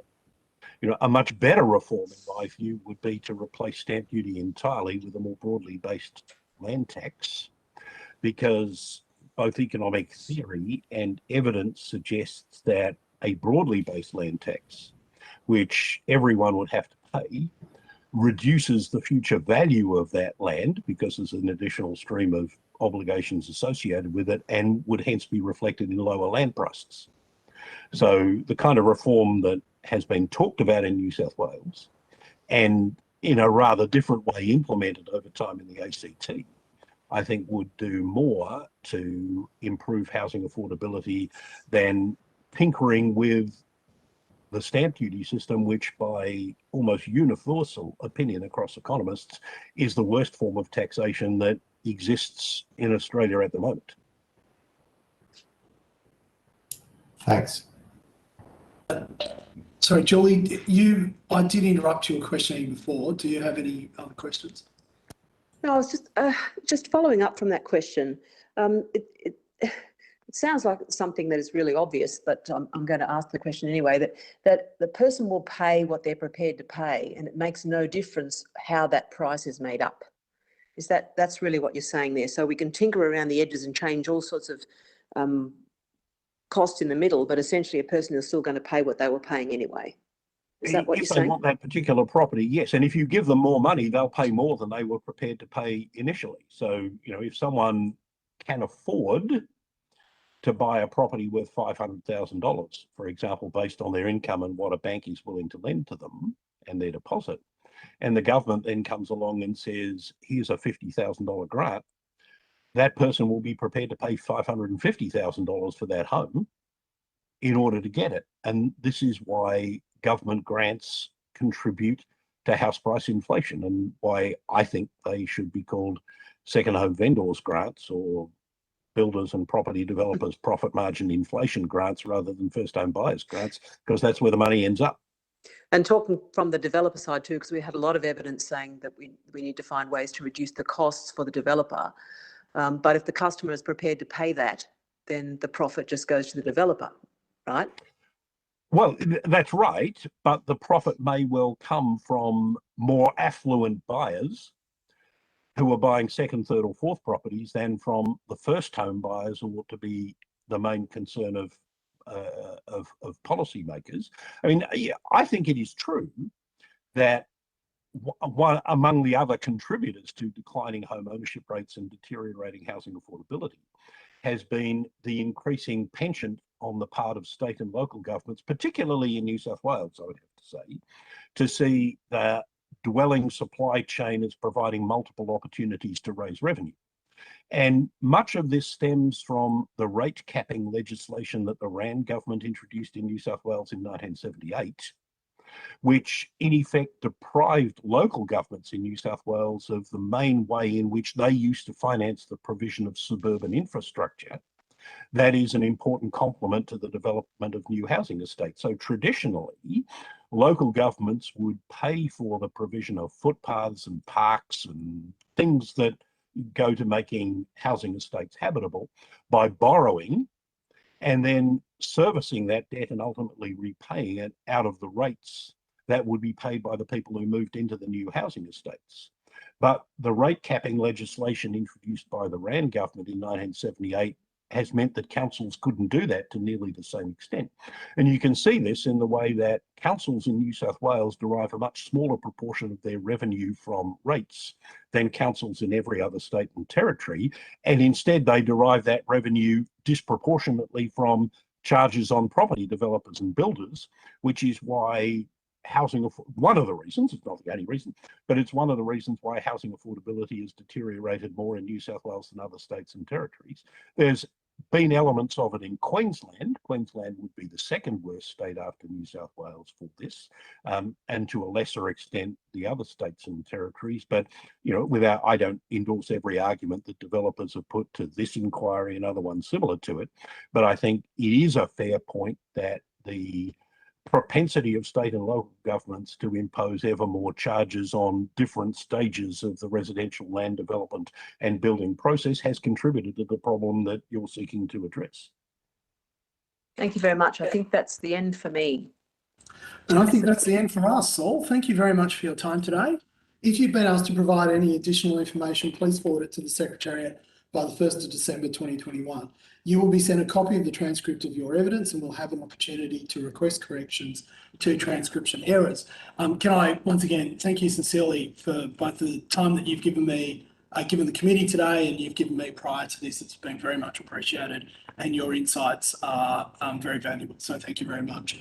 I would now like to call Dr. Adam Paul Heaton to the committee. For the Hansard record, would you please state your name and capacity in which you appear before the committee? Chair, we don't have Dr. Heaton on the line just yet. I'll follow him up if you'd like to just suspend. So I will suspend the hearing for 3 minutes until 2:25.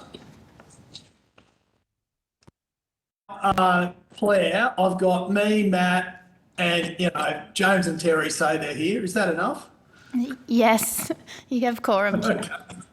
All right. Thank you very much. Well, I resume the hearing at 3:05. I now welcome Professor Nicole Gurham to the committee from the University of Sydney.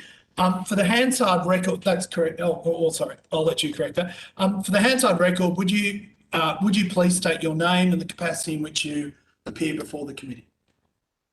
Yes, my name's Nicole Gurham and I'm Professor of Urban and Regional Planning at the University of Sydney. Thank you, Professor Gurham. This hearing is a legal proceeding in the Parliament. Giving a false or misleading evidence is a serious matter and may be regarded as contempt of Parliament. The evidence given today will be recorded by Hansard and attracts parliamentary privilege. It is important to note that although your evidence is protected by parliamentary privilege, this protection cannot be enforced outside Australia. I now invite you to make an opening statement before we proceed to discussion. Thank you. Look, to begin, let me play that I'm coming to hands of the Gadigal people of the for their custodian to the country. So thank you very much. Professor Gurham, yes. Sorry, your sound is breaking up a little bit. If it's just Matt, was that an issue for you too then, or is it just me? Yeah. We'll keep going, but what sometimes helps is turning off the video. But please proceed. Okay, let me know if you want me to turn off the video and I'll try to speak loudly. How about that? Okay. Thank you.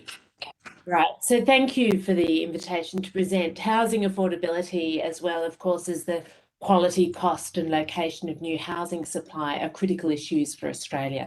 And I've been researching and working on them for more than 2 decades, both as an urban planner in practice and as a researcher at the University of Sydney, where, as I said, I'm Professor of Urban and Regional Planning and I lead the urbanism program within the design and planning. I'm also director of the Henry Halloran Trust, which supports urban research and dialogue between researchers, industry, government and the community. I lead a team of housing researchers, including economists, architects, urban geographers, data scientists and planners who've undertaken numerous studies funded by the Australian Housing and Urban Research Institute, the Australian Research Council, state and local governments, and I teach housing and urban planning. I've written 2 books on housing supply and urban planning with international colleagues, including Professor of Housing Economics in the United Kingdom, noted Professor of Housing Economics in the United Kingdom, Professor Glenn Bramley, and Professor of Urban Planning at UCL, Nick Gallant. As practitioner, I serve as state-appointed expert on the Sydney Western City Planning Panel, which determines regionally significant matters, including residential developments. So I've got both a theoretically informed as well as a research knowledge of housing and planning in Australia and internationally, as well as one that's very grounded by my own planning practice. Now, I trust that you're familiar with my submission that I made with Professor Emeritus Peter Phibbs, but let me make or reiterate 3 points in speaking to you today. Now, the first is that, of course, while new housing supply is extremely important to cater to population growth and population change, it's only got a limited role in addressing the affordability problems that we face in Australia, namely barriers to first home ownership and the chronic growing shortage of rental accommodation that's available and affordable to very low income renters. And this, of course, is because new housing supply can moderate, but it doesn't depress prices sufficiently to meet the deposit gap now facing first home buyers, nor does it result in a sufficient supply of low-cost rental accommodation that's available and secure for very low income earners. And I'm sure that many will have made this point already to the inquiry.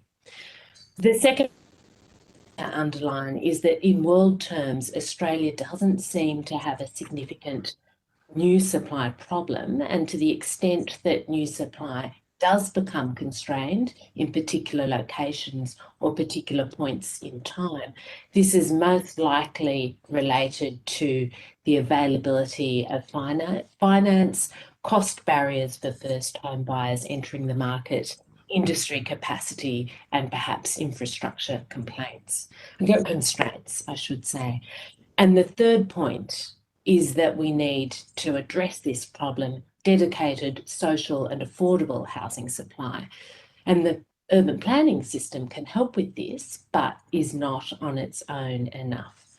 I would, if I've got time, like to elaborate on these points briefly. So in relation to my comments around new supply, it's really important to remember that government has only a limited role in producing new housing supply, particularly in Australia, where around 99% of all new dwellings are produced by the private market. In this, we're in sharp contrast, in fact, to countries like the United Kingdom and to Hong Kong, European nations, where affordable housing sponsored by government and even the United States to a degree plays a much larger role in new supply. The most notable shift in Australian housing production over the past 30 years has actually been the gradual withdrawal of government involvement in land and housing development, with public sector housing completions falling as a proportion of all new housing in Australia from around 12% in the early 1990s to around 2% by 2016, and in some years it's lower than that. So with the private sector responsible for land development and house building, mention is limited, of course, to regulation, hence the emphasis on planning regulation as a potential constraint, as well as the provision or the coordination of infrastructure. So to determine whether a regulatory constraint is a problem in Australia, we need, versus other things such as, for instance, market factors, we need to look at the availability of zoned residential land as well as the flow of housing approvals within a jurisdiction. And every time this has been examined, the best available evidence, and I would add relative to other countries that I'm familiar with, is that Australian cities do, in the main, have a sufficient pipeline of zoned residential land. And we've also had very high levels of dwelling approvals, rising in the most recent 5-year period by around 91,000 dwellings. It's a really significant boost in approvals coming forward, but no guarantee that a developer will actually opt to act on that approval once granted. The other thing that I'd like to point out is that concern about potential regulatory constraints on new supply, of course, is nothing new. And over the past 2 decades, Australian state and local governments have implemented significant reform agendas to address potential barriers to residential land release and also potential constraints such as restrictive development controls or slow and uncertain planning processes. And they've been in place over the past 2 decades, things like standardising planning instruments, emphasising speed and certainty in development assessments, and depoliticising planning decisions, for instance. And I can talk more about those things if you'd like to. Infrastructure in some cases does represent constraints, say that there's further need to research and to understand where these constraints do bite in Australian cities and regions in particular. But I would note that this is not an unusual problem. Infrastructure constraints do affect housing supply, in countries throughout the world. The other potential constraint worth putting on the table is that as we shift to more complex, higher density housing forms and sites, there are inevitable constraints and delays that are going to bite there simply because those sites are much more complicated to develop. Nevertheless, in world terms, we have done very well at shifting towards a much higher proportion of new housing in the higher density sector, as witnessed by the housing completion rates over the past 5 years, nudging 200,000 dwellings, but of course not causing house prices to fall. In fact, they've gone in the opposite direction, as I'm sure others addressing you in this inquiry have explained, that this is because of housing's role as a financial asset as well as an essential and a consumption good. So the biggest impact on prices, of course, is the supply and the price of finance rather than the amount of new dwellings coming to the market. And I know my colleague, Dr. Cameron Murray, in his submission and perhaps in his verbal comments has made this point very clearly, as have many others. We would note that supply can make an important impact in rental markets. And in fact, we can see that Australia's private rental sector has grown quite significantly over the past 2 decades. Certainly, colleagues such as Professor Kathleen Hulse and others have pointed out that the rental sector has aided household growth. But because of the growing numbers of middle income earners unable to enter home ownership and lower income earners unable to access social housing, nevertheless, we still have chronic shortages of available and affordable rental housing. Work by my colleague, Dr. Catherine Gilbert here at the University of Sydney has shown how that impacts on key worker households who are forced to accept unaffordable and overcrowded conditions. And we've also seen in regional areas the impact of insufficient supply of low cost and available rental housing. And in part, I would note that in those regional contexts, the impact of things such as the short-term rental market competing with permanent rentals is also a factor that needs to be identified and acknowledged. So just in conclusion, if I can touch upon the strategies for improving housing supply and affordability in Australia, which really are well known. I'm not the only one to say that Australia needs a national housing policy, but rather than that national housing policy and national housing strategy, if you like, simply aiming for higher rates of new housing production, the strategy needs to emphasise achieving stable rates of new housing production that are attuned to changing population needs rather than the ups and downs of the market, and recognise the importance of things like residential design, residential amenity, and moving to long-term climate resilience in our housing stock as well. The strategy needs to recognise complementary roles for both market and non-market sectors of the housing system, but it must provide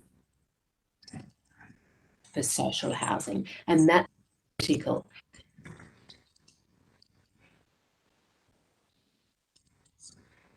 To extending the social housing stock, we do need in Australia new models of housing provision, and they would include shared equity and low-cost home ownership models, which can be supported by things like a consistent use of inclusionary planning mechanisms, as well as the use of government land, for instance. The NIFIC, the National Housing Infrastructure Investment Corporation, could play a role in developing those equity share products to support low-cost home ownership, provided that these are linked to new supply that's well located and well designed. And finally, let me say that expanding build to rent from the social housing sector to private providers would need to include affordable units targeting lower and moderate income earners, as well as us needing increased rental assistance to improve the options available to very low income renters in the private sector along with improved rental protections. And I might leave it there. Thank you. Thank you, Professor Guerin. So you have kindly given us to 3:40 today, so that gives us 20 minutes. I think we have Julia who's going to come on shortly if she's not already, and she's back. So we have 1, 2, 3, 4, 5 of us. So that gives us 4 minutes. Professor each, that is. Professor Guerin, can I start off with just a short answer? Do you think we have a housing affordability challenge in Australia? Yes, I do. Okay. Sorry, pardon me. Well, it's important to explain what that is, and that affordability challenge is affecting first home buyers trying to enter the market, and it's affecting moderate but particularly low and very low income renters in the private sector. Those of us who are already homeowners looking, even though house prices have reached eye-watering levels, obviously the market is still able to keep up. So it's really important to say that the affordability pressures are those trying to enter the market for the first time. Well, you see, that's probably where you and I will disagree. A market can keep up until it can't. And that point we usually understand only when we've passed it well and truly. Julie's indicated that she doesn't have any questions. So we all have 5 minutes each. Thank you. Do you think home ownership is an important element of Australian society, or is it overstated? Thanks for that question. Look, the research evidence shows that in countries like Australia, home ownership does have a lot of benefits. Obviously, it depends on the alternatives, and it depends on the economic structure and the way that we organise social welfare as well. And so countries differ on that. For instance, in Europe, many people, famously live very well as long-term renters in the context of an affordable and secure, high quality and, mixed income rental system. I'm sorry to interrupt, but I have very limited time with you. So would it be fair to say that you would prefer, and I am putting words in your mouth to confirm all tonight, would it be fair to say that you would prefer to see us, or you see many positive benefits to us moving to a different structure such as they have in Europe? Only in the rental sector. I think unless we completely unwind our social and economic system in Australia, I think home ownership is an important aspiration, and it's an important part of social and economic policy. But moving forward, you think that it would be a more positive model to have for people having long-term rentals rather than necessarily seeking to own their own homes? You are putting the question, sorry. I think we need both. I think we need a secure rental system, and I think we need an accessible home ownership system as well. So I think home ownership does need to be accessible and affordable to people on, in permanent employment who aspire to be homeowners, but for those who don't aspire to that, or who can't afford to at a particular point in time, the rental sector does need reform so that it is able to be a secure long-term option for people. So I'm going to ask one last time, just so I'm very clear on this, which is what I'm hearing is that you think moving forward, it would not be a bad thing if we had lower levels of home ownership, as long as people can live in longer term rental situations. No, I'm not saying that. I actually think we should arrest the decline of home ownership in Australia, which has been slipping, and I think we need to arrest that. But for the proportion of people, and there has always been a proportion of people in Australia who haven't been able to, or who've chosen not to enter home ownership, and we have not had a private rental sector that has catered to that sector of the population. So I think you would like to see home ownership rates return to the sort of mid 70 levels that we had at in 1986. Yeah, I would like to see that. Right. But I'm sorry, I'm very sorry, Professor Durrant, but I only have like 1 more minute left with you. I've just got a couple of other things I just want to hit on. So do you think New South Wales has an undersupply issue in housing? No, I don't. It Okay. has an undersupply of affordable rental houses, but it Okay. doesn't, in terms of the housing stock relative to population, overall, I don't think there is an undersupply. Okay, so when the New South Wales Productivity Commission said that Sydney has an undersupply of 100,000 homes, you would dispute that? I would dispute that. Okay. When the OECD published figure, and this is my last question, I'm sorry. When the OECD published figures recently showing that those from 1990 to 2020, those nations with more flexible planning systems that allowed supply to respond to market demands had more affordable housing. You dispute that study? Oh, yes, I would. Well, I don't know the study that you're talking about, but I'm aware of a number of studies that do not draw on reliable or replicable data sources. But I would love to see a rigorous comparative international study of planning systems, because planning systems are extremely different. So I'm very happy to provide that. It's the source is the OECD Affordable Housing Database. I have it's chart 5. I have misstated it. It's 1990 to 2015. I showed it to your colleague, Dr. Cameron Murray, and it is also it's available at the OECD website. I'm very happy to provide that to you. I've run out of time. Let me just tell you this. As a planning professor, there is not a planning professor in the world that would be able to show you how to compare Sydney's planning system, for instance, the multiple local government units of Sydney with, for instance, the planning system in Houston, or the planning system in New York City, or So, in... Professor Garran, I appreciate that, but as an economist, I can show you the results of those systems, which is that we have an affordability problem in Sydney that doesn't exist in other nations. But we can't turn this into you and I having a discussion, as much as I'd like to say that. Matt, I think you're next. Thanks for your evidence. So the major problem, as I'm taking it from your evidence, is in that lower socioeconomic, lower income level, where people are just being priced out of buying their own home. So that government should be playing a much greater role, particularly the Commonwealth government, in providing funding to build new social housing, but also programs for developers, incentivising developers to build to rent, that sort of thing. Is that where you believe the best value for money from the Commonwealth can be spent? Yes. Let me say this just to clarify my comments when I talk about supply.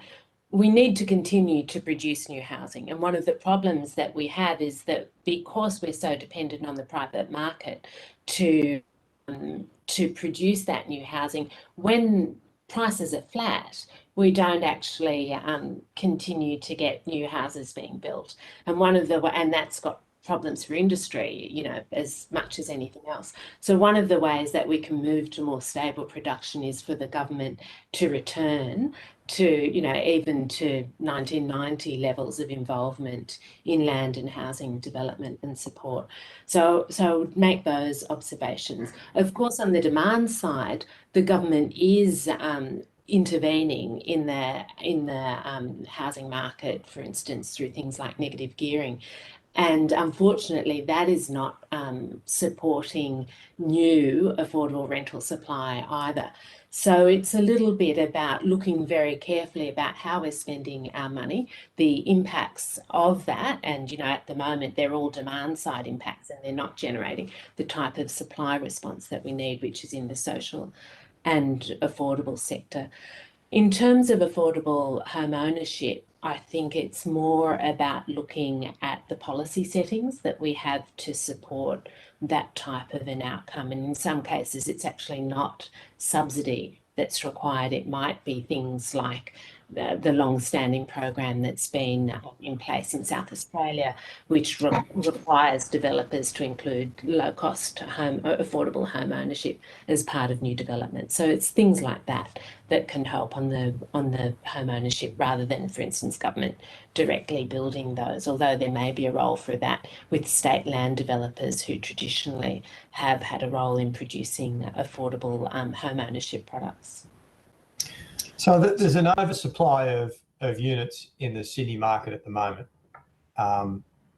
but prices don't appear to be coming down. And I know that the housing market's a separate one, that the unattached house market, but the market's the hottest it's ever been.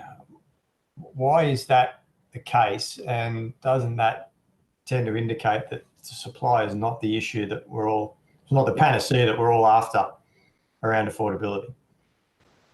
Yeah, the driver of the market is demand for housing as an asset than housing as a service. And that's why, prices remain high, even though, real estate agents might say in terms of the rental market, there's an oversupply. Now,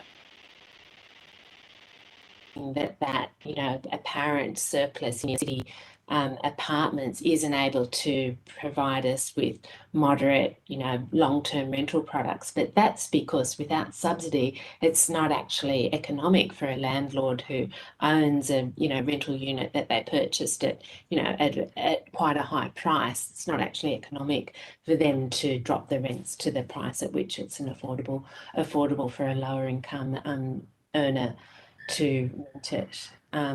So it just goes to show that we've got demand being driven by the asset, the housing asset, rather than the population drivers of demand for housing units. Sorry, Matt, do you mind if I hand to Terry for 5 and you and I can come back? Terry.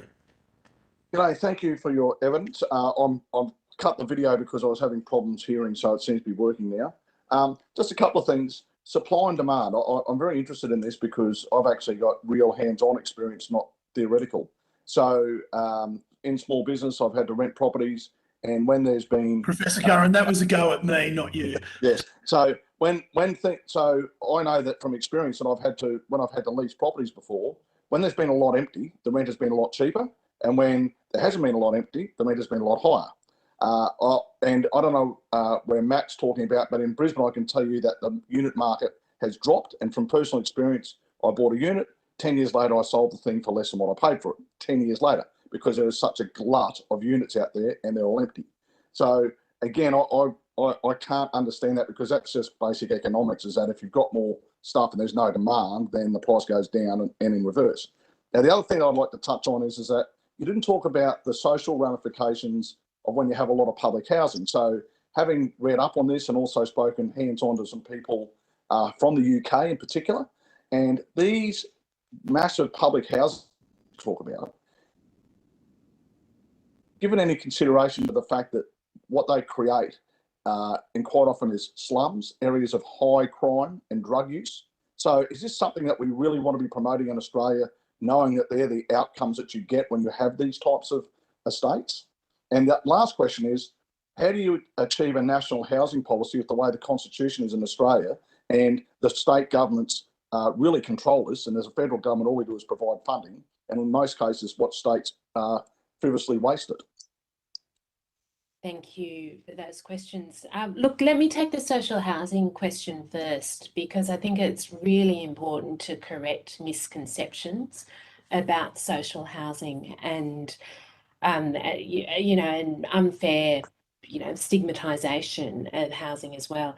The idea of social housing estates being places of crime and concentrated disadvantage comes from perhaps 20, 30 years ago, when countries like Australia in particular began to ration access to social housing.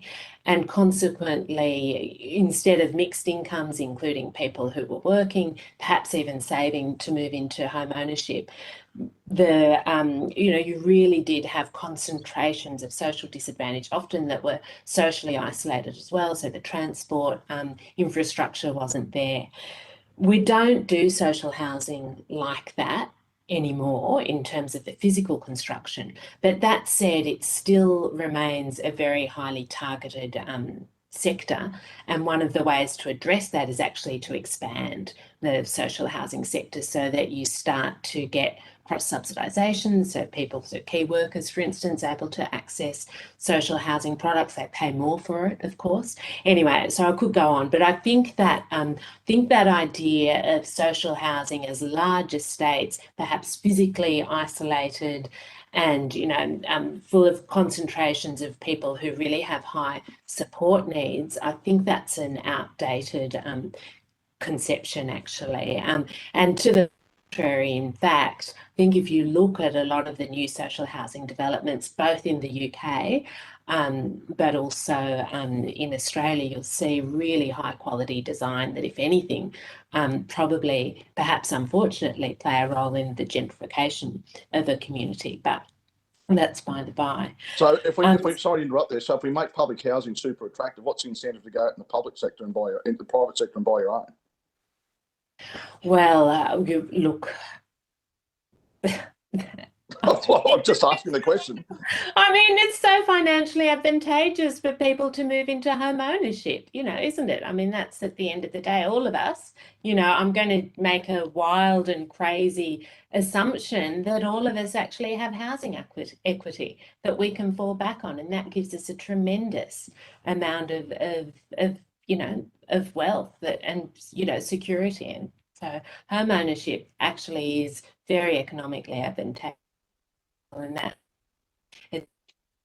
But I really wish that we're in the situation once more that we were in the past, that a social housing tenant could use social housing as a stepping stone to more financial security, in the way that may have happened in the past and may happen in some other contexts. But, we're a long way away from that being our worry in terms of investing in social and affordable housing. And I'll let you get on to the next one. I'll just quickly add, so when you talk about the supply and demand thing again, if that's the case, if you're saying increase social housing, isn't that an oxymoron on the statement that you're making? Because you're saying that increasing housing availability doesn't actually help, and yet you're saying increase social housing. So I'm trying to understand how that works. Okay, so let me clarify that, because we use some words that mean different things in different contexts. So in the rental market, as you pointed out, when there's more rental units, actually rents do drop. They don't drop beneath the price that it's economically feasible to supply a rental service. But actually supply in a rental sector actually is good for rents. And that's why we see in Australia at the middle level, rents haven't gone berserk, for middle income renters. Actually, the squeeze is at the bottom of the rental market, not at the middle. So you do see a stabilisation with supply in the rental market. Well, can I just ask you then, what is the middle rental market? Because in my electorate, I would say that we're very low to middle class, and rents that were $350 a week are now $450 a week from 12 months ago. But rents that were $550 or $600 are now $700 a week. So Terry, that was your last question. So. Right, sorry. Okay, but let me continue on the supply demand thing. But the use itself as a financial asset, that's different to the rental market. So the purchase market is different, and supply and demand in the purchase market, when prices are rising, it's impossible to quench the potential, the demand for that with, supply at the time that it takes to either produce new dwellings, in the within the market context, and with the unlimited, amount of money that is coming to invest in these financial assets. So we just need to be mindful of those things. Now, when prices moderate, of course, the owners of properties, if they don't need to sell, they probably won't sell them. So we get a theoretical moderating of prices, but we're not seeing any massive impact on the market, because if you own something, you'll only sell it if you're in financial distress. And so, so again, that's why in Australia, in the absence of any, and I hope we don't see another recession like we saw when I graduated high school, for instance, but in the absence of that, we don't see the sorts of distress sales that you saw in the, at the end of the global financial crisis, for instance, in, the United States or Ireland. But even so, even when prices came cascading down in those markets, if you were a first home buyer, or had recently gotten into the market, but let's say if you're a first home buyer and all of a sudden prices tumble, try getting a loan in those contexts. Even that's not a solution. So actually what you saw was a lot more investors moving in. Because I'm an urban planner, I don't want to talk too much about that, but it is just important to note the really important body of housing economic evidence that there is around those distinctions between supply and demand in different types of markets and under different types of conditions. In terms of a national housing strategy and the role of the Commonwealth versus the states, look, the Commonwealth, whenever there has been leadership in the housing space, it's been provided by the Commonwealth. And we can look at the last nation building period when the first Commonwealth state housing agreement was formed to see an example of that type of leadership. The Commonwealth has always played a really important role in terms of supporting funding for social and affordable housing. It leads economic policy, last time I checked, and housing is a really critical part of the macroeconomy as well as, social and economic welfare. So, look, I would say that the Commonwealth has a critical role to, and always has had, in the housing space, and so it should be providing leadership as part of the agreement it makes with the states around housing assistance, but it should really do that from a whole of housing, economic and social policy as well. So we've run out of time, Julie, but I did promise you. No, Julie, Matt and I were going to, but only Julie. Sorry, Professor Curran, Julie has a question, and then we'll have to wind up. Sorry. I'll make it fast. You and a couple of the previous witnesses have talked really clearly about the housing market as two markets, one for assets and one for a place to live. And could you talk a little bit about how they interact? As I understand, if house prices get too high, people can't afford to buy them. So people with higher incomes go into the rental market and push rents up, and then rents get too high. So can you talk about the two markets and how they interact? Look, that's a good question, and it would be worth further research. But in essence, because it looks different in different countries of the world, and in Australia, our rental and home ownership and asset investment markets, they're very porous. Whereas in, for instance, the United States, and I'm not saying that this is a solution by any means, but in the United States, you tend to see a separation of rental stock from ownership, particularly in the multi-unit market, which we haven't had because we haven't had a sort of build to rent significant sector in Australia aside from social rental housing.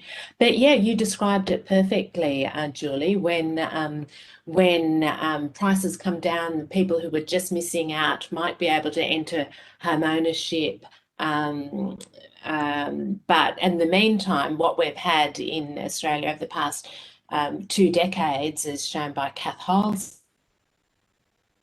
and others, is that the private rental sector has grown because people haven't been able to enter home ownership, and therefore has been competition in the private rental sector, particularly at the bottom of the market. So there's more competition at the bottom of the market because people choose to, pay less on their rent, particularly if they're trying to save to home ownership. So you do get competition at the bottom and almost a filtering up of lower cost rental housing stock. But I don't want to go too far there because my core expertise is actually around planning, urban planning, and I hoped actually to have some more questions around that. But anyway, Apologies. no, Thank you. fine. Thank you. Be careful, we might invite you back, Professor Go. Oh, please. In any case, thank you for your participation today. If you have been asked to provide any additional information, please forward it to the Secretariat by Wednesday, the 1st of December 2021. You will be sent a copy of the transcript of your evidence and will have an opportunity to request corrections to transcription errors. Thank you once again for your time. Could I now welcome the following witnesses to the committee hearing? From Prosper Australia, Ms. Emily Sims and Mr. Jesse Hermans. For the Hansard record, would you please state your name and capacity in which you appear before the committee? Emily Sims. I'm the research manager at Prosper Australia. Thank you. Hello, yes, I am Jesse Hermans and I am Policy Coordinator at Prosper Australia. Thank you, Jesse. Thank you. Thank you, Emily. Sorry. The hearing is a legal proceeding of the Parliament. Sorry, this hearing is a legal proceeding of the Parliament. The giving of false misleading evidence is a serious matter and may be regarded as a contempt of Parliament. The evidence given today will be recorded by Hansard and attracts parliamentary privilege. It is important to note that although your evidence is protected by parliamentary, this protection cannot be enforced outside Australia. Can I now invite you to give an opening statement before we proceed to discussion? Thank you, Mr. Chair, and good afternoon to the committee. It's been a pretty long and big day. I'd first like to acknowledge the traditional custodians of the land from which I speak. Emily, I'm sorry to interrupt you, but would you mind just turning up your microphone or feel free to shout at us? You won't be the first one today and I doubt you'll be the last. Is that better, Jason? That's much better, thank you. Okay, thank you, Mr. Chair. Please let me know this mic is a bit of a dodgy unit. I acknowledge the traditional custodians of the land from which I speak, the Anawan, to whom I pay my respect in the spirit of reconciliation to their elders past, present and emerging. I acknowledge that sovereignty was never ceded. Prosper Australia welcomes the focus of this inquiry into the role of taxation and supply on housing affordability. We are a very small non-government organisation with a focus on the way that rents, that is the returns to natural resources and monopoly, influence our political economy. We advocate for the abolition of taxation that penalises production and the increased taxation of economic rents, including value. We tend to follow the intuition of the classical economists, now somewhat marginal, that land markets are characterised by monopoly, as well as externality, both positive and negative, and are prone to generating inequities in the absence of meaningful government intervention. Our starting point is that land and housing does not operate like other goods and services that we encounter every day. Our contribution has focused on better understanding vacancy rates, the measure of housing capacity, and the rate of dwelling supply in greenfield precincts zoned for urban growth. We have also investigated beneficiary funding mechanisms for transport infrastructure, land value uplift due to rezonings, and non-market housing options. There is an issue of supply. The question, and we've heard it throughout the inquiry hearing, is of what and by whom. The first supply issue is unrelated to housing as a service, as measured by the price and availability of rental housing. It is the supply of cheap credit generated by expansionary monetary policy and its effect on asset prices. The skyrocketing value of home ownership in the context of negative net migration reflects a larger global trend. The second issue is the supply of new dwellings by the private sector, that is to say, market-priced houses and apartments built to order by our world-class housing and construction sector. Will they keep building new supply when the market drops? Our evidence suggests no. Is housing production lagging?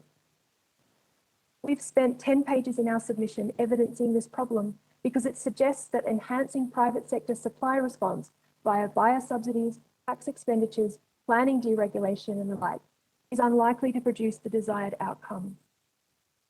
There's no adequate, consistent measure of potential supply.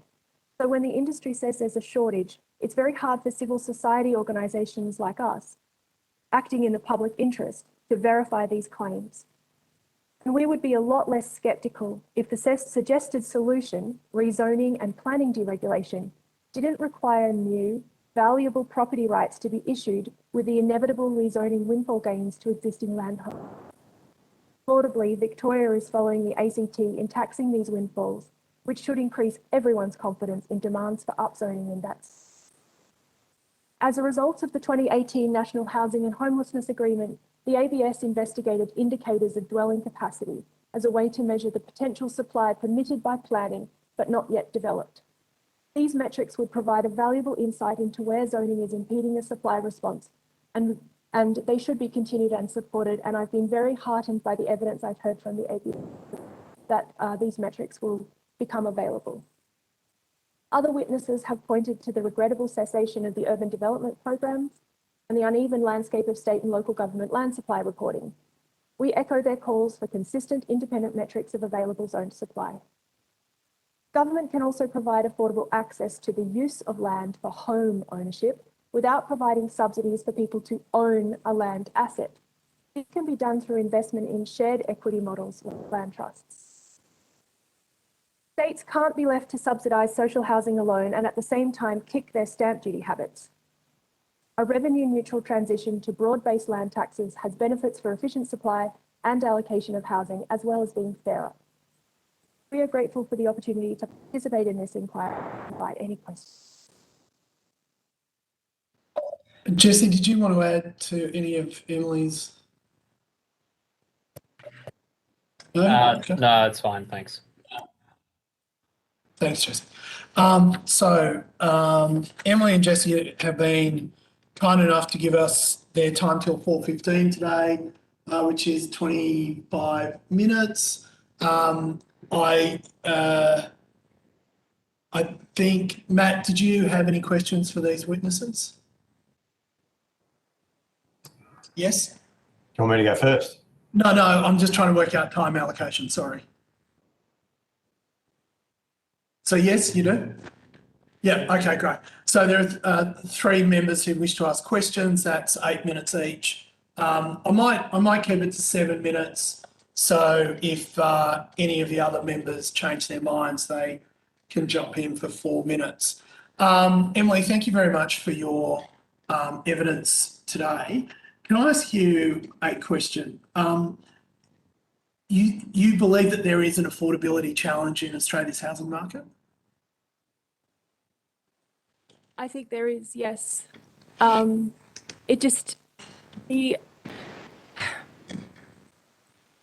example, the evidence that we've heard throughout the hearing is that people in the lower income of the rental market, lower end of the rental market, are still struggling to get adequate housing. And, you know, a look at the rental affordability index that's published by SGS Economics and the Brotherhood of St. Lawrence demonstrates that vast swathes of our capital cities are unaffordable for people, for example, who are single parents on precarious incomes. Yet for myself, you know, during this period with the housing loan deposit scheme, I've been able to access home ownership for the first time. Many people I know in Melbourne have been able to access cheaper rental as the vacancy rates skyrocket in the inner city. So I think it's an uneven picture. We have an intern who's just been made homeless in Byron Bay because of the rental supply shortages in that part of the world. So it is a very uneven picture, and the question is the housing affordability for whom and what kind of tenure and at what level of security. Okay, so if I can just reflect what I heard there, I think what you're saying is you don't think that there is that you don't think that there is a housing affordability crisis for the vast majority of Australians. I would like to echo what Peter Tulip said about this actually, which was that housing is too expensive in this country. From a macroeconomic perspective, I think we channel far too much of our productive capital into land, and we should reverse that trend. So a point that I'm sure many people agree on, but do you think that that has resulted in an affordability crisis or challenge, I should use the word crisis, affordability challenge for the majority of Australians, or just for people who find themselves on the lower income range?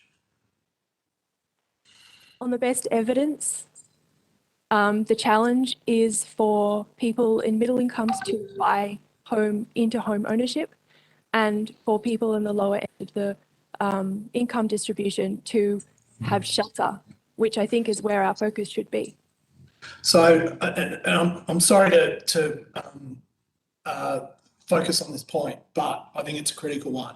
So what I'm hearing is that there isn't an affordability challenge for people on middle incomes, just there's an affordability crisis in terms of them being able to purchase the home, but there is an affordability crisis for people just to afford housing on the lower income, on the lower income distribution of the income curve. Would that be right? Yeah, and I think we've heard that from the expert evidence that's been given today and on other days of this hearing. Okay. And that's your view. Okay, great. So then I've got my next question, I guess, to that question is, do you think home ownership is something that we should be focused on, or do you think giving people access to housing is something that we should be focused on? Jesse, do you want to take that one? So I think the problem with this is, given that it's also been mentioned by other witnesses, the way that our system is designed is mainly around home ownership, and the political economy of trying to untangle that is really difficult, if impossible. I mean, not impossible, but probably not going to happen. But do we need to provide access to home ownership, or like, what is the way forward here?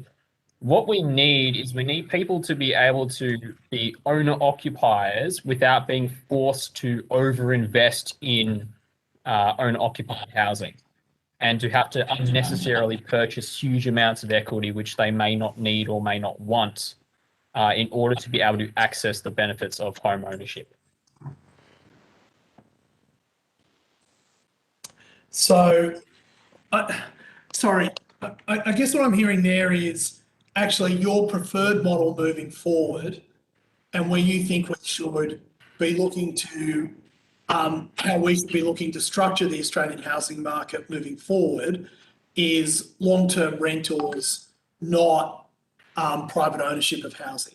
Not necessarily. What I'm saying is we need a sort of a third way, if you will, which is sort of in between private rental and freehold land ownership, where you can, as a owner occupier, buy maybe just the building and then rent the land from perhaps a public body or not-for-profit or some sort of land trust, or perhaps buy less of the land equity, not the full land equity, so you don't have to stump up the full amount required to be able to use that land, but you can still benefit from using the land as housing. So, and so who in that, as we move to end private ownership of land, who retains ownership of the land then? Well, it depends on how you structure it. So in the UK, they have a fledgling community land trust sort of network there. The ACT has a land rent scheme, which is a public sector model. There are different ways of doing that. I mean, there's even the land lease industry for retirees that exists as a way of unlocking equity in people's homes. But generally what I'm saying is because housing as a asset, not as a service, is becoming more expensive, if people wanted to be able to obtain home ownership without having to overinvest in that asset, then we need someone else to be able to hold the asset on their books so that the homeowners can invest only what they want to invest in the equity of the property while being able to retain the benefits of home ownership. And so we are seeing new models with shared equity in different states taking off, but we definitely need an expansion of these sort of models, such as land rent schemes, community land trusts, and the like, that will allow people to be able to become home owners without having to fully commit to full freehold land ownership of the land. They become home owners without the rights of ownership. But can I ask you not this question? necessarily the rights. what Yeah. we're talking No, about. no, it's okay. Can I ask you one last question? Then I must go to Julie because she's waiting patiently, and she has to do that a lot with me. Can I just ask this question, which is, you say that supply through deregulation, demand management, etc., won't improve affordability in housing, but you're calling on for greater supply of social housing and the sorts of housing models that you talked about there. Is there an inconsistency in there that could be explained or that I'm missing? Yeah, so I believe it was Brendan that kind of pointed this out, that even if you added a lot of supply into the system, market rents will fall, but it's not going to be enough to deal with the problems of people who have very low incomes, a lot of them which are on very low welfare. But in any case, the social housing that is targeting the people who are most in need, their problem is that even if you reduce rents a lot, it's not going to be enough to cater for their needs. They're still going to need some form of subsidized housing. So that's a different problem. Between overall sort of general aggregate rents and affordability for, you know, the general population versus a smaller demographic of high need people with low incomes that need subsidized housing. So, okay. So, Julie, your turn. Apologies. I think the other witness wanted to say something. Do you want to add something? Yes, I did. Sorry, just. Okay, and we'll just go straight to you, Julie. Sorry. Thank Yeah. Emily? Thanks, Mr. Chair. Yeah, I also just wanted to iterate that what the research case study that we included in our submission demonstrates is that expanding the options or rights to deliver housing doesn't overcome the market conditions or what we described in our submission as the speed limit. And that idea has been iterated by Stephen Rowley again in describing the kinds of restrictions that the market sort of, whether or not developers can bring new private supply on, is determined by, you know, their capacity to not only maximize their profit, but also to de-risk their projects. And what we've identified with our research is that there is a sort of built-in speed limit. And that's when we say there's a supply problem, we added the supply by whom. And it's because we identify that there is this inability for the private sector to build at a faster rate, given the current incentives, that we believe that supply, if there's going to be additional supply, there really does need to be government intervention. Thank you. Thank you. I'll follow on from that question first. What do you see that government intervention looking like from a federal perspective? Thanks for that question. So our work is focused on the role of taxation and how taxation can sort of become a mechanism by which either we can prompt supply onto the market. So for example, in South Korea, they use escalating land taxes as a means to counteract the supply rate, you know.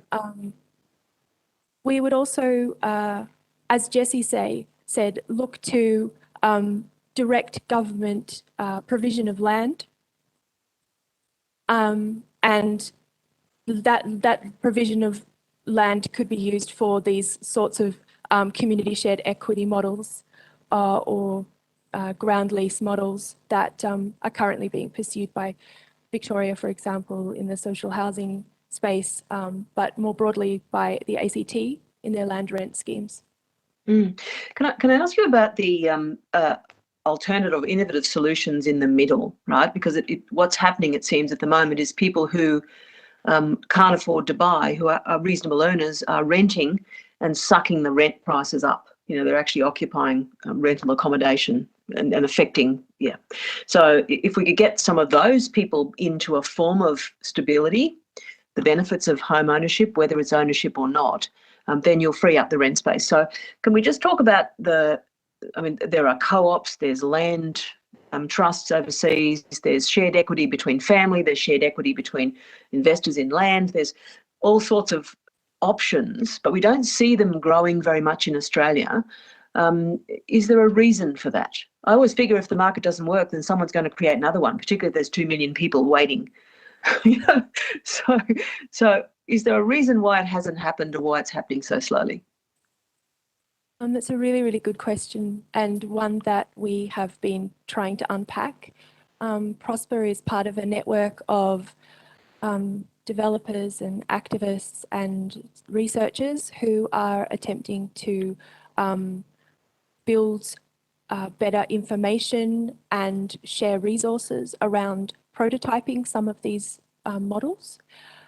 The support of government is, well, the state government, for example, in Victoria, which is the jurisdiction I'm most familiar with, they're road testing, for example, a ground lease model for the first time. And that's a welcome thing. In terms of community-led interventions, like the community land trusts, for example, that we see popping up around the UK, we've identified that there are a couple of roadblocks. One is the initial land subsidy, and the other is finance. So those who we know who are trying to set these up, coming from the position of being community-led developments, in order for the sustainability of the model to get off the ground, they do require a land subsidy often. And there are willing partners, for example, church group, faith-based organisations with large land holdings have been really interested and talking to our networks. The other thing is, as I said, finance, finding banks and financiers who are willing to lend against construction where there is not a freehold title or a complex sort of shared instrument. The other thing is that in terms of the network, we don't have any resources.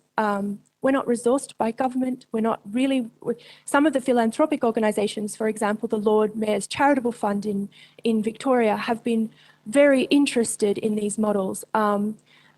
But, you know, seed funding was provided to get the UK's Community Land Trust off the ground, and we don't have that. So, you know, we're just looking, for example, right now in our network to get some grant funding so that someone can take all of the knowledge that's essentially sitting in the brains and on the computers of various academics and network partners into a kind of centralized, accessible resource. Yeah, so those are some of the roadblocks, and I'm sure our network partners would find others. Julie, do you have any other questions or? One? Well, go for it. Going to be a no. If there are economic benefits to the taxpayer generally if people get into stable accommodation and start to build assets over time at an early age, is there any data that measures the value of early intervention in housing that you're aware of that would open up impact investing, for example? Oh, not that I'm aware of, but I'm certain that Nicole Gurran would have been aware of, or another, yeah. Okay. I could take that on notice if you like. Thank you. Yeah, thank you. There is a guy called Les Hem, by the way, who was one of the early developers of impact investing in the UK, who was in Australia and has been working on rural residents under impact investing. So you should chase him up. I think he's with PwC, I think. Thanks. Always connecting people, Julie. Terry, you had one question, then we'll go to Matt. Yeah, just from Emily, just a quick clarification. You said that in, I think it was North Korea or South Korea, I'm not sure which, but Korea, I think you said, they use land tax as a way of regulating the market. Can you just elaborate on that? Well, it was definitely the Republic of Korea. I'm not I would have sure thought so. how much data the North Koreans are publishing for our benefit. My knowledge of this is probably, I may have to take it on notice, but essentially the scheme is that land that is left vacant for 2 or more years is taxed at an increasingly marginal rate. So the highest rate is then 10% land tax after 10 years. Right, so does that make the land more unaffordable?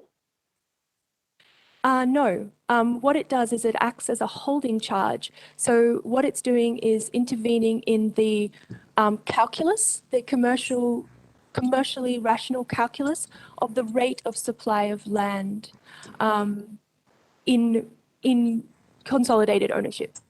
So, for example, our work looked at a case study in Jordan Springs, and we are doing a much larger study of lots of different greenfield precincts. I know that you spoke to Cam Murray earlier today. In that case study, what we found was that there is a sort of optimal build-out rate. That's to do with profit maximization, but it's also to do with de-risking. And one of the interventions that the South Koreans have in their market is that the longer that you wait to build out, the higher the land tax becomes. So it's an incentive to build out. And land taxes don't actually increase the cost of land or the price of land. They decrease the price of land because what it does is it reduces the value of the asset. I think Saul Eslake unpacked that in the most succinct way today. Okay, thank you. Matt. Thanks for your question. I found your study of Jordan Springs quite interesting. So am I right in saying that the 0.13 delay premium equated to about $137 million of value that was gained by varying prices during the project and holding some back? That's one way to interpret it. Yes. So what the delay premium, the counterfactual is a situation in which the developer gets the zoning approval or the development approval and sells all of the lots all at once and then builds them out as fast as possible. What our study does is compares the fastest rate of supply with the slowest rate of supply and then looks at prices. So that's where we derive this idea that there was $137 million profit maximization involved in just altering the rate of supply. It's not controversial in property development to do this kind of thing. I mean, Ken Morrison described it in his evidence. What we're saying, the upshot of what this evidence shows is that if we simply rezone land or deregulate planning, we may just find that we haven't actually increased the build-out rate. So we have a lot more potential supply. We have a lot more developable, well, deregulated land or zoned land. That doesn't overcome the market conditions that dictate the rate at which developers must release their stock in order to not just maintain profitability, but also to de-risk their projects. I mean, that's just a commercial reality. So if we're talking about adding supply, this is why we say there needs to be meaningful government intervention beyond rezoning, beyond just simply granting land permits. And I'd like to refer to the evidence that was provided earlier in the day by Professors Randolph and Paulson, when they talked about the difference between zoned land and developable land. That is a really critical distinction because you can rezone land, but that doesn't necessarily mean the infrastructure is going to be in place. And transport infrastructure is a way of increasing the supply, not only of developable land, but of locations that are worth living in, you know. One of our areas of study has been looking at uplifts to land value due to rezonings. And I think this is why we become a little skeptical at repeated requests for rezonings, is because those expanded property rights, they have value, regardless of whether you deliver supply or not. So building a state government building a railway line is not just a transport solution, it's potentially a housing affordability solution as well. Is that what you're saying? Absolutely, yes. Because if you expand your transport network, you are replicating the amount of livable locations in your region, and you are connecting land for housing with land for employment and other, amenity in the city. So what's interesting is, the last parliamentary inquiry we participated in was the financing of faster rail. And the report just dropped today, actually. And one of their recommendations is that when the government rezones land, it captures the windfall gains from rezoning and churns it back into infrastructure. We've heard a lot about the way in which planning can destroy value, but we've heard very little about the way that infrastructure and planning can really create virtuous cycles of private and public investment. So if you open land with good transport infrastructure and great amenity, you drive land values, you're able to rezone for density, and then you can increase your housing supply without reducing livability in our cities. My final question is, you said that ideally our housing supply would be more responsive to demographic shifts rather than co-dependent with favourable market conditions. Is that what you were talking about before, about the build-out rate being more responsive? Yeah, so that takes in this idea that the build-out rate is really drops off when the market turns down. So we want to rezone land and we want to have the private sector deliver consistent supply, but when the prices start falling, it makes perfect commercial sense to start reducing the rate of supply. I don't think, I think what would be a better situation is that if we had a predictable, consistent, firstly, infrastructure funding to allow new land, developable land to be opened, but then also a predictable, consistent supply of housing through downturns in price. And I think the Master Builders Association, when they gave their evidence, sort of talked about this, supporting industry through supply crimping, when the government then becomes a counter-cyclical housing provider or housing supplier. Thank you. Thank you. I'm just wondering, given some of your ideas, do you think it might be worth, government helping supplying home mortgages to first home buyers, or considering that as an option? I've never thought about that, Jesse. Do you have a... Well, I mean, it's probably been covered pretty well throughout the inquiry. I mean, just providing more finance is going to drive up prices more.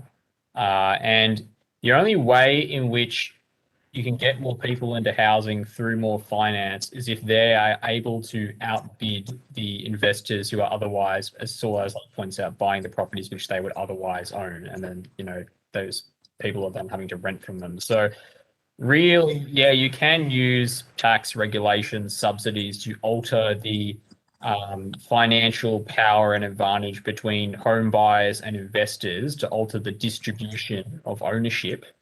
But generally speaking, that's not going to make housing more affordable per se, although it will, alter the composition of who is owning the properties. So what about subsidising rent to help people on low incomes rent properties? Well, look, in terms of rental subsidies, as has been pointed out before, rent assistance would be somewhat beneficial given the people on very low incomes. However, from what I've seen, there tends to be evidence that it's a lot more cost effective to invest in social or public housing because of the subsidy retentions the public has from owning the land on its balance sheet and retaining that value that continues to increase. Whereas if you continuously supply rental subsidies to low-income people, you're just constantly sending out money which is going in eventually to the rent of private landlords. If you retain them. I understand the point. So one of the advantages you're saying of social and public housing is that as the value of that asset increases, that's retained by the public. But for you to realise the value of that asset, you would need to sell that asset. So are you suggesting we also be selling social and public housing? No, not necessarily, but like, And how are you retaining the benefit of it? well, the value goes up on your balance sheet. You borrow against that. Your net debt is Oh, so your net debt is going down as your assets appreciate. So, you're repaying the. Yeah, but just net debt only matters if you're willing to sell the assets underneath it. So, but you're not suggesting we sell social housing. No, I'm not suggesting that. But what I'm So in other words, you're not accumulating any benefit really. You're accumulating paper gains, and the point is the paper gains are you're able to leverage off that to then buy and invest in more housing, so to speak. Well, that's what private investors do. I mean, it's how they build their property portfolios. Yes, yeah, but they can also and will be willing to sell the asset. But look, can I just move on? Do you think first home buyers? Do you think we could also introduce a policy where basically first home buyers don't have to pay stamp duty? Such concessions already exist in a number of places, and while they will give the first home buyers a leg up, an advantage potentially over other buyers in the market. Like, in order to be effective, right, you have to give the first home buyers more financial power to tip the balance so that they can overbid everyone else, and then that will push up prices. And so you will get maybe some more people into the market a bit sooner, but overall as a policy intervention, it's not very effective at all. So is that a yes or a no? I would not be recommending that. And okay, thank you. And I think, my only other question was, we keep hearing from a certain group of people that, it's kind of the people keeping first home buyers out of the market are investors, evil investors. But in the last 2 years, we've seen investor activity decline to its lowest level since records began. Does that not indicate to you that maybe the problem isn't investors? Well, coinciding with the plummet in investors, we've also seen a substantial rise in first home buyers getting into the market. So I would say prices and affordability, prices increase, affordability decline. Well, yes, that's true. What we need to make a distinction here between, though, is that while people, the prices are going up, the fact that people can buy means they are at least able to afford based on what they can borrow and what they have their deposits available for and so on. So in some sense, people are getting in the market now, whereas before the investors were outbidding them.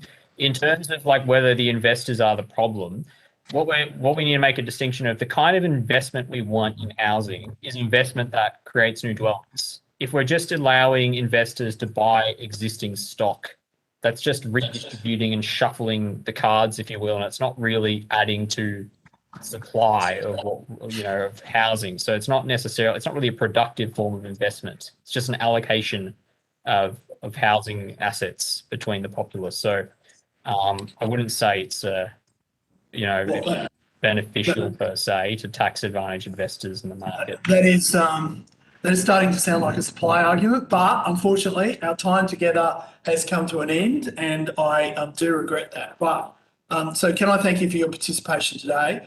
If you've been asked to provide any additional information, would you mind please forwarding it to the Secretariat by the 1st of December 2021? You will be sent a copy of the transcript of your evidence, and we'll have an opportunity to request corrections to transcription errors. Can I thank both of you for appearing before us today? Thank you. Could I now please call to the committee Professor Xiuping Shi. Hello, everyone. Can you hear? Hello, Professor Shi. How are you? Good, thank you. Professor Shi, could you please, for Hansard record, please state your name and the capacity in which you appear before us today?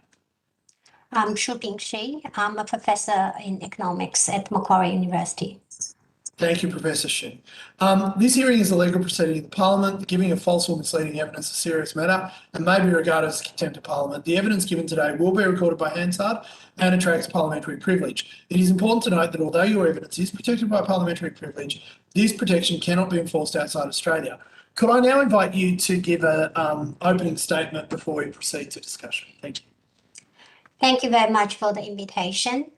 With the open statement, I just want to generate comments on first what the market condition at the moment and what we have seen in the past few months. So we have seen some very extraordinary growth in the housing market recently. Since May 2021, the growth rate of price to rent ratios in several cities are at their historical maximum since 2011. The price to rent ratios of the Sydney housing market has witnessed double-digit growth in a single month.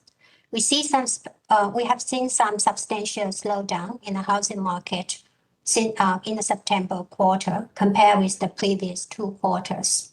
However, the growth rate of the Sydney, Melbourne, Brisbane, Adelaide, Hobart, and Canberra market remains in the upper 25th percentile of their historical distribution. So together with a colleague from Yale University, we construct a thermometer for measuring housing fever. This tool can be applied to many housing markets with some consideration of market-specific features. So since May this year, we have been providing quarterly housing fever indicators on our website for the 8 Australian capital cities. Over the past 1.5 years, the housing fever indicator has been switched on at various points in 7 out of the 8 capital cities in Australia. It was first triggered in October 2020 in Sydney and Brisbane, followed by Melbourne and Canberra in February 2021. So with the data that we have up to September quarter, we found that the indicator remains switched on for 6 out of the 8 capital cities, except Darwin and Perth.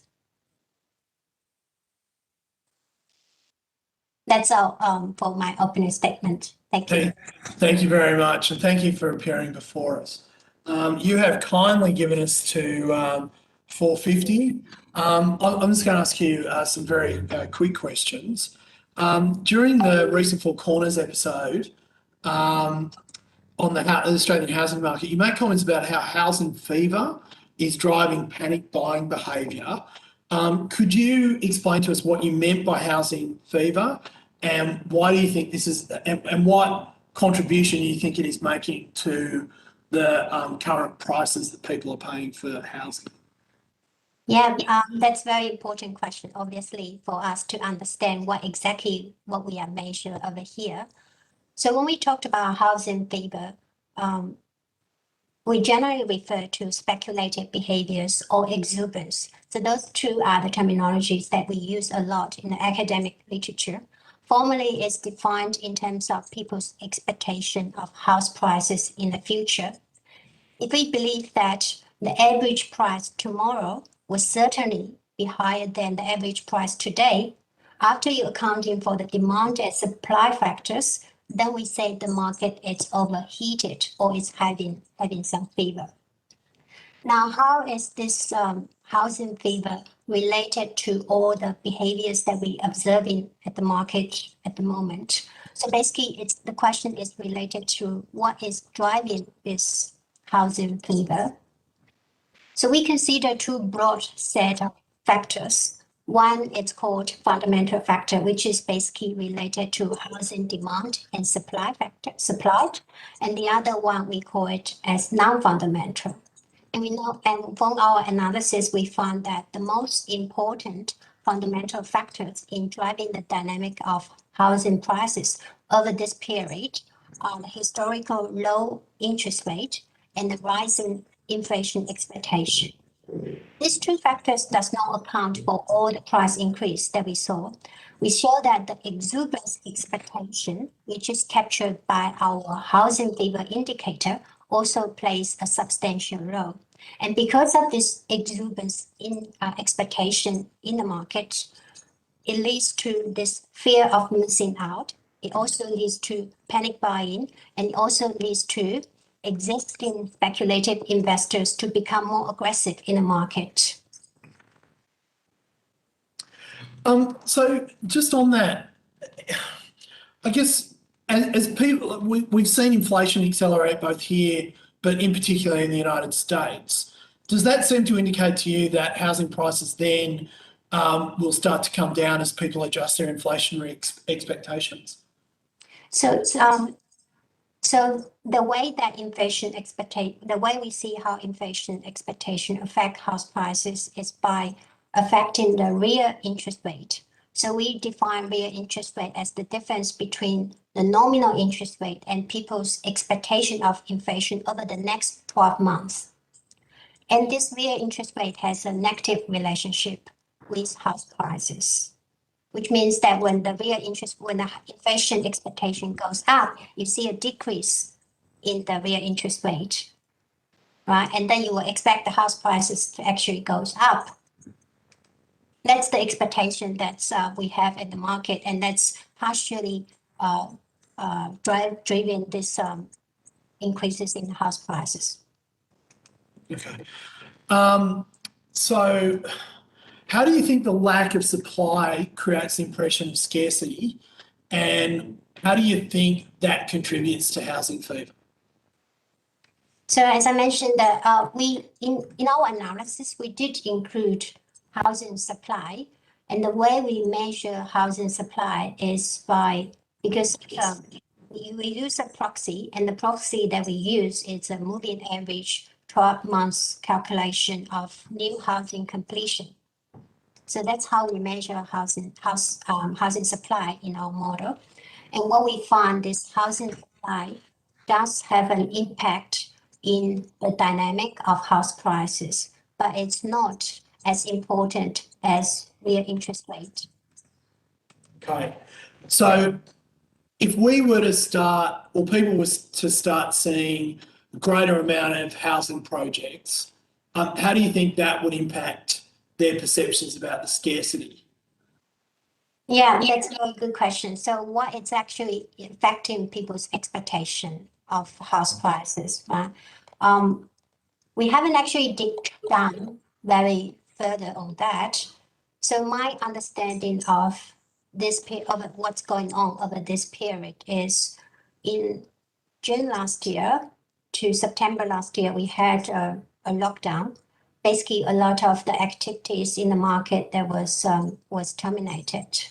When the market reopens, the demand that has accumulated over the few months of lockdown just jump up all of a sudden, and that push the price and create a little bit of tension in the market and an urge of people to buy in that, and a lot of people see that happening, and that will start a little bit of expectation in price in terms of where the price gonna go in the next few months.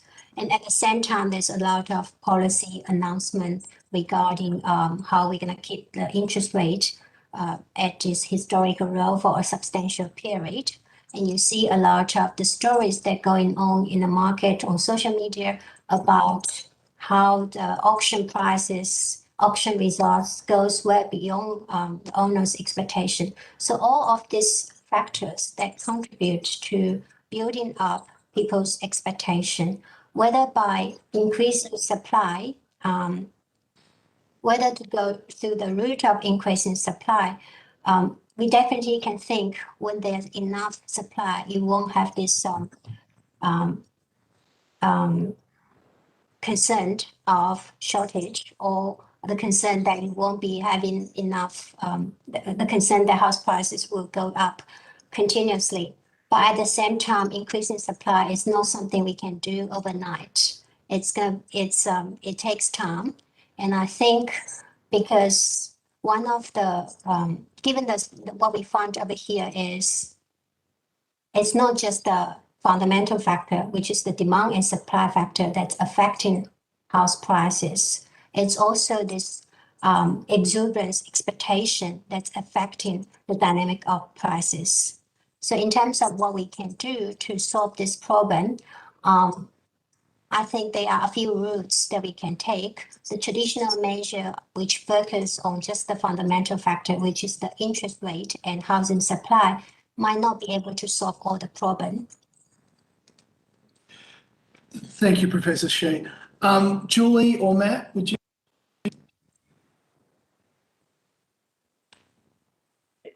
Yeah, sorry, it took me a while to unmute. But thank you very much for your evidence. It's really quite fascinating. You, as part of your research, you also studied national real estate markets in Australia and other countries, China, Japan, New Zealand, etc. From your research, do you see commonalities between Australia and other countries, or are there differences that are worth exploring? Yeah, they are definitely very a common trend that we observe over this period across a few different countries. With the house price, a lot of those are driven by excess liquidity that we've seen in during the COVID period that's injected into the economic system. With all the things that we've seen so far in terms of what solution that we have to go ahead along this line to solve the issue that we have, we can definitely borrow some of the tools that has been implemented in other countries. What would they be? So one thing that I mentioned is the traditional way is to focus on the fundamental tools, that is the interest rate and housing supply. But the other thing that I believe Canada is looking into is the different auction mechanisms that you can use in a housing market. I haven't done any research along this line, but one of my colleagues at Macquarie University has published a paper recently on how different auction mechanisms will affect outcomes. And definitely some of the auction mechanism could substantially reduce the mispricing of assets. I think Canada is looking into open auction versus blind auction. So how all the different auction going to lead to different outcomes in terms of controlling people's expectation and how it's going to affect the auction outcomes. And that's one possible route to explore. The other thing that I think it's important during the periods of exuberance, we know that over this period, a lot of the house prices are overvalued. And banks are using those values to look at how much mortgage loan to give out. So although we have a fixed loan to value ratio, if the house prices are overvalued, which means you're going to give out a lot more mortgage loan in terms of the size of the mortgage loan. So it would be also worthwhile to look into what's an appropriate valuation techniques during this unusual period. Other tools including less, not so much of a market solution, but it's more direct intervention from government, potentially increasing sales tax or the suspension of loans to customers for the purchase of third or even subsequent residence. So those are more direct interventions that could be done from a policy perspective. They are market solutions, but they are more policy-oriented direct solutions. I'll keep going until you stop me, Jason. You were talking about the exuberance and the people's, in a sense, fear that they might miss out, which seems to be that they speculate that other people will speculate, and then as the prices go up, it's self-fulfilling. Would better information about what was coming up, what was coming online, what land was going to be released, would better information for the customer settle some of that down or not? Yeah, so I think before answering that, we probably need to think about what is the fear of missing out. So the fear of missing out, I think, comes from the expectation that the price will continue to grow in the future and for a substantial period. And people saw those stories on how some people make a huge profit over a very short time horizon from housing. So this has attracted a lot of people to go in, and they worry that they will miss out on the opportunity of wealth accumulation. And with this panic buying behavior, it's more like people who are currently in the market searching for a house, or those people who hoping to go in the future or planning to go in the future. And given their current household income, they might still be able to afford it. But what they're worried is that in the future, the house prices will increase so much faster than their household income. Then they won't be able to, even they can afford it now, they won't be able to afford it in the future. So this kind of concern that pushes people into the market and to bid for assets at a much higher price than they were actually planning to do, because they want to jump in as early as possible. Now, with the existing speculators that in the market, they basically just always on the lookout for opportunities to invest, and the fast rising house prices just encourage them to become much more active in the market. So the question in terms of whether sufficient information will be able to help them have a better assessment of the market. To some extent, I think that will help because at the moment, a lot of sales records are not publicly available. Some are released, the auction outcomes, some are on the website, some are not. And a lot of people choose not to release that kind of information. So that will actually prevent a lot of people to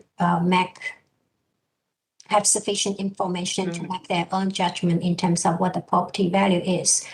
But this won't solve all the problem, because any information that's released on the website will provide them as a benchmark for what they should offer for the property they are looking at. This is very similar to the comparable valuation technique that people use a lot in property economics. So your expectation or your valuation of the property that you want to have is based on the recent sales record. But the recent sales record already include this irrational component, this exuberance component over there. So that will just continue the momentum. If your evaluation is based on the recent sales record, the momentum is just going to continue to go forward. So this is really interesting, because what you're saying really is that in the case of housing, rising prices as they are now actually grows demand. So more people come into the market because prices are rising, which you'd expect it to be in a normal market, it to go the other way. Yes. So the demand, I think there are two types of demand. One is fundamental, we call it fundamental demand. The other one is non-fundamental demand, it's more that speculative demand.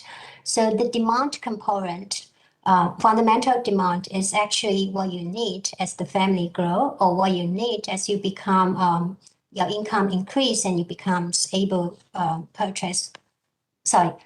When the purchasing becomes a more reasonable choice than renting for you. So that's fundamental demand. The other part is the non-fundamental demand, and it includes the panic buying behavior.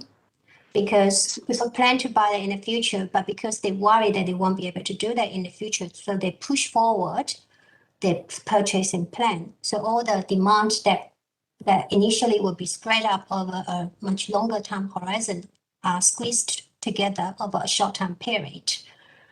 So that's one type of demand. And the other type of demand, of course, is because of the other investors, speculation investors becomes much more aggressive.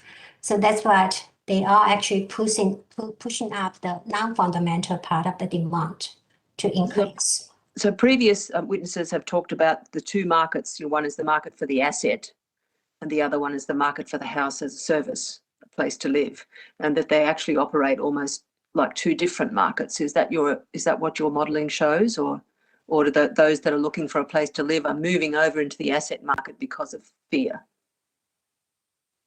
Sorry, I can't comment on that because the model doesn't include that part, and we don't have sufficient data to look into the aspects. It's fantastic. Your modelling sounds really, really fascinating. One more, Jason, or not? We've got till 4:50, but you've prompted me to ask a couple of questions. So, but keep going. Yes, absolutely. I was just going to say, it's always worth asking a person what would you want to say, right? After all the questions we've asked now, is there something that you would say, this is what you should know? Yeah, I think I see that there are a lot of discussions on the tax and on the housing supply part. I just want to bring attention to the committee that there's some other factors that contributing to the rapid increase in house prices. While we look for, I'm not saying that all the other fundamental factors are not important. They are the most important part of the market. But at the same time, there are other things that we need to pay attention to, especially during this unusual period. There's something on top, and this something on top is actually contributes very significantly to the housing dynamic. And we need to, when we look into solving the problem, we perhaps need to consider strategies that to tackle those issues as well. Those issues are? It's the exuberance. Yeah. Okay, thank you. Thank you. Thanks, Jason. Thank you, Deputy Chair. You know, we hear a lot that the housing market is different. It's more complex. It's this, it's that. You know, you have monopoly rights over land, etc. But when I buy an iPhone, I have monopoly rights over that iPhone. I have monopoly rights over a car. I have monopoly rights over a pen. You know, and Julie then just made the comment that, you know, as prices go up, shouldn't you see people leave the market? But we see in all sorts of different markets, as you're stating, the fear of missing out. That often, that's how bubbles emerge, that people start piling into those markets because they think that they're about to miss out, whether it's everything from tulips through to housing in the US in 2008. You know, is the housing market actually that different to lots of other markets, if not every other market? Well, everything, the housing market, I think the main difference for other assets is much more constrained in terms of supply, especially that it takes a lot of time to build up. We know that construction takes time, and there's restrictions in land. So it's the supply constraint that I think is the most different from the rest. But on other aspects, the exuberance side, I don't see any differences in terms of panic buying. If we go back to the toilet paper roll story, it's not that much different compared with what's going on in the housing market.